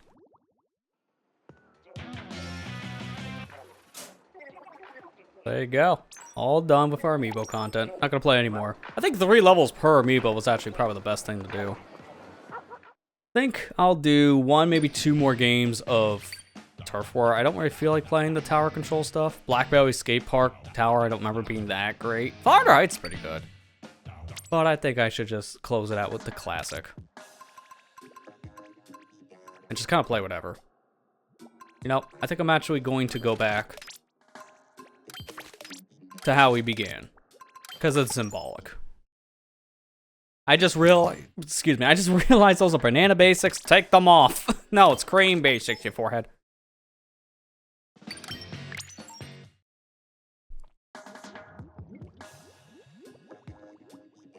But this has been a fun little trip down memory lane. I've never seen that before. Okay. That's new. This is the meshes I've seen if I was joining a friend in Turf War, going off of their game. I've never had this just joining into a random lobby. And you can't quit. There's no quit button anywhere on the screen. So I gotta wait this out. That is a first. I've never seen this before in just random queuing. Well, that's interesting. I can still play music. What's this song? Double Bath. I can't remember. It's just the loading screen. Okay, how about a different one? That's better. This one here, I don't even know. I don't want to flip the screen because you'll lose the music. It kind of shows, again, autofocus, man, autofocus. Like, hello. Focus on the Wii U. It's not focusing. Yeah, I'm just reading it. That's Shelf-Fi. It won't focus. It's been fun going back down memory lane a bit with this game, just kind of revisiting the older map design, some of the older mode structuring, playing the single player again. Like, this has been a lot of fun. And I can't even like go into all the memories I've had with this series because it's like there's been so many fun Splatfest over the years between all 3 games. Adding the newer stuff with Splatoon 3 with Big Run, and even though extra kind of just a there mode, it's still been fun. The challenges being added for 3. X rank being a thing for Splatoon 2 and 3 for the competitive scene. It's just like so much. Table Turf. This game has so many ways of playing it now, and it's just been a joy. I still need to play Table Turf though. That's been on the to-do list, but sooner rather than later probably.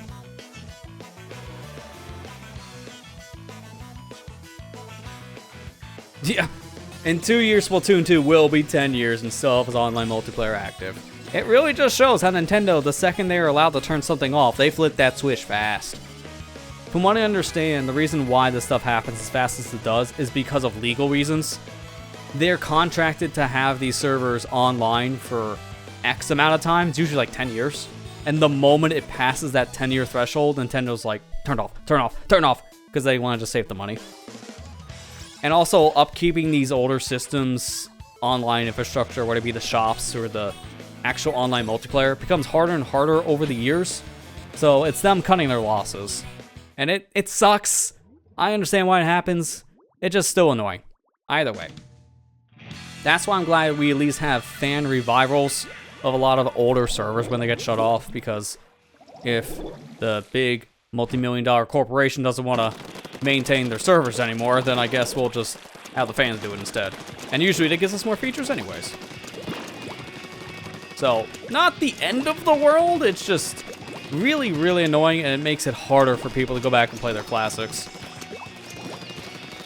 Like I was talking about the other day, but about the whole Halo thing, where Master Chief Collection got its final update like a few months ago, and it's not gonna get any more feature updates at all, probably not even get any bug fix updates. And that's the only way you can play those games online. So it's full of cheaters right now, and that makes playing those online way harder. So I've heard a lot of people complain about the current state of the Master Chief Collection, just because it's starting to go back to how it was when it first launched, being an absolute mess. And without getting updates, it just seems to only get worse. So that's where you have to hope maybe the fans could fix it, maybe like a fan server or something. And even that's not a guarantee. That's the wrong person. They're only 5 feet in front of me.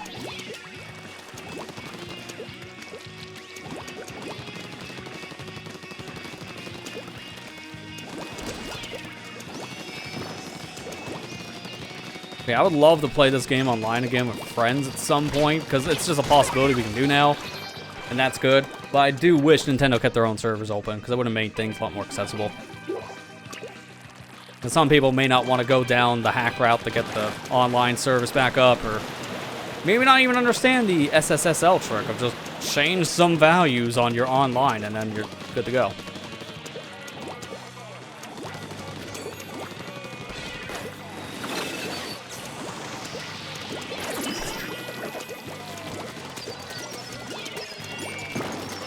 Can't move. If they pushed me in the water, I would have been so mad because I couldn't move.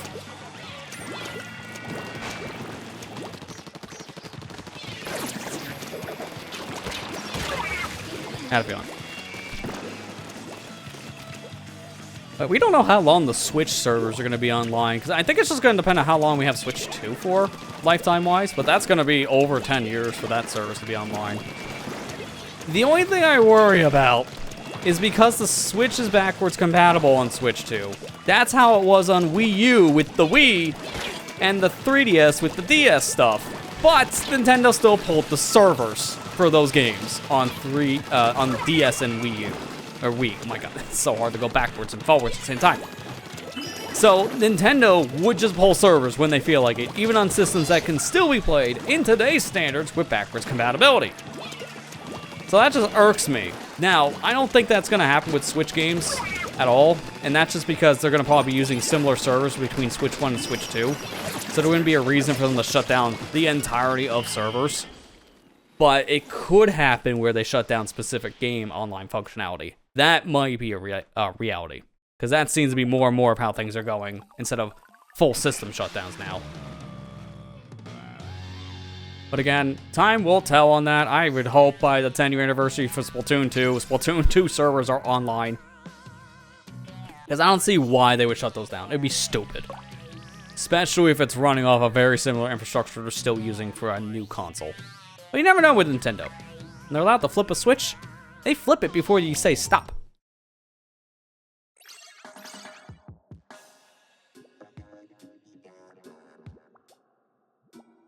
Yeah, not Matt. All right, well, enjoy the rest of your night, and you have a good one. Thanks for stopping by.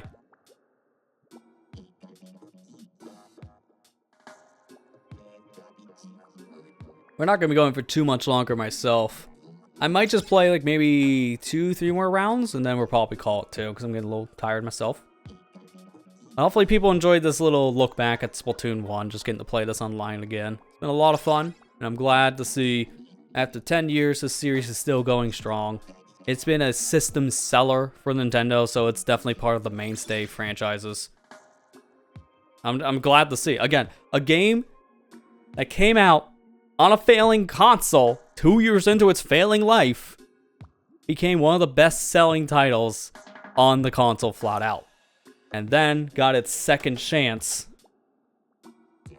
with Splatoon 2 on a brand new released system. Which, this one was a big risk. You think Splatoon 1 was a big risk, releasing a brand new IP on a failing console?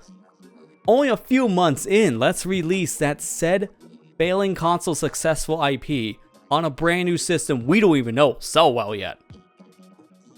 That paid off because these 2 games alone shipped consoles, especially Splatoon 2. So yeah, that really paid off for Nintendo releasing Splatoon 2 as a launch window game within like a handful of months. Like it was March of 2017 the console came out, and then at the very end of the month they did the global test fire for Splatoon 2, so people got to play it early. Then it didn't come out until like July of that same year. But man, was that a good July. I remember playing the crap out of Splatoon 2 when it released. Nothing but Splatoon 2 for like a month. I remember that. It was insane. And I never play it now again because there's no point.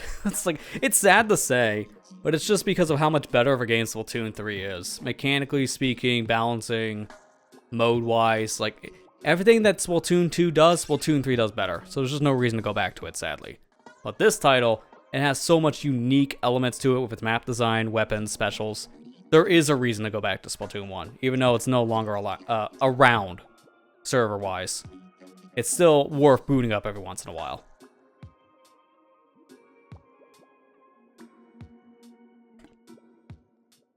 That is true, Ethan. Splatoon 3 did ship a lot of Switches. It did sell like gangbusters when it first came out.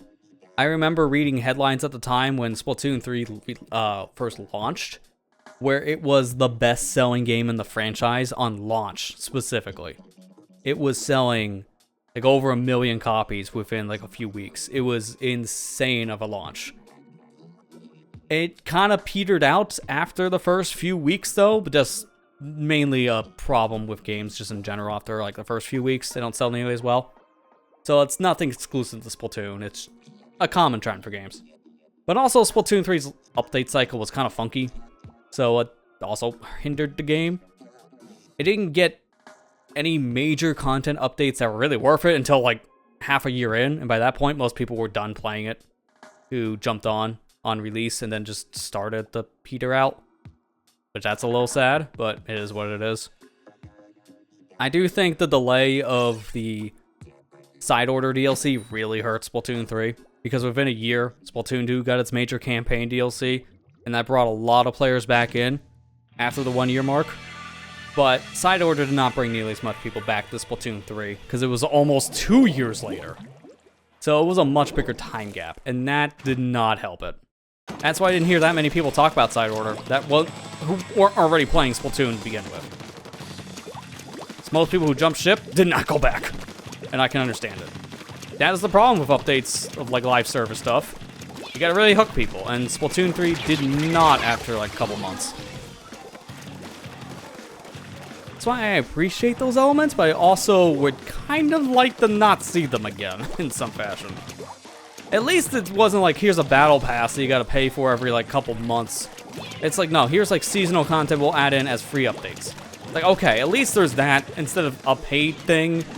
I don't want paid battle passes in my $70 games, because that's where we're gonna be going. We know it. So, don't do that. Please don't do that.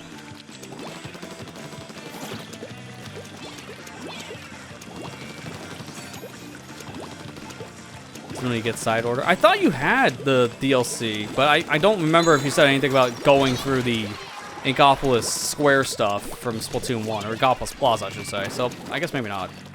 It's worth it. Especially now with Side Order, it is worth getting the DLC, because that's really why you got it. That first wave was really nothing. Oh, you get to explore the Splatoon 1 hub again. It's not worth $30. That's what it was. Because you were pre-ordering a DLC that wasn't out at the time. So it was a $30 hub. It was a terrible deal. You only got it knowing you're wanting to play Side Order. And that was the only reason why you bought it before Side Order. That's why I bought it before Side Order, because I knew I was coming back for it. And I kind of needed it for the stuff I cover. It was really worth it for all the Splatfests we were showing off.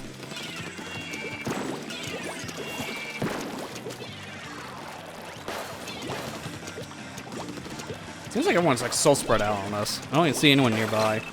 There's some stuff near our base, so I'm gonna jump back and see if there's anyone here. Because there's a lot of ink.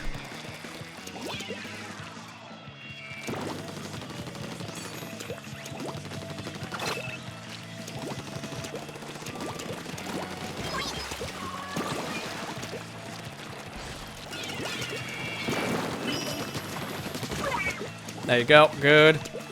Where's the other one? Oh, just kind of chilling. Well, that was your mistake. Nothing else going on. So that's good. You can just sneak in over on the left here.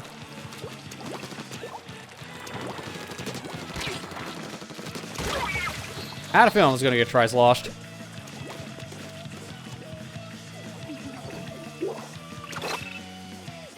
I know this victory theme, or the last minute theme is the same between all three games. It's just how it's presented. That's different because they changed the instrumentation between all three games. But I do kind of prefer this one.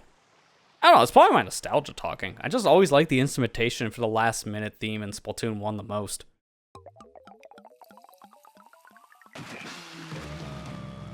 Man, 5%.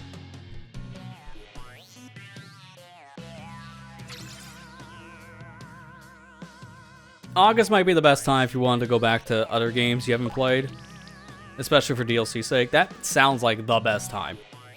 Because by then, yeah, only like Kirby DLC is coming out for Switch 2. And I can't really think of anything else. I know on the third-party side, things are pretty dry too. Like, August is usually pretty calm month for a lot of game releases, so there's not much coming out. Story of Seasons, yes. Alright, so that's probably also in August as well. I think that does sound right when you're saying that. I can't think of many things that are coming out in the August time period. I'm just thinking mainly Kirby. Because again, August is usually kind of a slow month. Which is, which is good, especially with all the stuff going on.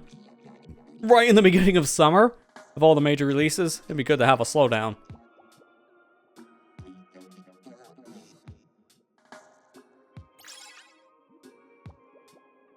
I'm just happy with the time period of all this stuff happening in summer because it's right in the very beginning that we get Switch 2 launching, which gives us the entire summer time period. So a lot of kids, if they're lucky enough to get this on summer break, well, they can experience it before they go back to school. Same for people who are on a college break for summer. Plus, my own personal sake, that's right when my YouTube check comes in. So that's perfect. Got a little bit of extra wiggle room to play with. That gets me one Pro Controller.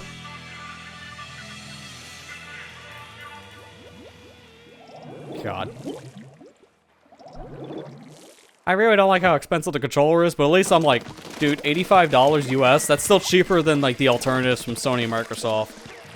Like, I didn't know how expensive it was. I thought it was $150, but maybe I'm thinking of the Xbox Elite one. I was thinking that DualSense Pro controller, the one from Sony, was like $150. That thing is $200. A controller for $200, man. Who is gonna pay $200 for one single pad? I don't understand that. So while the 85 sounded like a lot of money, you look at the other alternatives, like, oh man, I can buy two for the price of one. I hate this. It's so expensive. Why? And it doesn't do anything special besides have like 4 pads that you can customize buttons to. It's like, oh, neat. I don't think that's worth 200 bucks. I'm good. Most games don't even use that kind of stuff. So it doesn't even matter. It's cool that the Switch one has it just as a default thing if you're buying a Pro Controller. But even then, I'm probably not going to use the paddles too much. Maybe for certain games, but not all of them. Like, it'd be good for a game like this. So having one of the harder to reach buttons, like one of the D-pad ones, on like one of the bottom triggers down on the side of the controller would be nice. But even then, I just don't see me using it for most games. Like, I'm not going to use it for Donkey Kong. Like, what's going to be custom for Donkey Kong? Like, I don't see it.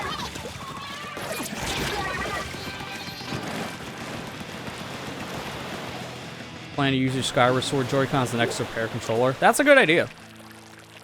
I'm debating myself if I want to get an extra pair of the Joy-Cons in the future for Switch 2, but that won't be until like the distant future probably. I'll be good with the ones that come with the system.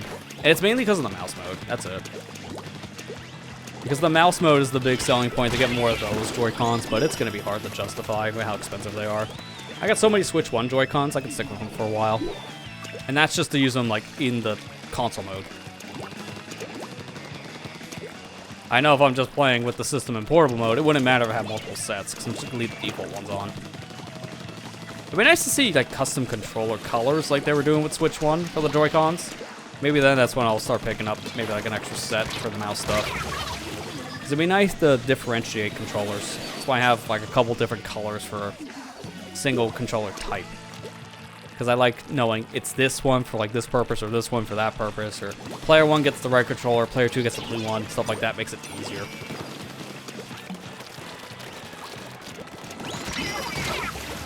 Man, just ran out of your bubble too.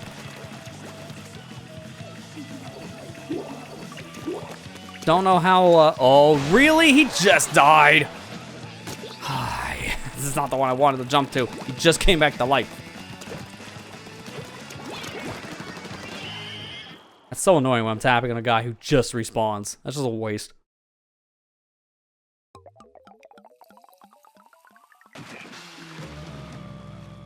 I know the big reason why I actually specifically wanted a Pro Controller for the Switch 2 is this button right here. There were already reports on it, which is kind of dumb, but the original Switch controllers, whether it be the Pro one or your Joy-Cons, you press the home button, and that will wake up your console. Doesn't work on Switch 2. You need to have the Switch 2 specific controllers to press that home button to go into the menu from sleep. It's so dumb. Like, why can't this be used? Hello? Like, why? A PS4 controller can turn on a PS5. And an Xbox One controller can turn on an Xbox Series. So what is that?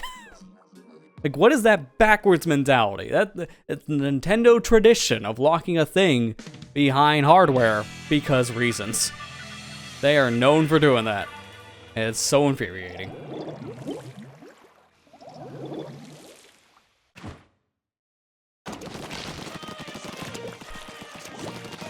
I just want to be able to turn on my system from sleep without having to get up and hit the dang button because I'm going to have the system pretty far away from me. So, that little luxury thing, it's more than just a luxury. It's kind of a requirement. And I hate how I have to get a whole other controller just for a feature. Just typical Nintendo things we deal with as Nintendo fans.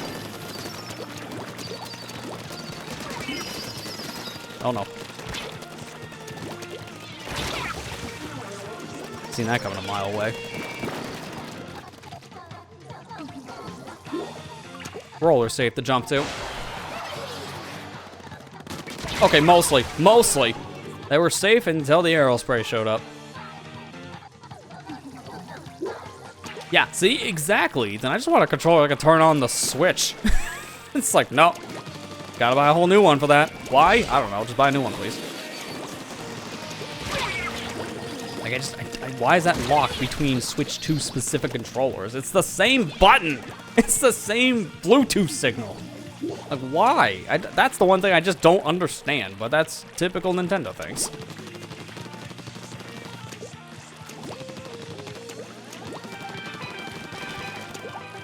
I really just hope that's like a temporary problem and then just patch it out, where you can wake the system from sleep using the home button on a Switch 1 Pro Controller or a Switch 1 Joy-Con, because that really doesn't make any sense for there to be a Switch 2 exclusive button. It's the same button between the controllers. And it does the same thing between the controller types, so why? It's just so dumb. Still looking forward to the console next week. I question certain things the company does, but that's what I've been doing for the past 30 years. Nothing new.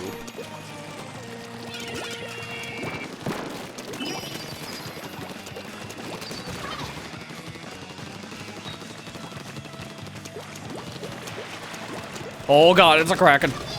Oh, okay, at least they didn't have much juice left.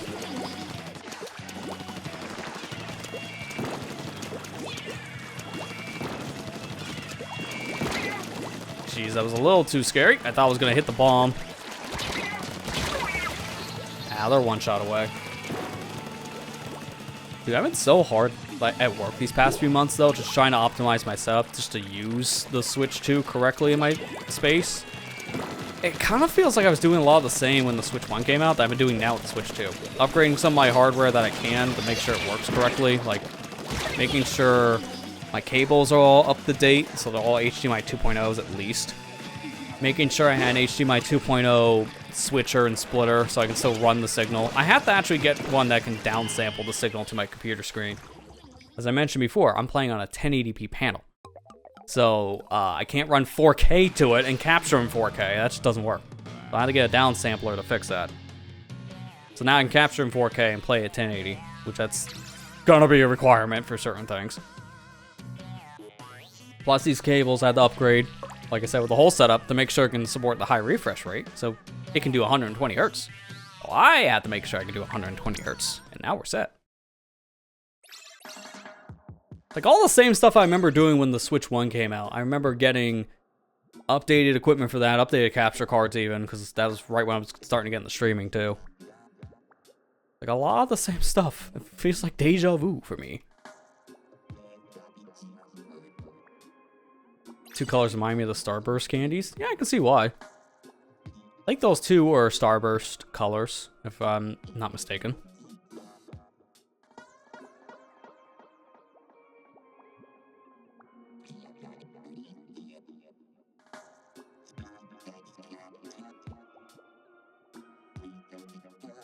I think I might make this one my last game.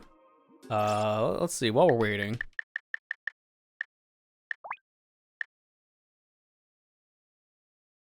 It would help to be able to hear the song, wouldn't it? How about a good old Splatfest theme? Ink me up. It's come back here and there over the years, another Splatfest. Oh my god, stop muting it, please. These buttons are so easy to press when you lay it down, because look at the bump. It's almost the exact same bump as the actual rest piece. So as soon as you lay it down, yeah, holy crap, look at the bump difference. It actually sticks out past the bump on the bottom of the gamepad. So when you lay this down, the chance you press in the stupid button, which for me, turns off my music if it's on the right side. I gotta hold it up like this. I don't wanna lean the gamepad down my lap because then I mute my song.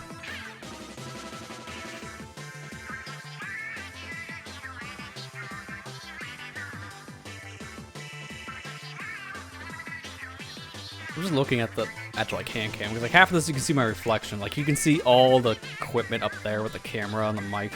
We can just see my dumb look up. Like here's my nose cam shot. This does have a webcam on it. Nothing uses it, but that's a camera. I remember that when the Wii U first came out, they had like an actual chat client program on the system, but that got shortly discontinued. Only like a few months in, or like a few years in, excuse me. And now it's like we're coming full circle. Like time is a actual circle here because of the game chat stuff with Switch 2. Having a microphone built into the console, which you got right there, right on the gamepad, and also on the DS family of systems. The same thing there. And then you have a camera built into your console with the 3DS and the Wii U, so you're able to do chat like that pretty easily, just out of the box. Although on the Switch, you gotta buy a camera for it now. But hey. And stop doing that! Any USB webcam should work, as what they told us. But it's like, yeah, we're coming full circle back to how it was back on the Wii U days, where you can actually do video calling on your console.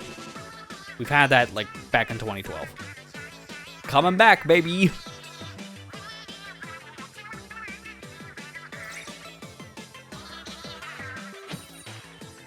Yeah, also we have the TV button here, which is just like that C button on the newer systems, giving you a feature that does nothing.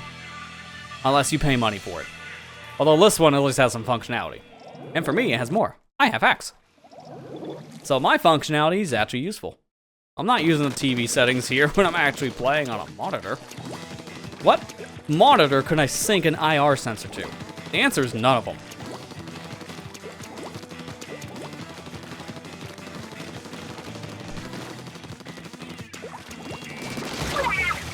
Nice trade.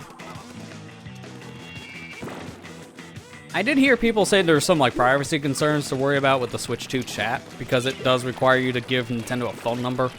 Some people aren't happy with that, and honestly, I do like have some concerns with that too because this is a system that's more tailored towards like a family-friendly audience, so you can have kids that could be using it. So that's a little annoying for families to have to give a phone number to a chat thing that their kids may be using. That just doesn't seem like the best thing in the world, but you really don't want to deal with that. Have you heard of Discord? Like, who's going to be using game chat? Like, it's going to be one of those things that's nice to have, but probably most people will not be using it. Ah, crap. I'll be using it just for like the first few weeks, if that, just to try it here and there, but I'm not gonna be using it too much. If I'm talking to friends, I'm talking online, which means Discord. That proper setups for that. It's just way easier. Just pull a mic in front of me, boom, done. On a Switch, that's a lot more setup. And we don't need people hearing me from 20 feet away from a game console mic. Dear God, I'll be screaming at the top of my lungs so you can hear me.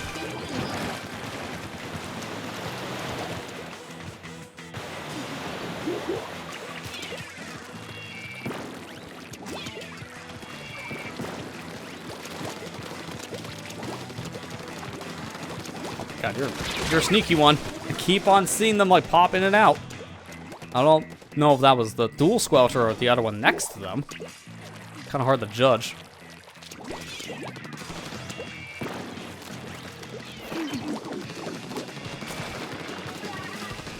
Well, see you later.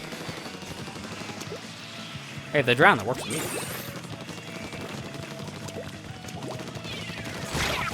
Dude, I'm getting ready to click in that stick, and I got instantly shredded.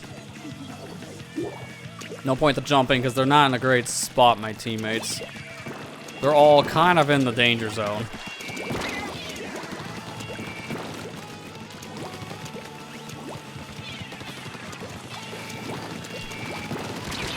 Oh, hi. Oh, that was a little too close for comfort. And then there's a random suction I couldn't see, so never mind. I almost had my shield ready. This one's a wash. Jeez. I was also wanting to see if I can get the other map, and I have not found it, which is kind of annoying. Did I try for one more queue just to see if we can get the other map in Turf War? Because we play nothing but Mahi. There is a bluefin here. I just have not seen it for the past 30 minutes. I think I'll try one more queue. So it's either bluefin or bust. AKA, if it's not here next game, it's busting.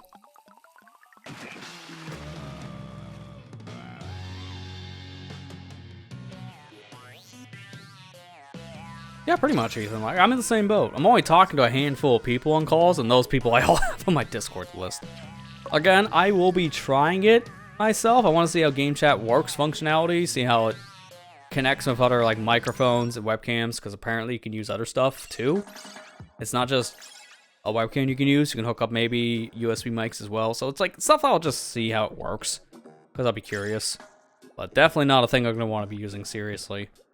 The only real selling point to me on that one would be the screen sharing functionality, so we can see each other's game. But I'm not wanting to watch your game feed at 10 frames per second on my console. If you can stream it at a full 60 on Discord, then I think we use that. It would make more sense. So it's just really helpful if you don't have a capture card on hand to show people what you're doing. I'm still annoyed, though, that this capture button on the console... There you go. That capture button on the console... still limited to 30-second clips. Dude, the PS5 and the Xbox Series can do up to a minute. The Xbox can record up to 60 minutes if you hook up a hard drive. So that's the best one when it comes to recording game clips. But it's like, why are we limited to 30 seconds still? Why? Do a minute. Everything else is a minute on consoles. PlayStation is. Xbox is. Nintendo? No. Why? That's so dumb. 30 seconds is nothing. It's really nothing. Let's see your current capture card work on Switch too. Oh, it will. I know which one you have. I have the same card. Like, I'll pull it out.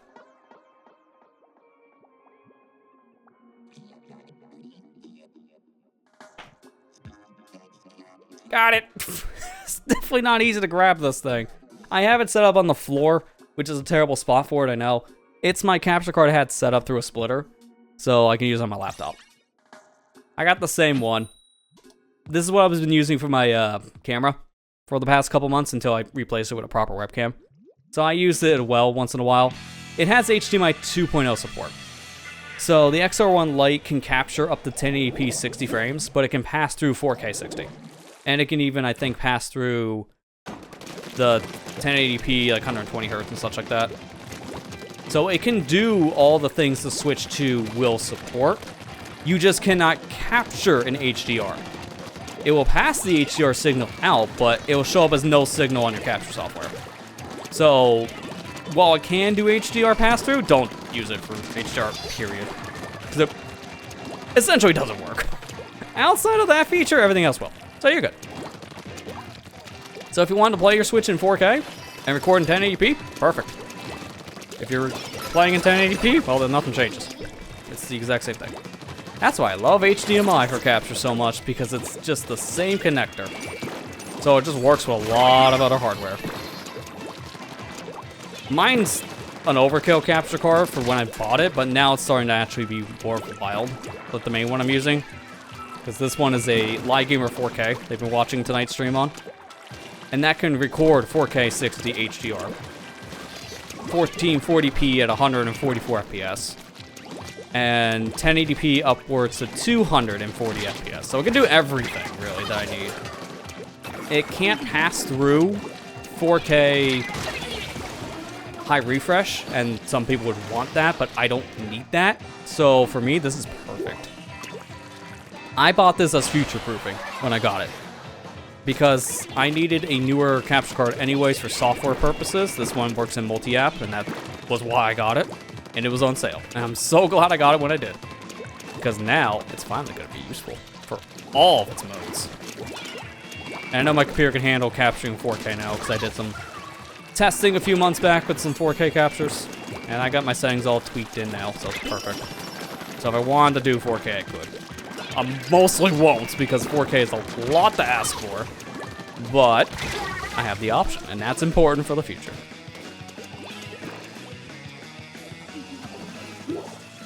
Okay, just some stuff over my right. I haven't mentioned it yet, but we finally got bluefin, so perfect. I was wanting this and bust, so no bust. Just bluefin. We might actually win, too, at this rate. If we do, that'd be great to end on. I was just wanting to see if we got the map, but if we end on a win, that's a bonus.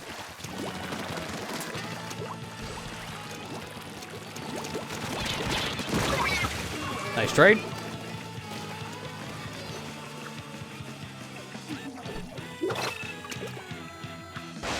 I'm so glad I got that XR1 when I did, too. I got it when it was on sale, when I needed a new capture card for camera stuff, because my old one stopped working because of a Windows update. I love Windows 11. It's constant breaking updates. So that was the best investment to make at that time, because now it's useful for other things. And you know what's the fun part about that? Well, for one, we won the game. Look at that. Let's go. Nice coverage.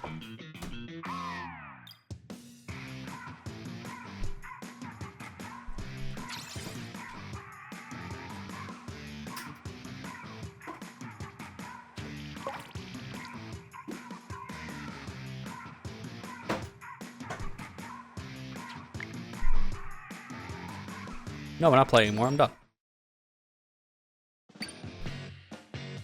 Putting my headphones back on, though. This card proves so good that I bought it as specifically just for my camera's capture card.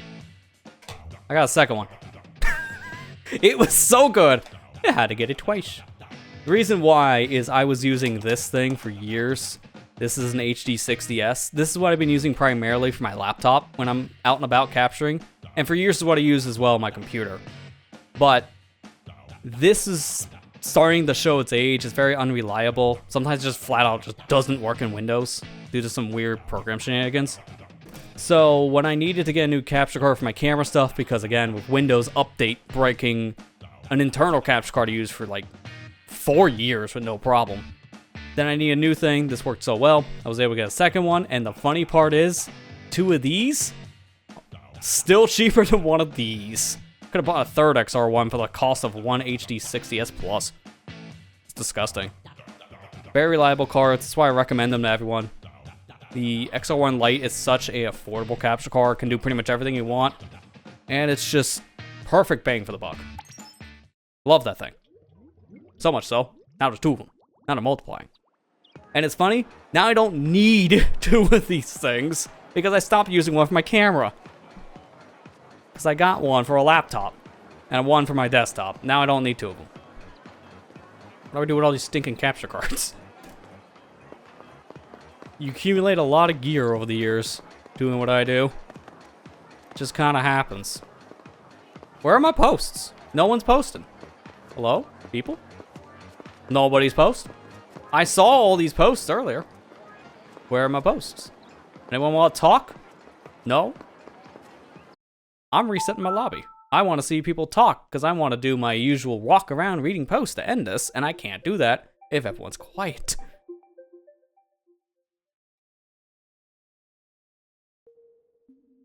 That's understandable for your sake, Theory. If you're going backwards playing some retro games using HDMI stuff, you gotta have a decent quality upscaler for it to work, because some of them just crap out or maybe just have weird signal issues and whatnot. So I get the struggles there. Which, you know, the funny thing as well, talking about this stupid card, is I recorded an entire series years ago on the Super Nintendo through this thing. And I almost had to scrap the entire playthrough. Why? This HD60S had a nasty issue of desyncing audio specifically with the Super Nintendo through my upscaler. This almost ruined an entire series because the audio was upwards of 4 seconds out of sync at one point. I'm not joking. It was that bad. I was thankfully able to fix it in post, but oh man, was that bad. That's why I don't really like using these things anymore. They're overpriced. They're fine enough, but don't use the official software. Use OBS. Do not use software that comes on a capture card, because it's just pointless. And some cards don't even ship with software now, so that really tells you they know better too. Just, we know if one won't use it, and just use OBS. So we just won't bother. And that's probably the good call.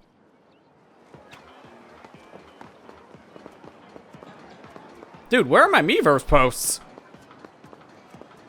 He says, not knowing Miiverse shut down. But that's weird. We had posts in here before, and now people are not talking.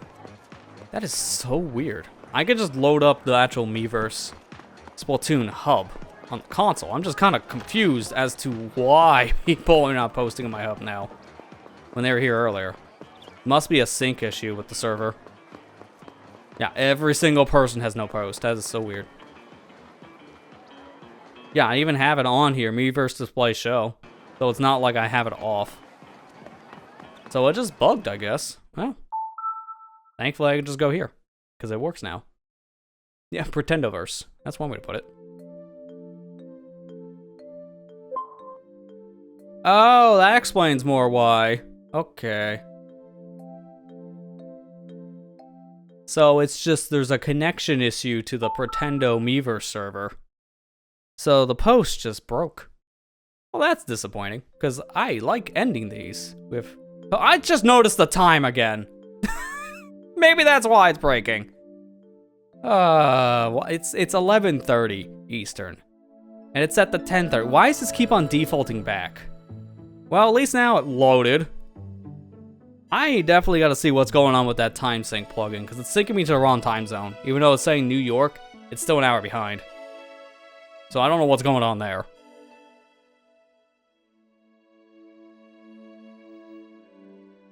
I'm just glad to see these things back. Inkling sus. See, that's why I'm glad to see these back on this Wii U console. Because the posts were the best things. And notice how it's not the post anymore. If you want to upvote someone's post, you heart them. So it's kind of the same as like any other social media. So like say this one. I agree, happy 10 year. That's a good looking squid. Gonna heart that. You can unheart post if you want to, just like any other social media platform. Kind of like the same functionality.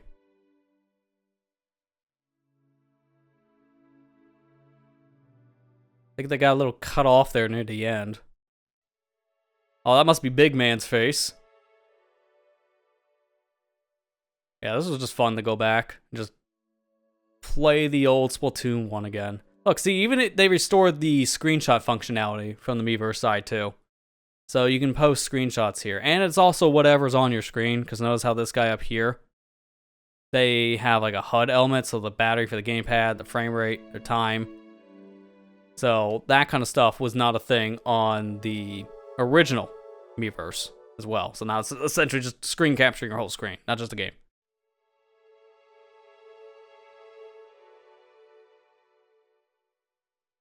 It's so cool just to see this all back. Okay, and then there's moments like that I wish it wasn't back. There's that. And look, see, like, this is a modded copy of the game, because that's an Octoling holding a Kirby that's supposed to be a Slosher. Technology. That's an image. To be fair, stuff like that I wouldn't be seeing in my plaza. Oh no, what's the spoiler? Okay, regret that spoiler. That's not even a spoiler, that's just freaky. New battle pass. I'm good. Please tell me this is not a weird one. Okay, kind of, but not in the way you think. It's just a confusing image. I think we looped because I seen that earlier when we started tonight.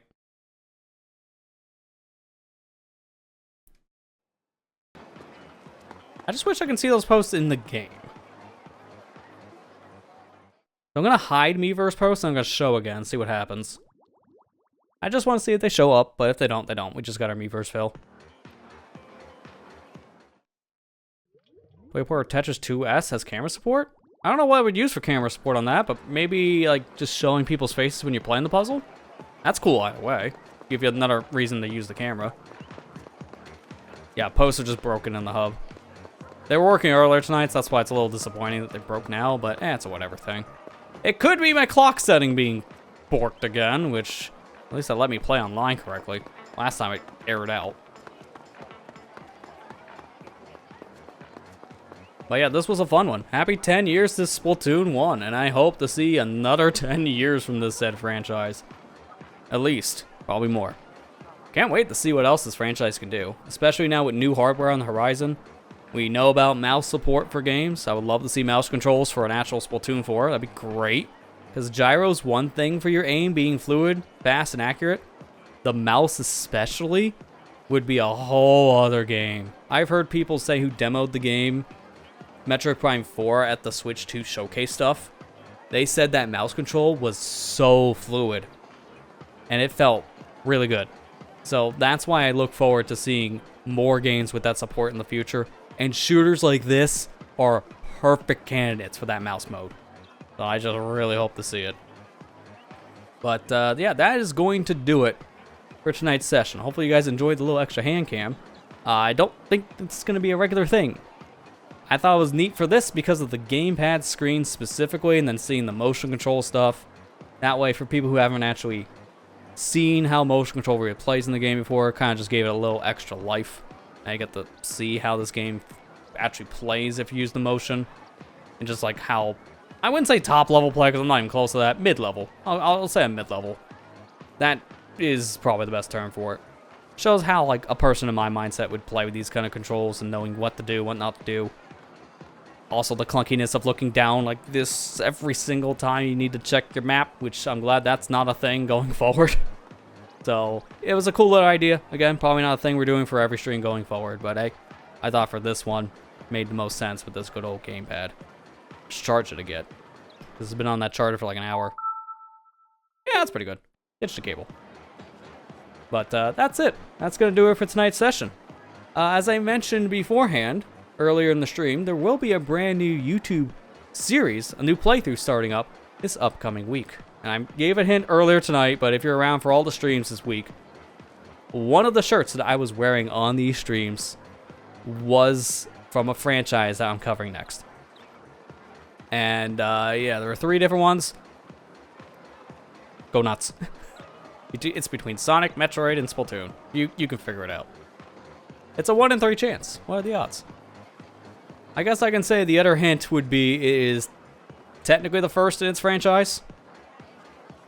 Which does rule out Splatoon 1, but hey, Splatoon 1 5th playthrough, let's go back over here. That's right, Cuttlefish, scoot over, we're going back. No, we're not doing that. So there's your little hint for something upcoming. Other than that, that's pretty much it. Streams are going to be a little bit different this upcoming week, though, I will say. I don't know exactly the full schedule yet, but there might be some stuff that's being restructured. I'm not seeing a Thursday stream in our future next week. That's probably not going to happen with how busy of a day that's going to be. Especially with a brand new console launch. It's going to be very busy that day with a lot of other stuff. Alone, Switch 2 stuff. So it might just be a Tuesday and Wednesday. And even then, Wednesday may also be up in the air. If I'm going to be doing a midnight launch for a console, I'll let people know ahead of time. So yeah, there is that to consider. Just follow me on the socials, mainly the Blue Sky, because we hate Twitter in this house. And also I'll post about it on the YouTube community tab. But with that said, that's going to do it for tonight's stream. Thank you for watching. Hope you enjoyed. And I'll see you back here next week. Take care and have a good night, everybody.